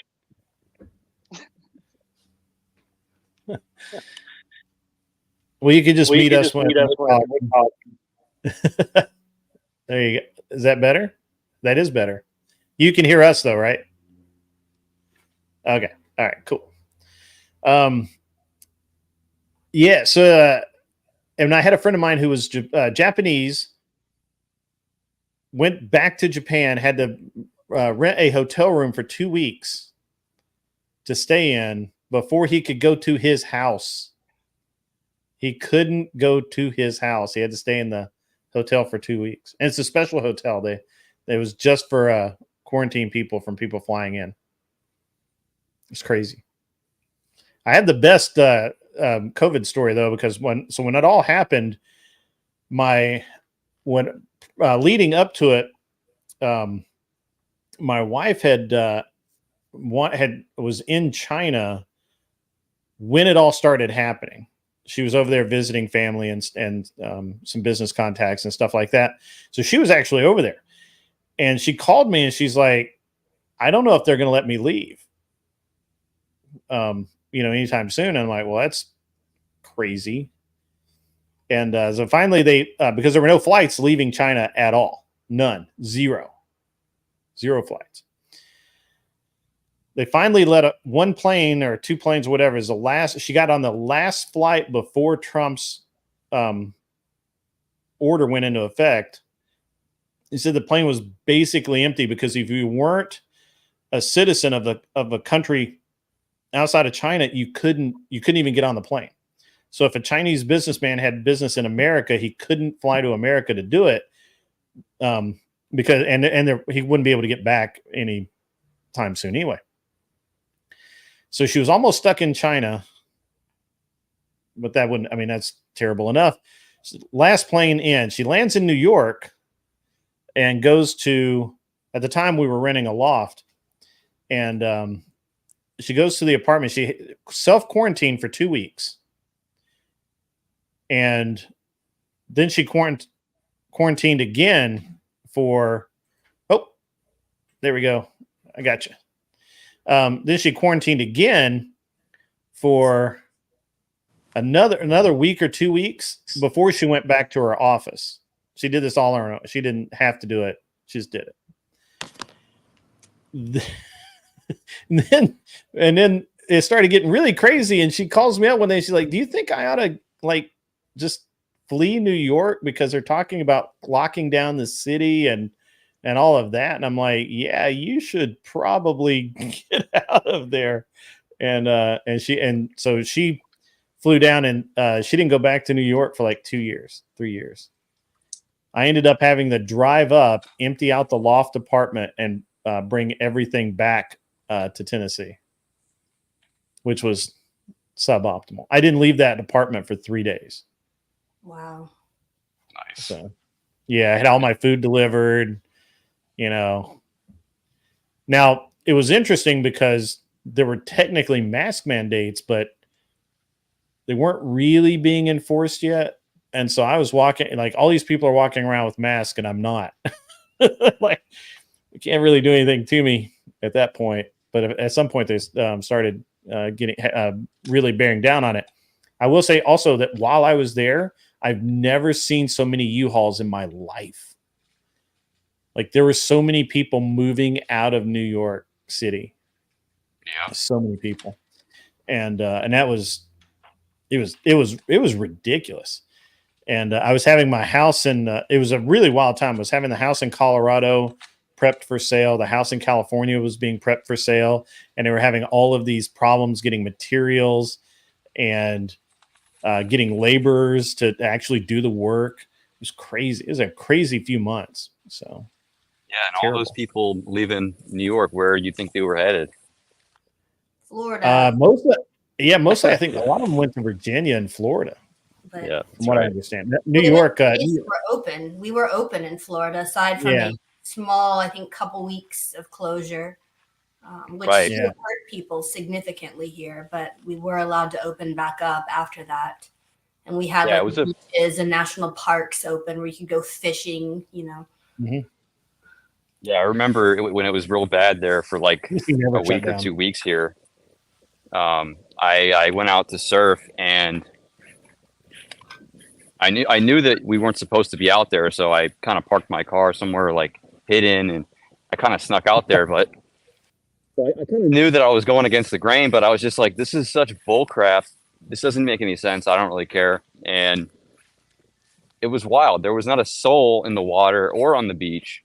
So I was just one guy out there in the surf, and the cops came out onto the sand with a megaphone and called me to come in.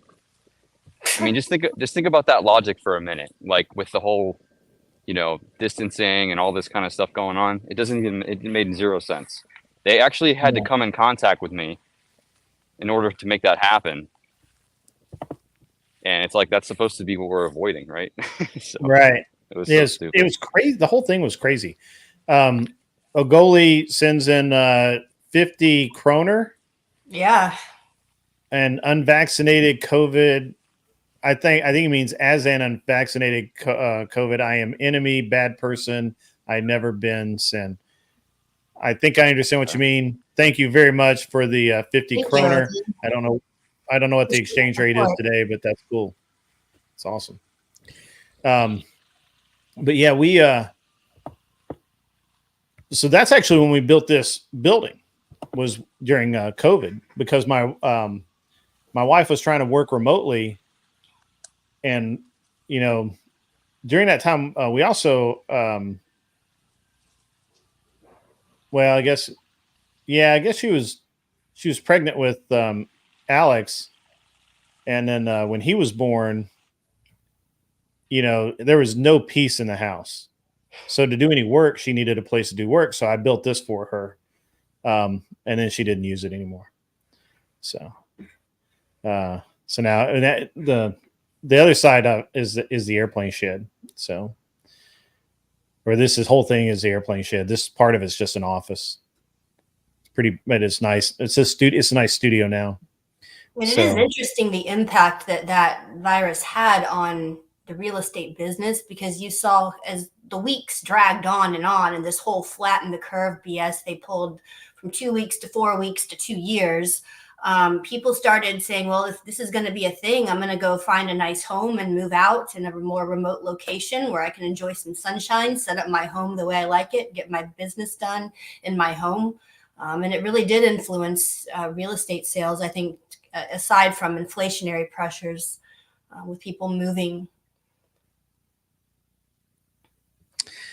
Yeah, it was an interesting time. I'm glad it's in the past. Learned a lot of really good lessons. So I hope everyone remembers them, because they're probably coming again. Jess, have you got your technical difficulties sorted out? Kind of. It's raining here, so my connection always is messed up when it's raining like this here. Are you outside a city? Or are you in a city? I don't understand how Australia works, so you have to help me out. I live in the country. Okay. Yeah, I live I live a few hours away from the city, but I live like an hour away from even a major town. Nice. It's like Texas.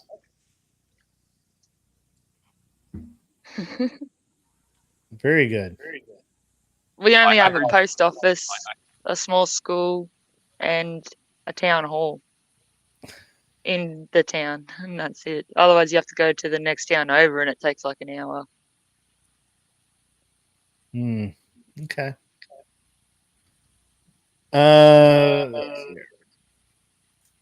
Ghost 1978 is too much bug talk TOS.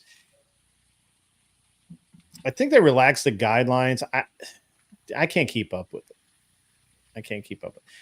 There are certain things you can't say about it. I think most of it has to do with the words conspiracy and theory. Those two words connected together, bad. So, yeah. What was it like being a medical professional, Arthur Daya, during that specific time? It was definitely an interesting time when we first got some wind of the virus. There were a number of people who actually wanted to start wearing N95 masks in the hospital, and we were told we could not because it would scare the patients, and we didn't want to cause public, worry. And so we were forbidden from wearing masks initially. Obviously, as Dr. Fauci changed the policy, we were then told we had to wear masks. And of course, we complied dutifully. What is interesting is that the best data I've ever seen is that a paper mask or a cloth face covering decreases viral transmission by about 8%. So it's not particularly effective. What is truly needed to prevent spread of a virus like that is an N95 mask. And so those of us that were working in COVID wards were wearing an N95 with a full face covering. We would wrap our neck in a surgical towel, and then we had a gown on, gloves on, and boot covers over the legs. And we were head to toe gowned. The other option was what's called a capper, which is what you would call kind of the astronaut suit that looks like the big head thing. And then it has a external oxygen supply. So that's what's really needed to prevent the spread. And at the time, we were scared because we were watching people come in unable to breathe. We would place breathing tubes, put them on ventilators, and they would be dead within days. And we had pretty much nothing to treat it with at the time. Even as the available treatments came out, none of them seemed to really work that well, even though, they had some efficacy in some of the studies. It was a scary time. We went from, being fully open from business to having closed down all elective clinics, all elective operations. And we had converted a lot of our, our pre-op area, our post-op recovery area. Some of the med-surg floors were converted into COVID wards and ICUs where they're all isolated and put together. And the next step was going to actually be to turn all of the operating rooms into COVID wards, where if we started to run out of beds, we never got to that point. But that was next up as we became pretty overrun in terms of the numbers of beds that were filled with COVID patients. As an ICU doctor, we would hold the pager to be called whenever someone needed to have a breathing tube placed emergently. And so the ER docs and the internal medicine docs would try to keep the patients going as long as possible without placing a breathing tube until the last minute. And then they would call someone like myself to come and place a breathing tube if it were needed. And so we'd go running in. What was causing the need for the breathing tube? COVID causes massive inflammation of the tissues of the lungs. And a lot of it is actually your body's immune response to the virus with a lot of inflammatory compound release that causes that inflammation. And so if you look at the x-rays, the lungs just become totally whited out with fluid and inflammation in the lungs and swollen breathing air passages in the lungs. And so we would run in at the last minute where it's now pretty dangerous to put a tube in. We often end up coating them with simultaneously putting in the tube, but they would try to put them on oxygen and then progressive levels of a high flow nasal cannula or what's called a BiPAP. It's similar to like a CPAP mask like you would wear for sleep apnea, but it's not invasive. It's just a close fitting mask over the face. Mm-hmm. And if at some point the patient was clearly struggling to breathe, the oxygen levels were not high enough, then they would call us to come and put in a breathing tube and place them on a ventilator. But it was horrible because we would not allow families to come back to see their loved ones that were, in the hospital with COVID. We didn't allow it. And so we had a lot of very angry, frustrated, understandably so, families upset that they couldn't come and see their loved ones. We did make exceptions for if it was an end of life situation where the family had decided to withdraw care and allow a natural death for the patient, then we would let them gown up and come into the room and be with them as they passed. But other than that, they couldn't come in to see their patients. We had the whole debate over ivermectin and whatnot. became prominent at some point, and we had families livid and angry and threatening, and security taking them out for violence because they wanted their patients treated with certain things that we became restricted from giving. Pharmacy, when ivermectin came into view, it's actually a very safe drug. It's been used for years to treat things. But because it became a political issue, pharmacy restricted us from prescribing it at all.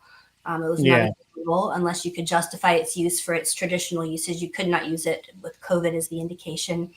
And they had families very angry over that. Well, it was certainly a dark time in our history. It was not fun to live through. I pretty much isolated myself from everyone else, my family. Like, I have an elderly mom that I didn't see for months on end because I was afraid I would transmit something to her if I caught it. And I'm being kind of younger, healthier, would be the typical one to be asymptomatic. It truly is a small percent that actually become deathly ill with COVID. Most people, even of the more virulent forms in the early days, most people would get it, have a flu, stuffy nose, maybe they could even be asymptomatic and never know they had it, and then transmit it to someone else. So we were actually treating a very tiny percent of the overall number of people that got COVID in the hospital, even though it seemed like an overwhelming number with the amount of beds filled and everything. It's only mostly interesting to me because of the level of corruption that seems to have been involved. And that's really the only say any number of things about our administration's handling of it that I actually am afraid to say because I fear they would come after me for defaming them. But and I'm kind of trying to move away from the subject. It's not that interesting. It was only interesting to me to see how your perspective on it, and I got that. So I don't want to go down a lot of rabbit holes. Yeah, I don't I don't want to say anything negative about my hospital or organization, but I truly could if I were to want to open my mouth. That would stun people with the level of dishonesty. Where was I? Jessica Neville, I've not seen you in this channel before. How did you find us, and what's going on? What do you know? I found you because of Glenn. I came from his channel. And I found him because of Andrew. Yeah. Okay. Interesting. And what do you think of the channel? I think it's good. Cool. I like being a part of it. Excellent.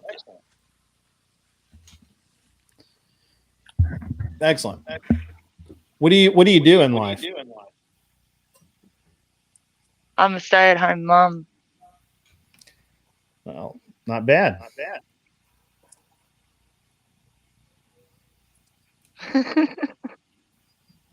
We approve, Jess. We approve. You're doing all right.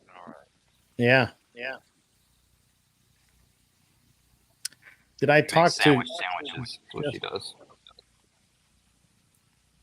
I did not talk to Jess yesterday. So I was on a panel with you on Glenn's show. Oh, on Glenn's show. Yeah. I don't remember talking to you, but okay. Maybe I think you left right as I came on. No, I was on there. I was just quiet. Maybe that's it. I think. Maybe I was no, Glenn introduced you to me. You must just have forgotten. Maybe you were tired or something. It doesn't matter anyway. Yeah, that's the truth. I probably was tired. Now I've lost my train of thought. I don't know if you want to go back to this bit, but I was curious because you guys were talking about. You're very low. Am I? How about now? That's much better. Okay. Yeah, I don't know if you care to go back to this, but I heard you guys mentioning the position that Brian was talking about. I was curious of what your stance was on that, as far as you kind of agree with him. You think it's which position? The one where that Andrew was debating him on, where he kind of defended it, but then he kind of went back and said, "Nah, I think the girl's right." If you're expecting the girl to put out right away, that whole position. Oh, I thought you were probably not listening when I thought I summed that up. I might have missed really it. well. Yeah. Yeah, I thought I summed it up pretty well.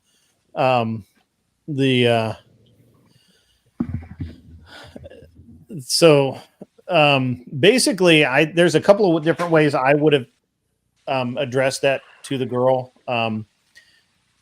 The most reasonable way to me is that it's not. I don't think it's unreasonable for Brian to expect that. First of all, it's not unreasonable for me to want one thing and to do one thing and either want or expect something else. For example, and Andrew uses this all the time, it's not unreasonable for him to smoke and then tell his kids to not smoke, right? That's not unreasonable. It's he can say, I'm a bad example, and that kind of diffuses the entire argument, right? So the my other point is that, or the other point I would take with Brian is that Brian only dates for long-term relationships. He's not interested in having one-night stands. He's not interested in having casual relationships. He's a very busy man, and he has a lot of stress. So he has learned, I'm assuming that he's learned through a lot of pain, probably, that you can't eat your cake and have it too, right? Either he's going to be able to have these casual relationships and his business will suffer, or his business will be good and he can't have casual relationships. So I don't think that it's necessarily, a disqualifier for him to say on the second date or even the third date to say, or to expect sex, because if you've made it that far, then he's actually into, he's looking at a long-term relationship. Right. And I think that most people, honestly, if I'm honest, I think most people should operate this way. I think most people are idiots in the way that they approach relationships in general, and that they have this like storybook thing of where they're going to date for a year and they're going to be best friends and do all of these cool activities together, and then maybe they'll get engaged, but maybe not. Maybe they'll have another, kind of a year as a boyfriend girlfriend thing, and then they'll get engaged. Then they got another year, and so it ends up being this 4 or 5 year process. In the meantime, there's no real commitment there. At any time, either one of them can walk away and just say, "Fuck you, I'm out." Yeah. And there's no responsibility there. There's no commitment. There's no,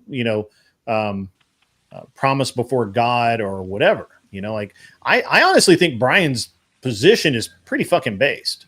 But to play devil's advocate, if you're just in a long-term relationship with no specific marriage contract, no church marriage, whatever, how is that really any different from being in an engagement period where there's no real specific commitment or contract or anything?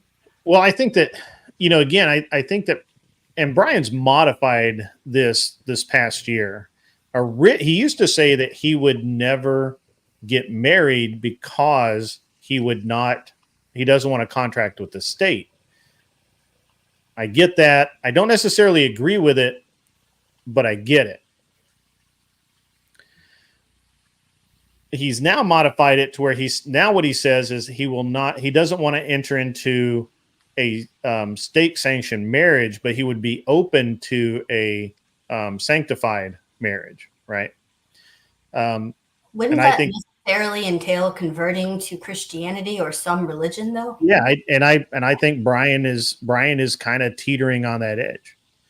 But also, no, a lot of people get married in the church that are not of the church, and they come to the church through marriage. So I don't think that one negates the other. I think that's a fallacy, and I think that it's a weak point of view. Probably that an atheist or a weak Christian would point to and say, see, you got married in a church, but you're not really religious. Well, I don't know that has anything to do with anything, because that's how people come to the church in a lot of the time. They get married in a church, they start going to the church, and then they gradually become part of the church. Nobody should trust anybody that walks into a church and says, I'm now a Christian and I'm a member and we're awesome. That's And I mean, I realize there's pastors for hire that you can go pay a couple $100 and they'll marry you. But to me, an actual church marriage implies a sacrament where you're pledging before God. And so if you haven't actually converted to that religion or believe in God, I don't know how that would really. But how many churches require you to convert? I would say Catholic? probably within like the Catholic and the Orthodox churches. Yeah. Many Protestant churches would require that you're actually a professing Christian and that you've actually undergone. Well, I mean, what's a professing Christian, right? This is Andrew's problem with Protestantism, and I agree with him to some degree, is that you can walk in off the street and say, this is my fiance, we're Christians, we'd like you to marry us, and they will marry you. It all You've comes never down been to in a church a day. self-ID at that point. Yeah, you self-ID. Do we have any Orthodox Christians in the chat that could tell in an Orthodox church Probably. Well, it's a long process in the Catholic. Like, my impression is that you have to be a professing Christian before an Orthodox priest would marry you, and have had gone through was it called catechumen and baptism and all that stuff that they go through. Yeah, from what I understand, it's like it can be anywhere from like a year to even maybe a couple year long catechesis process. Yeah. I had a buddy of mine who married a Catholic girl, and he had to, as part of, because she wanted to get married in the church. And as part of that, he basically had to convert, and he had to go to classes on how to be a married Catholic. And their divorce ended in marriage, by the way. I'm not saying that it's a end all be all, but I don't see that as I don't see that as something that's worth touting as something that's makes it better, right? Like, I don't know that it makes it better, because people do that all the time. However, I do believe that it at least probably helps, and I believe the same is true of people who walk into a church, say, this is my fiance, we're deeply in love, and we want to get married in the church. She's always wanted to get married in the church. I want to get married in the church, and I'll join your church. And then they get married. So I'm not, to be completely transparent, I'm not 100% sure what I think about basically Brian's position, because on one hand, you've got the argument that if you're somebody who does not want a state-sanctioned marriage and you want a covenant marriage, a Christian covenant marriage, obviously that would entail what's, I think, optimal, or what they would want you to do is be somebody who's going to wait until you're married to have sex, and not saying that you can't marry after you guys have already engaged in that. But on the other hand, I think where Brian's coming from is, Grid, have you seen that meme where there's like a whole line of dudes basically lining up to take their turn, and at the very end there's a guy standing there with like a bouquet of flowers, and the meme is, don't be that guy at the end. Have you ever seen that meme? I've not seen the meme. All right, well, basically there's a chick getting, she's all the guys are taking their turn on her, and there's one dude at the very end who's like this nice guy with the flowers who's like trying to do it right. So the meme is basically illustrating that. That's not Brian's position. Well, So I'm just saying. I'm just saying. I'm just saying. I think he is thinking like, I could be wrong. Maybe it's not where he's coming from, but I think he's thinking I don't want to be that guy who this chick is giving it up to a bunch of dudes before me. Why should I have to wait? No, I'll give you his exact position. I've heard it many times. So the first position is that if the girl has made everyone wait, he doesn't mind waiting. He sees that it is a inconsistency and kind of a bit of a now I'm losing track of I've lost track of the word, but well, that's actually what I'm saying though. I think it's hypocritical to say that you're now going to make Brian wait, but that's not that's not the real that's part of it. The other part of it is that it's not that that all of these guys are going before him or anything like that. It's that and now I've lost the argument again. It's that they didn't have to wait and then he has to wait. Is that what you're saying? Yeah, it's more that it could still it could be she could have like a 4 body count, right? Not like a long line, but all of a sudden she changes her life, she changes her ideals, and now she's making him wait for months and months and months where she made nobody else wait, and yet she professes to be in love with him, and that he finds hypocritical. And I don't disagree with that. I don't agree with Brian 100% on this, but I do see his point. The other point is that when we're talking about numbers, right? Like he's not saying that he was going to be the last person, but he's saying that women always have another guy lined up, and he doesn't want to date a woman like that. If he's dating a woman, he wants that woman to be just effectively just him, right? Like he doesn't want she shouldn't have a roster, right? No backups, because he's not going to have a backup, and he's and that's his deal, right? So I think the position of Brian, it has nothing to do with the meme. He's been saying this for 2 years now. Well, I know it's not like based on the meme. Yeah, the meme isn't really about how many guys are in the picture. It's just it's an exaggeration to kind of illustrate the point. But I get what you're saying. I think I'm on the same page. It's not about the number. It could be 4. It could be 3. Like you said, it's about that sort of change up. Right? Like he's that's the meme though. The guy at the end. He's the sucker. Why am I the sucker? Yeah. Why have you're making me wait all this time and now I'm the sucker? So he doesn't want to be exactly. And I think Brian has met these girls from California, and he has a jaded view of this because of the I agree with that too. Pool of girls he ends up interacting with who have sort of slept around very casually. And then they start masquerading as these like semi-born again virgins when they actually want a serious relationship, because they realize that type of behavior is not attractive to a guy. And so they want to make the guy think, oh, I only have sex after a month of dating. I'm a good girl type of a thing. He's met that. And so that's what irritates him with now they're playing the role of this good girl who's real chaste and guarded with her sexuality when they've been spreading it around for the last 2 years in college or something.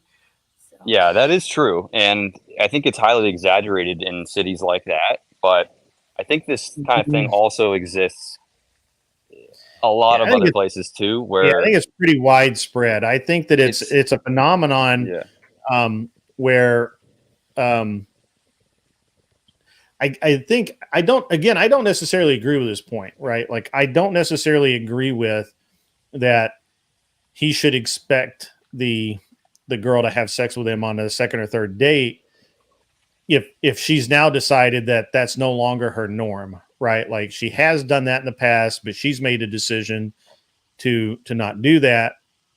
I don't agree with his position that she's hypocritical for making that change. She's now made a change as long as she sticks with that decision. Now, where he's the other point that he makes is he doesn't want to be the sucker. He doesn't want to go out and pay for her dinner, pay for her, maybe a movie and a show, and do all of these things, and then she goes back and fucks another guy. Yeah, and nobody he's the wants one that. that's given her he's given her this great time, and she's back banging some dude. Yeah. And she doesn't know that, and that dude has to do nothing but be cool and look good, and she has a feelings for him and all this shit. And Brian then is a sucker, and the whole time she's telling Brian, "Oh, you know, I really care for you, and I really love you, and I think really great. You know, we're gonna be really great together, but we just need to hold off on sex before marriage." But she's banging some other dude whenever she gets the urge. And he doesn't want that either. So that or he had and this is a very real thing for Brian. He's limited time, so he calls up the girl and says, "Hey, I can't go out tonight. I have to cancel. Let's go out tomorrow night." And she says, "Well, I can't go out tomorrow night, whatever." And he says, "Okay, we'll work it out." Well, when he cancels, she calls up another dude and says, "Hey, I'm free. Let's go out." Sure. Right. And he's a sucker. So he doesn't want to grow the roster. And I think that those are all reasonable positions. But again, remember that I'm also saying that these are reasonable from the position that Brian is a degenerate. Right. Okay. These are reasonable positions for a degenerate to hold. They're also reasonable positions for most non-degenerates to hold, because you would say that you want the same thing. Where I depart a little bit with Brian is where I agree with him that shorter relationships I think are overall better. And I understand that he only dates long term, or he only dates with long term in mind. So most girls that he dates, according to him, and I've had corroboration of this to some degree. A lot never make it past coffee. Like they just, he can smell the degeneracy. He can smell the whore on them, and then he just doesn't want anything to do with them. Whether he's right or wrong, that's what they're giving off, and he doesn't want to have anything to do with it. So, and I think that's honestly that's the best possible thing he could ask for, the best possible thing he could do. On the other side of that, he hasn't met anyone yet. He's getting a little older. He's going to have to start dipping lower and lower into the age range, where I think he's going to end up finding happiness is, in that sweet spot of 22 to 25, but probably not in California. He's probably going to find her on vacation somewhere from I don't know, Nebraska or somewhere like that. I don't know. And Grid, tell me if you encountered any of this, but Brian, as when he was young. Before we start down that, I'm gonna read these chats. Just one sec. I'm sorry, because I will take a long time to answer anything asked. When you start going to Orthodox Church, you're an inquirer. Yes. Talk to your priest. Yes, and eventually you will be ceremonially made into a catechumen. And that's where you are learning and praying and getting into the church. That is correct. That is 100% right. Is it called confirmed? I believe you can be confirmed in the Catholic Church. I'm not 100%. I'm not Catholic. There's a super chat from Ogali too that we. Yeah, I'm trying to scroll. I've been just really. I just had it stuck there because I had that. I didn't want to lose that. Catechesis can last for years. Yes, that's true, because you have to prove to the priest that you're serious. But at the end, you'll be ceremonially baptized into a full Orthodox Christian. That is correct.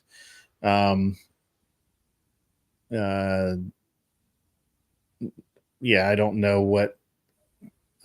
Some of this I don't know what. Ogoli, you'd like an answer? I missed the question, so post it again.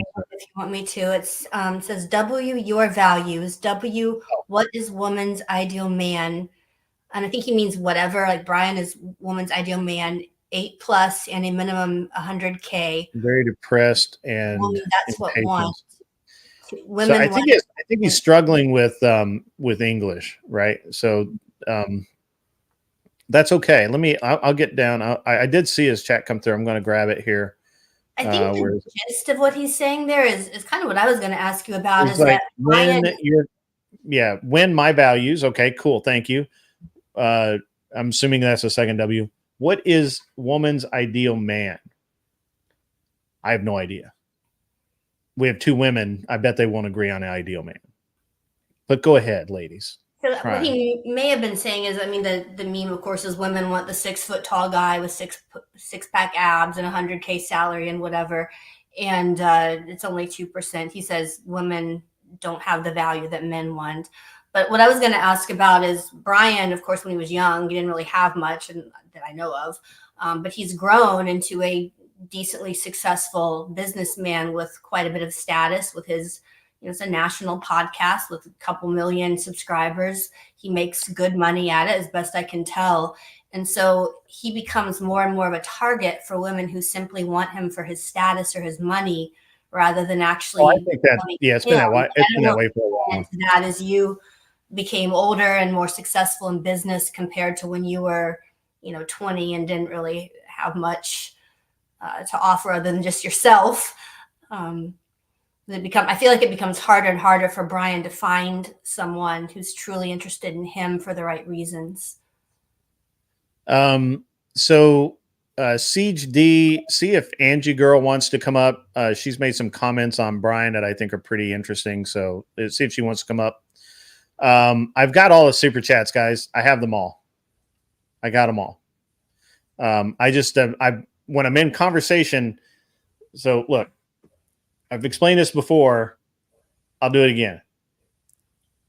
I have a big screen right in front of me. It's huge. It's like 40-inch class, 45-inch, whatever the fuck it is. Big screen.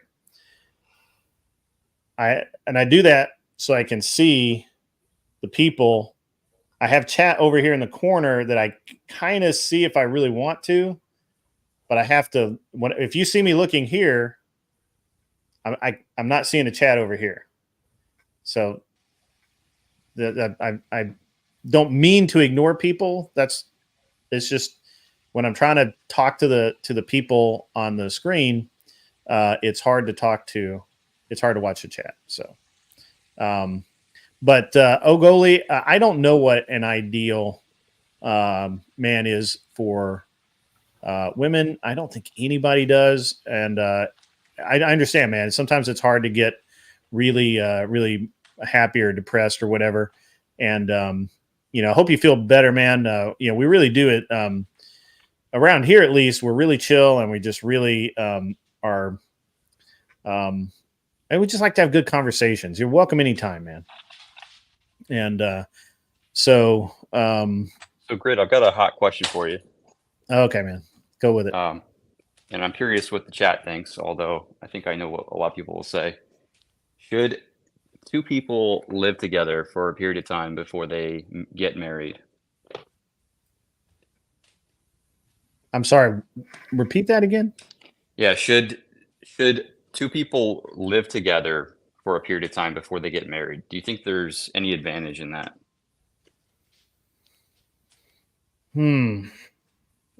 So, yes and no.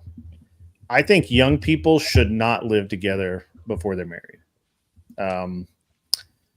Especially if it's their first time living away from home, where all you've had is like college roommates and you've never been like out on your own.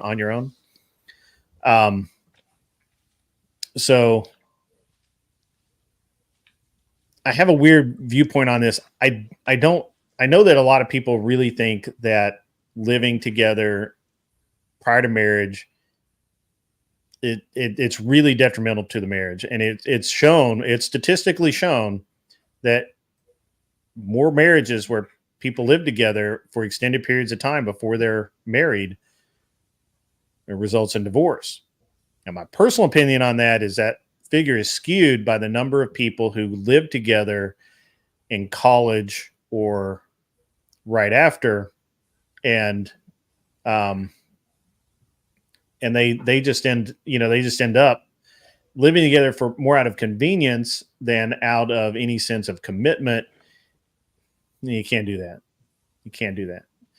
So, but on the other side of that, if you're living together and you're getting married, you're engaged to get married, I don't have a problem with that. Because you're going to be, I mean, if you're engaged, as long as you're not talking about a 2-year engagement, that's fine. I don't have a problem with that. And I don't think anybody else should have a problem with that. I think that does play into the statistics, though, that if you live together prior to marriage, the data will say that you have a higher risk of divorce compared to if you didn't. And obviously, we're talking about risk, so it's not 100% absolute. Yeah. If you do it, you're going to get divorced. There's factors that go into one being predisposed to getting divorced, but that is one of them. So if you're into risk mitigation, you would not do that. So I think the thing that skews it is people who have never lived with anybody suddenly living with someone out of convenience because it seems like the right thing to do. And that I think skews things. I think we lost Jess, which that's okay. She can come back. So when I think about this question, I think she's having a lot of internet problems. Yeah. When I think about this question, I usually think about it where I'm not even really thinking about the marriage part per se yet. I'm kind of thinking about, like Arthur Dye is saying, there's the risk mitigation kind of factor when it comes to like living with your girlfriend. Maybe you're not even sure if you want to get married yet, but like you said, Grit, a lot of times people do it out of convenience. It's sort of a comfort thing. But I used to kind of think yes on this. I've recently kind of leaned more towards no, just because when you're living with your girlfriend, because I've actually done this too, but it's almost as if you're living as if you're married without, but there's a really easy way out, right? It's like, right. Yeah, I 100% agree. Yeah. But anyway, just a curious question I had. It's something I think about. No. It's a great question because it's not a straightforward answer. Yeah, right? It's tough. It's not a straightforward answer because there's so many different situations in which it can be, right? Like I personally don't believe that people who are getting married young should ever should live together before they get married. And I know a lot of people do. I know a lot of people who get in college and they they start dating, and the next thing you know, somebody's lease is up, or they just start spending all the time there, and they're basically living together anyway. So then they're like, well, we're basically living together, we might as well move in together. And then they do, and then they continue that for like a year or two, and they get married, and then they get divorced. I also think the stats are skewed because they're also counting people who are divorced that live together prior to getting remarried to somebody else. And then that skews the results too, because if you've already had one divorce, you're more likely to have another one. So this all skews the data. But my experience has been, if you are in a committed relationship and you are engaged, I don't have a problem with getting. I honestly don't see the problem with living together prior to marriage. Those are two qualifiers that are really important, right? Like, that does make it a little different. That changes kind of the whole argument, because now there is a commitment in place, right? And you don't have to actually live together, right? You both are independent people. You don't have to live. You want to live together, and you have a wedding date set. You are engaged. This is what's up. And that, I think, makes the difference. But I don't believe that you should I don't think you should live together while you're dating. So my point would be, easier way to say it, I don't believe you should live together while you're dating. Right. If there's no commitment there. And even then, I don't believe you should live together. If you're one of those couples that are doing a 2-year engagement or a year and a half engagement or some crap, stop lying to yourself and just say, hey, we're shacking up, and we know we're going to break up in a year or whatever. So, we're just shacking up. Just, dude, be intellectually honest with each other, right? Like that's my problem with the whole thing. I don't think people are intellectually honest about it. I think that they're talk. Oh yeah, we're going to get married. Well, have you set a date? Oh yeah, it's June 20. 2026. Really? Well, that's a long damn time away. Right? Like, Yeah. are you really going to get married, or are you just shacking up and seeing how it goes? Right? Because I've always felt like that these long engagements, these long relationships, all they really are, generically, it's the woman dragging her feet because she's looking for something better, but she doesn't want to let the guy she's with go. And she gives herself a year to find it, or 2 years to find it. That's always been my feeling about it. I don't know. You know, No, I appreciate you humoring me, man. My battery's gonna die, so I got to run here. But thanks for letting me come on, dude. All right, see you, Dano. All right, I guys. was going to Take say, it there's easy. also the theory that if two people are kind of just living together and both sort of test driving this thing, it's lacking the very deep commitment that people make, even secular people. When they go to the 100%. courthouse and get a marriage certificate, there's some sense that, yeah, this is for real. We're in it together. Right. And it's sickness and health until death do us part. And certainly I probably agree with more so for a Christian marriage in a church before God, that 100%. it's just a very different level of commitment that's there. And it's interesting to me that the data reflects that, because, you know, companies that want you to have like free return policies on stuff you buy off Amazon, they know that once they get it in your house, you're probably not going to return it. Or the used car salesman that'll let you test drive a car, he knows if he can get you in the car, you're more likely to buy it. But for some reason, it doesn't work that way with marriage relationships, like you might think it would. At least from what the data says.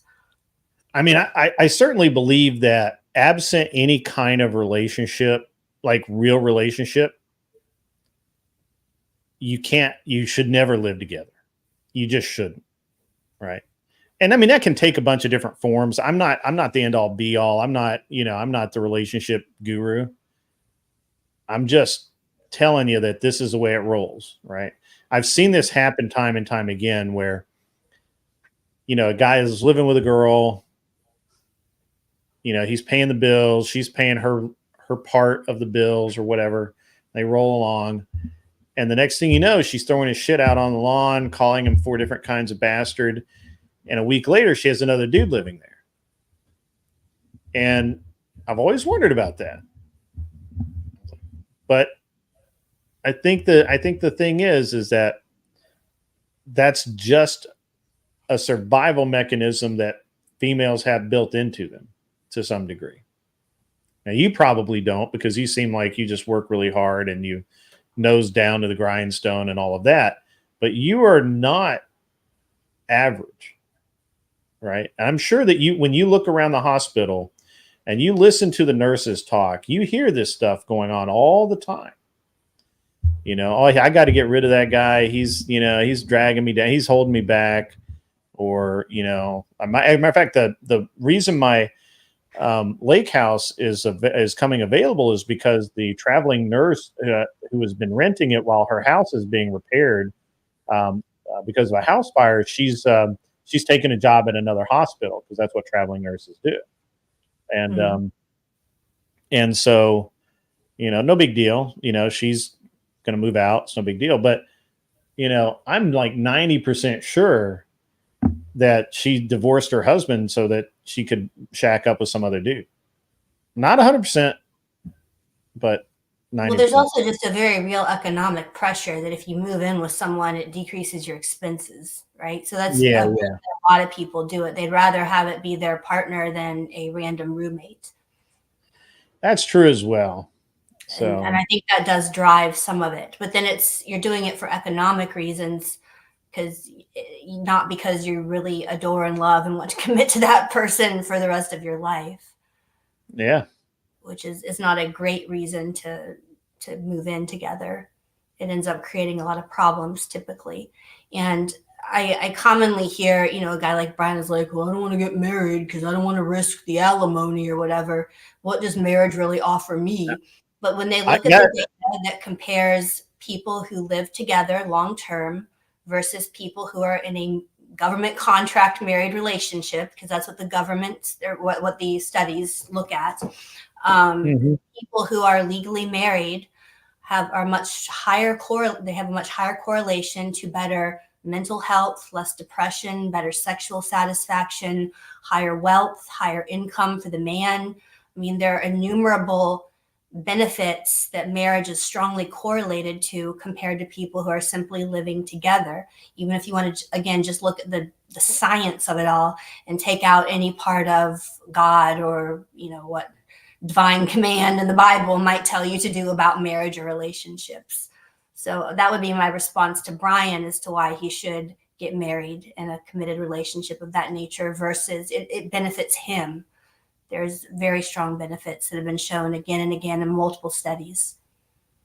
And we won't even get into kids and their outcomes from having a married home versus people living together.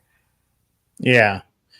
No, I get that. And again, I'm not saying that I'm 100% accurate about all this stuff. I just want, I've seen this stuff go on and on and on and on for years. And so I just have these very strong beliefs about how women should not do that. You shouldn't live together, basically, unless there's a commitment. Guys, I actually have to go pick up my little guy. I'm going to end the stream. I'm going to send you over to Speakeasy. So enjoy Speakeasy. He will have a great time. Agoli, did you get the link to the Discord? And Angie girl, hopefully we see you back again. You didn't get a chance to get up today, but that's okay. The next day shift is probably going to be on Thursday. I might do one Wednesday. We'll see. We'll see how it goes. We gotta read Ogoli's super chat here. He sent in 20 kroner saying, "I live by my word, honor, Viking blood, Sigma." So salute to you, sir. Salute to you, sir, and thank you for the all of the Norwegian kroner tonight. That's awesome. I haven't gotten that one before. That's really good. Lola, by the way, good to see you. All the people, all the regulars in chat, all the new folk. Glad to see you. Hope you enjoyed the show today, and we'll be back probably maybe Wednesday. Maybe I'll start doing it every day. We'll see. But right now, I got to go. I'm out of here. Oh, Jessica Neville, my signal keeps dropping. Thanks for having me. A bow to the patriarchy. Yes, thank you. We will have you back, Jessica. You guys have a great rest of your day. Go over and enjoy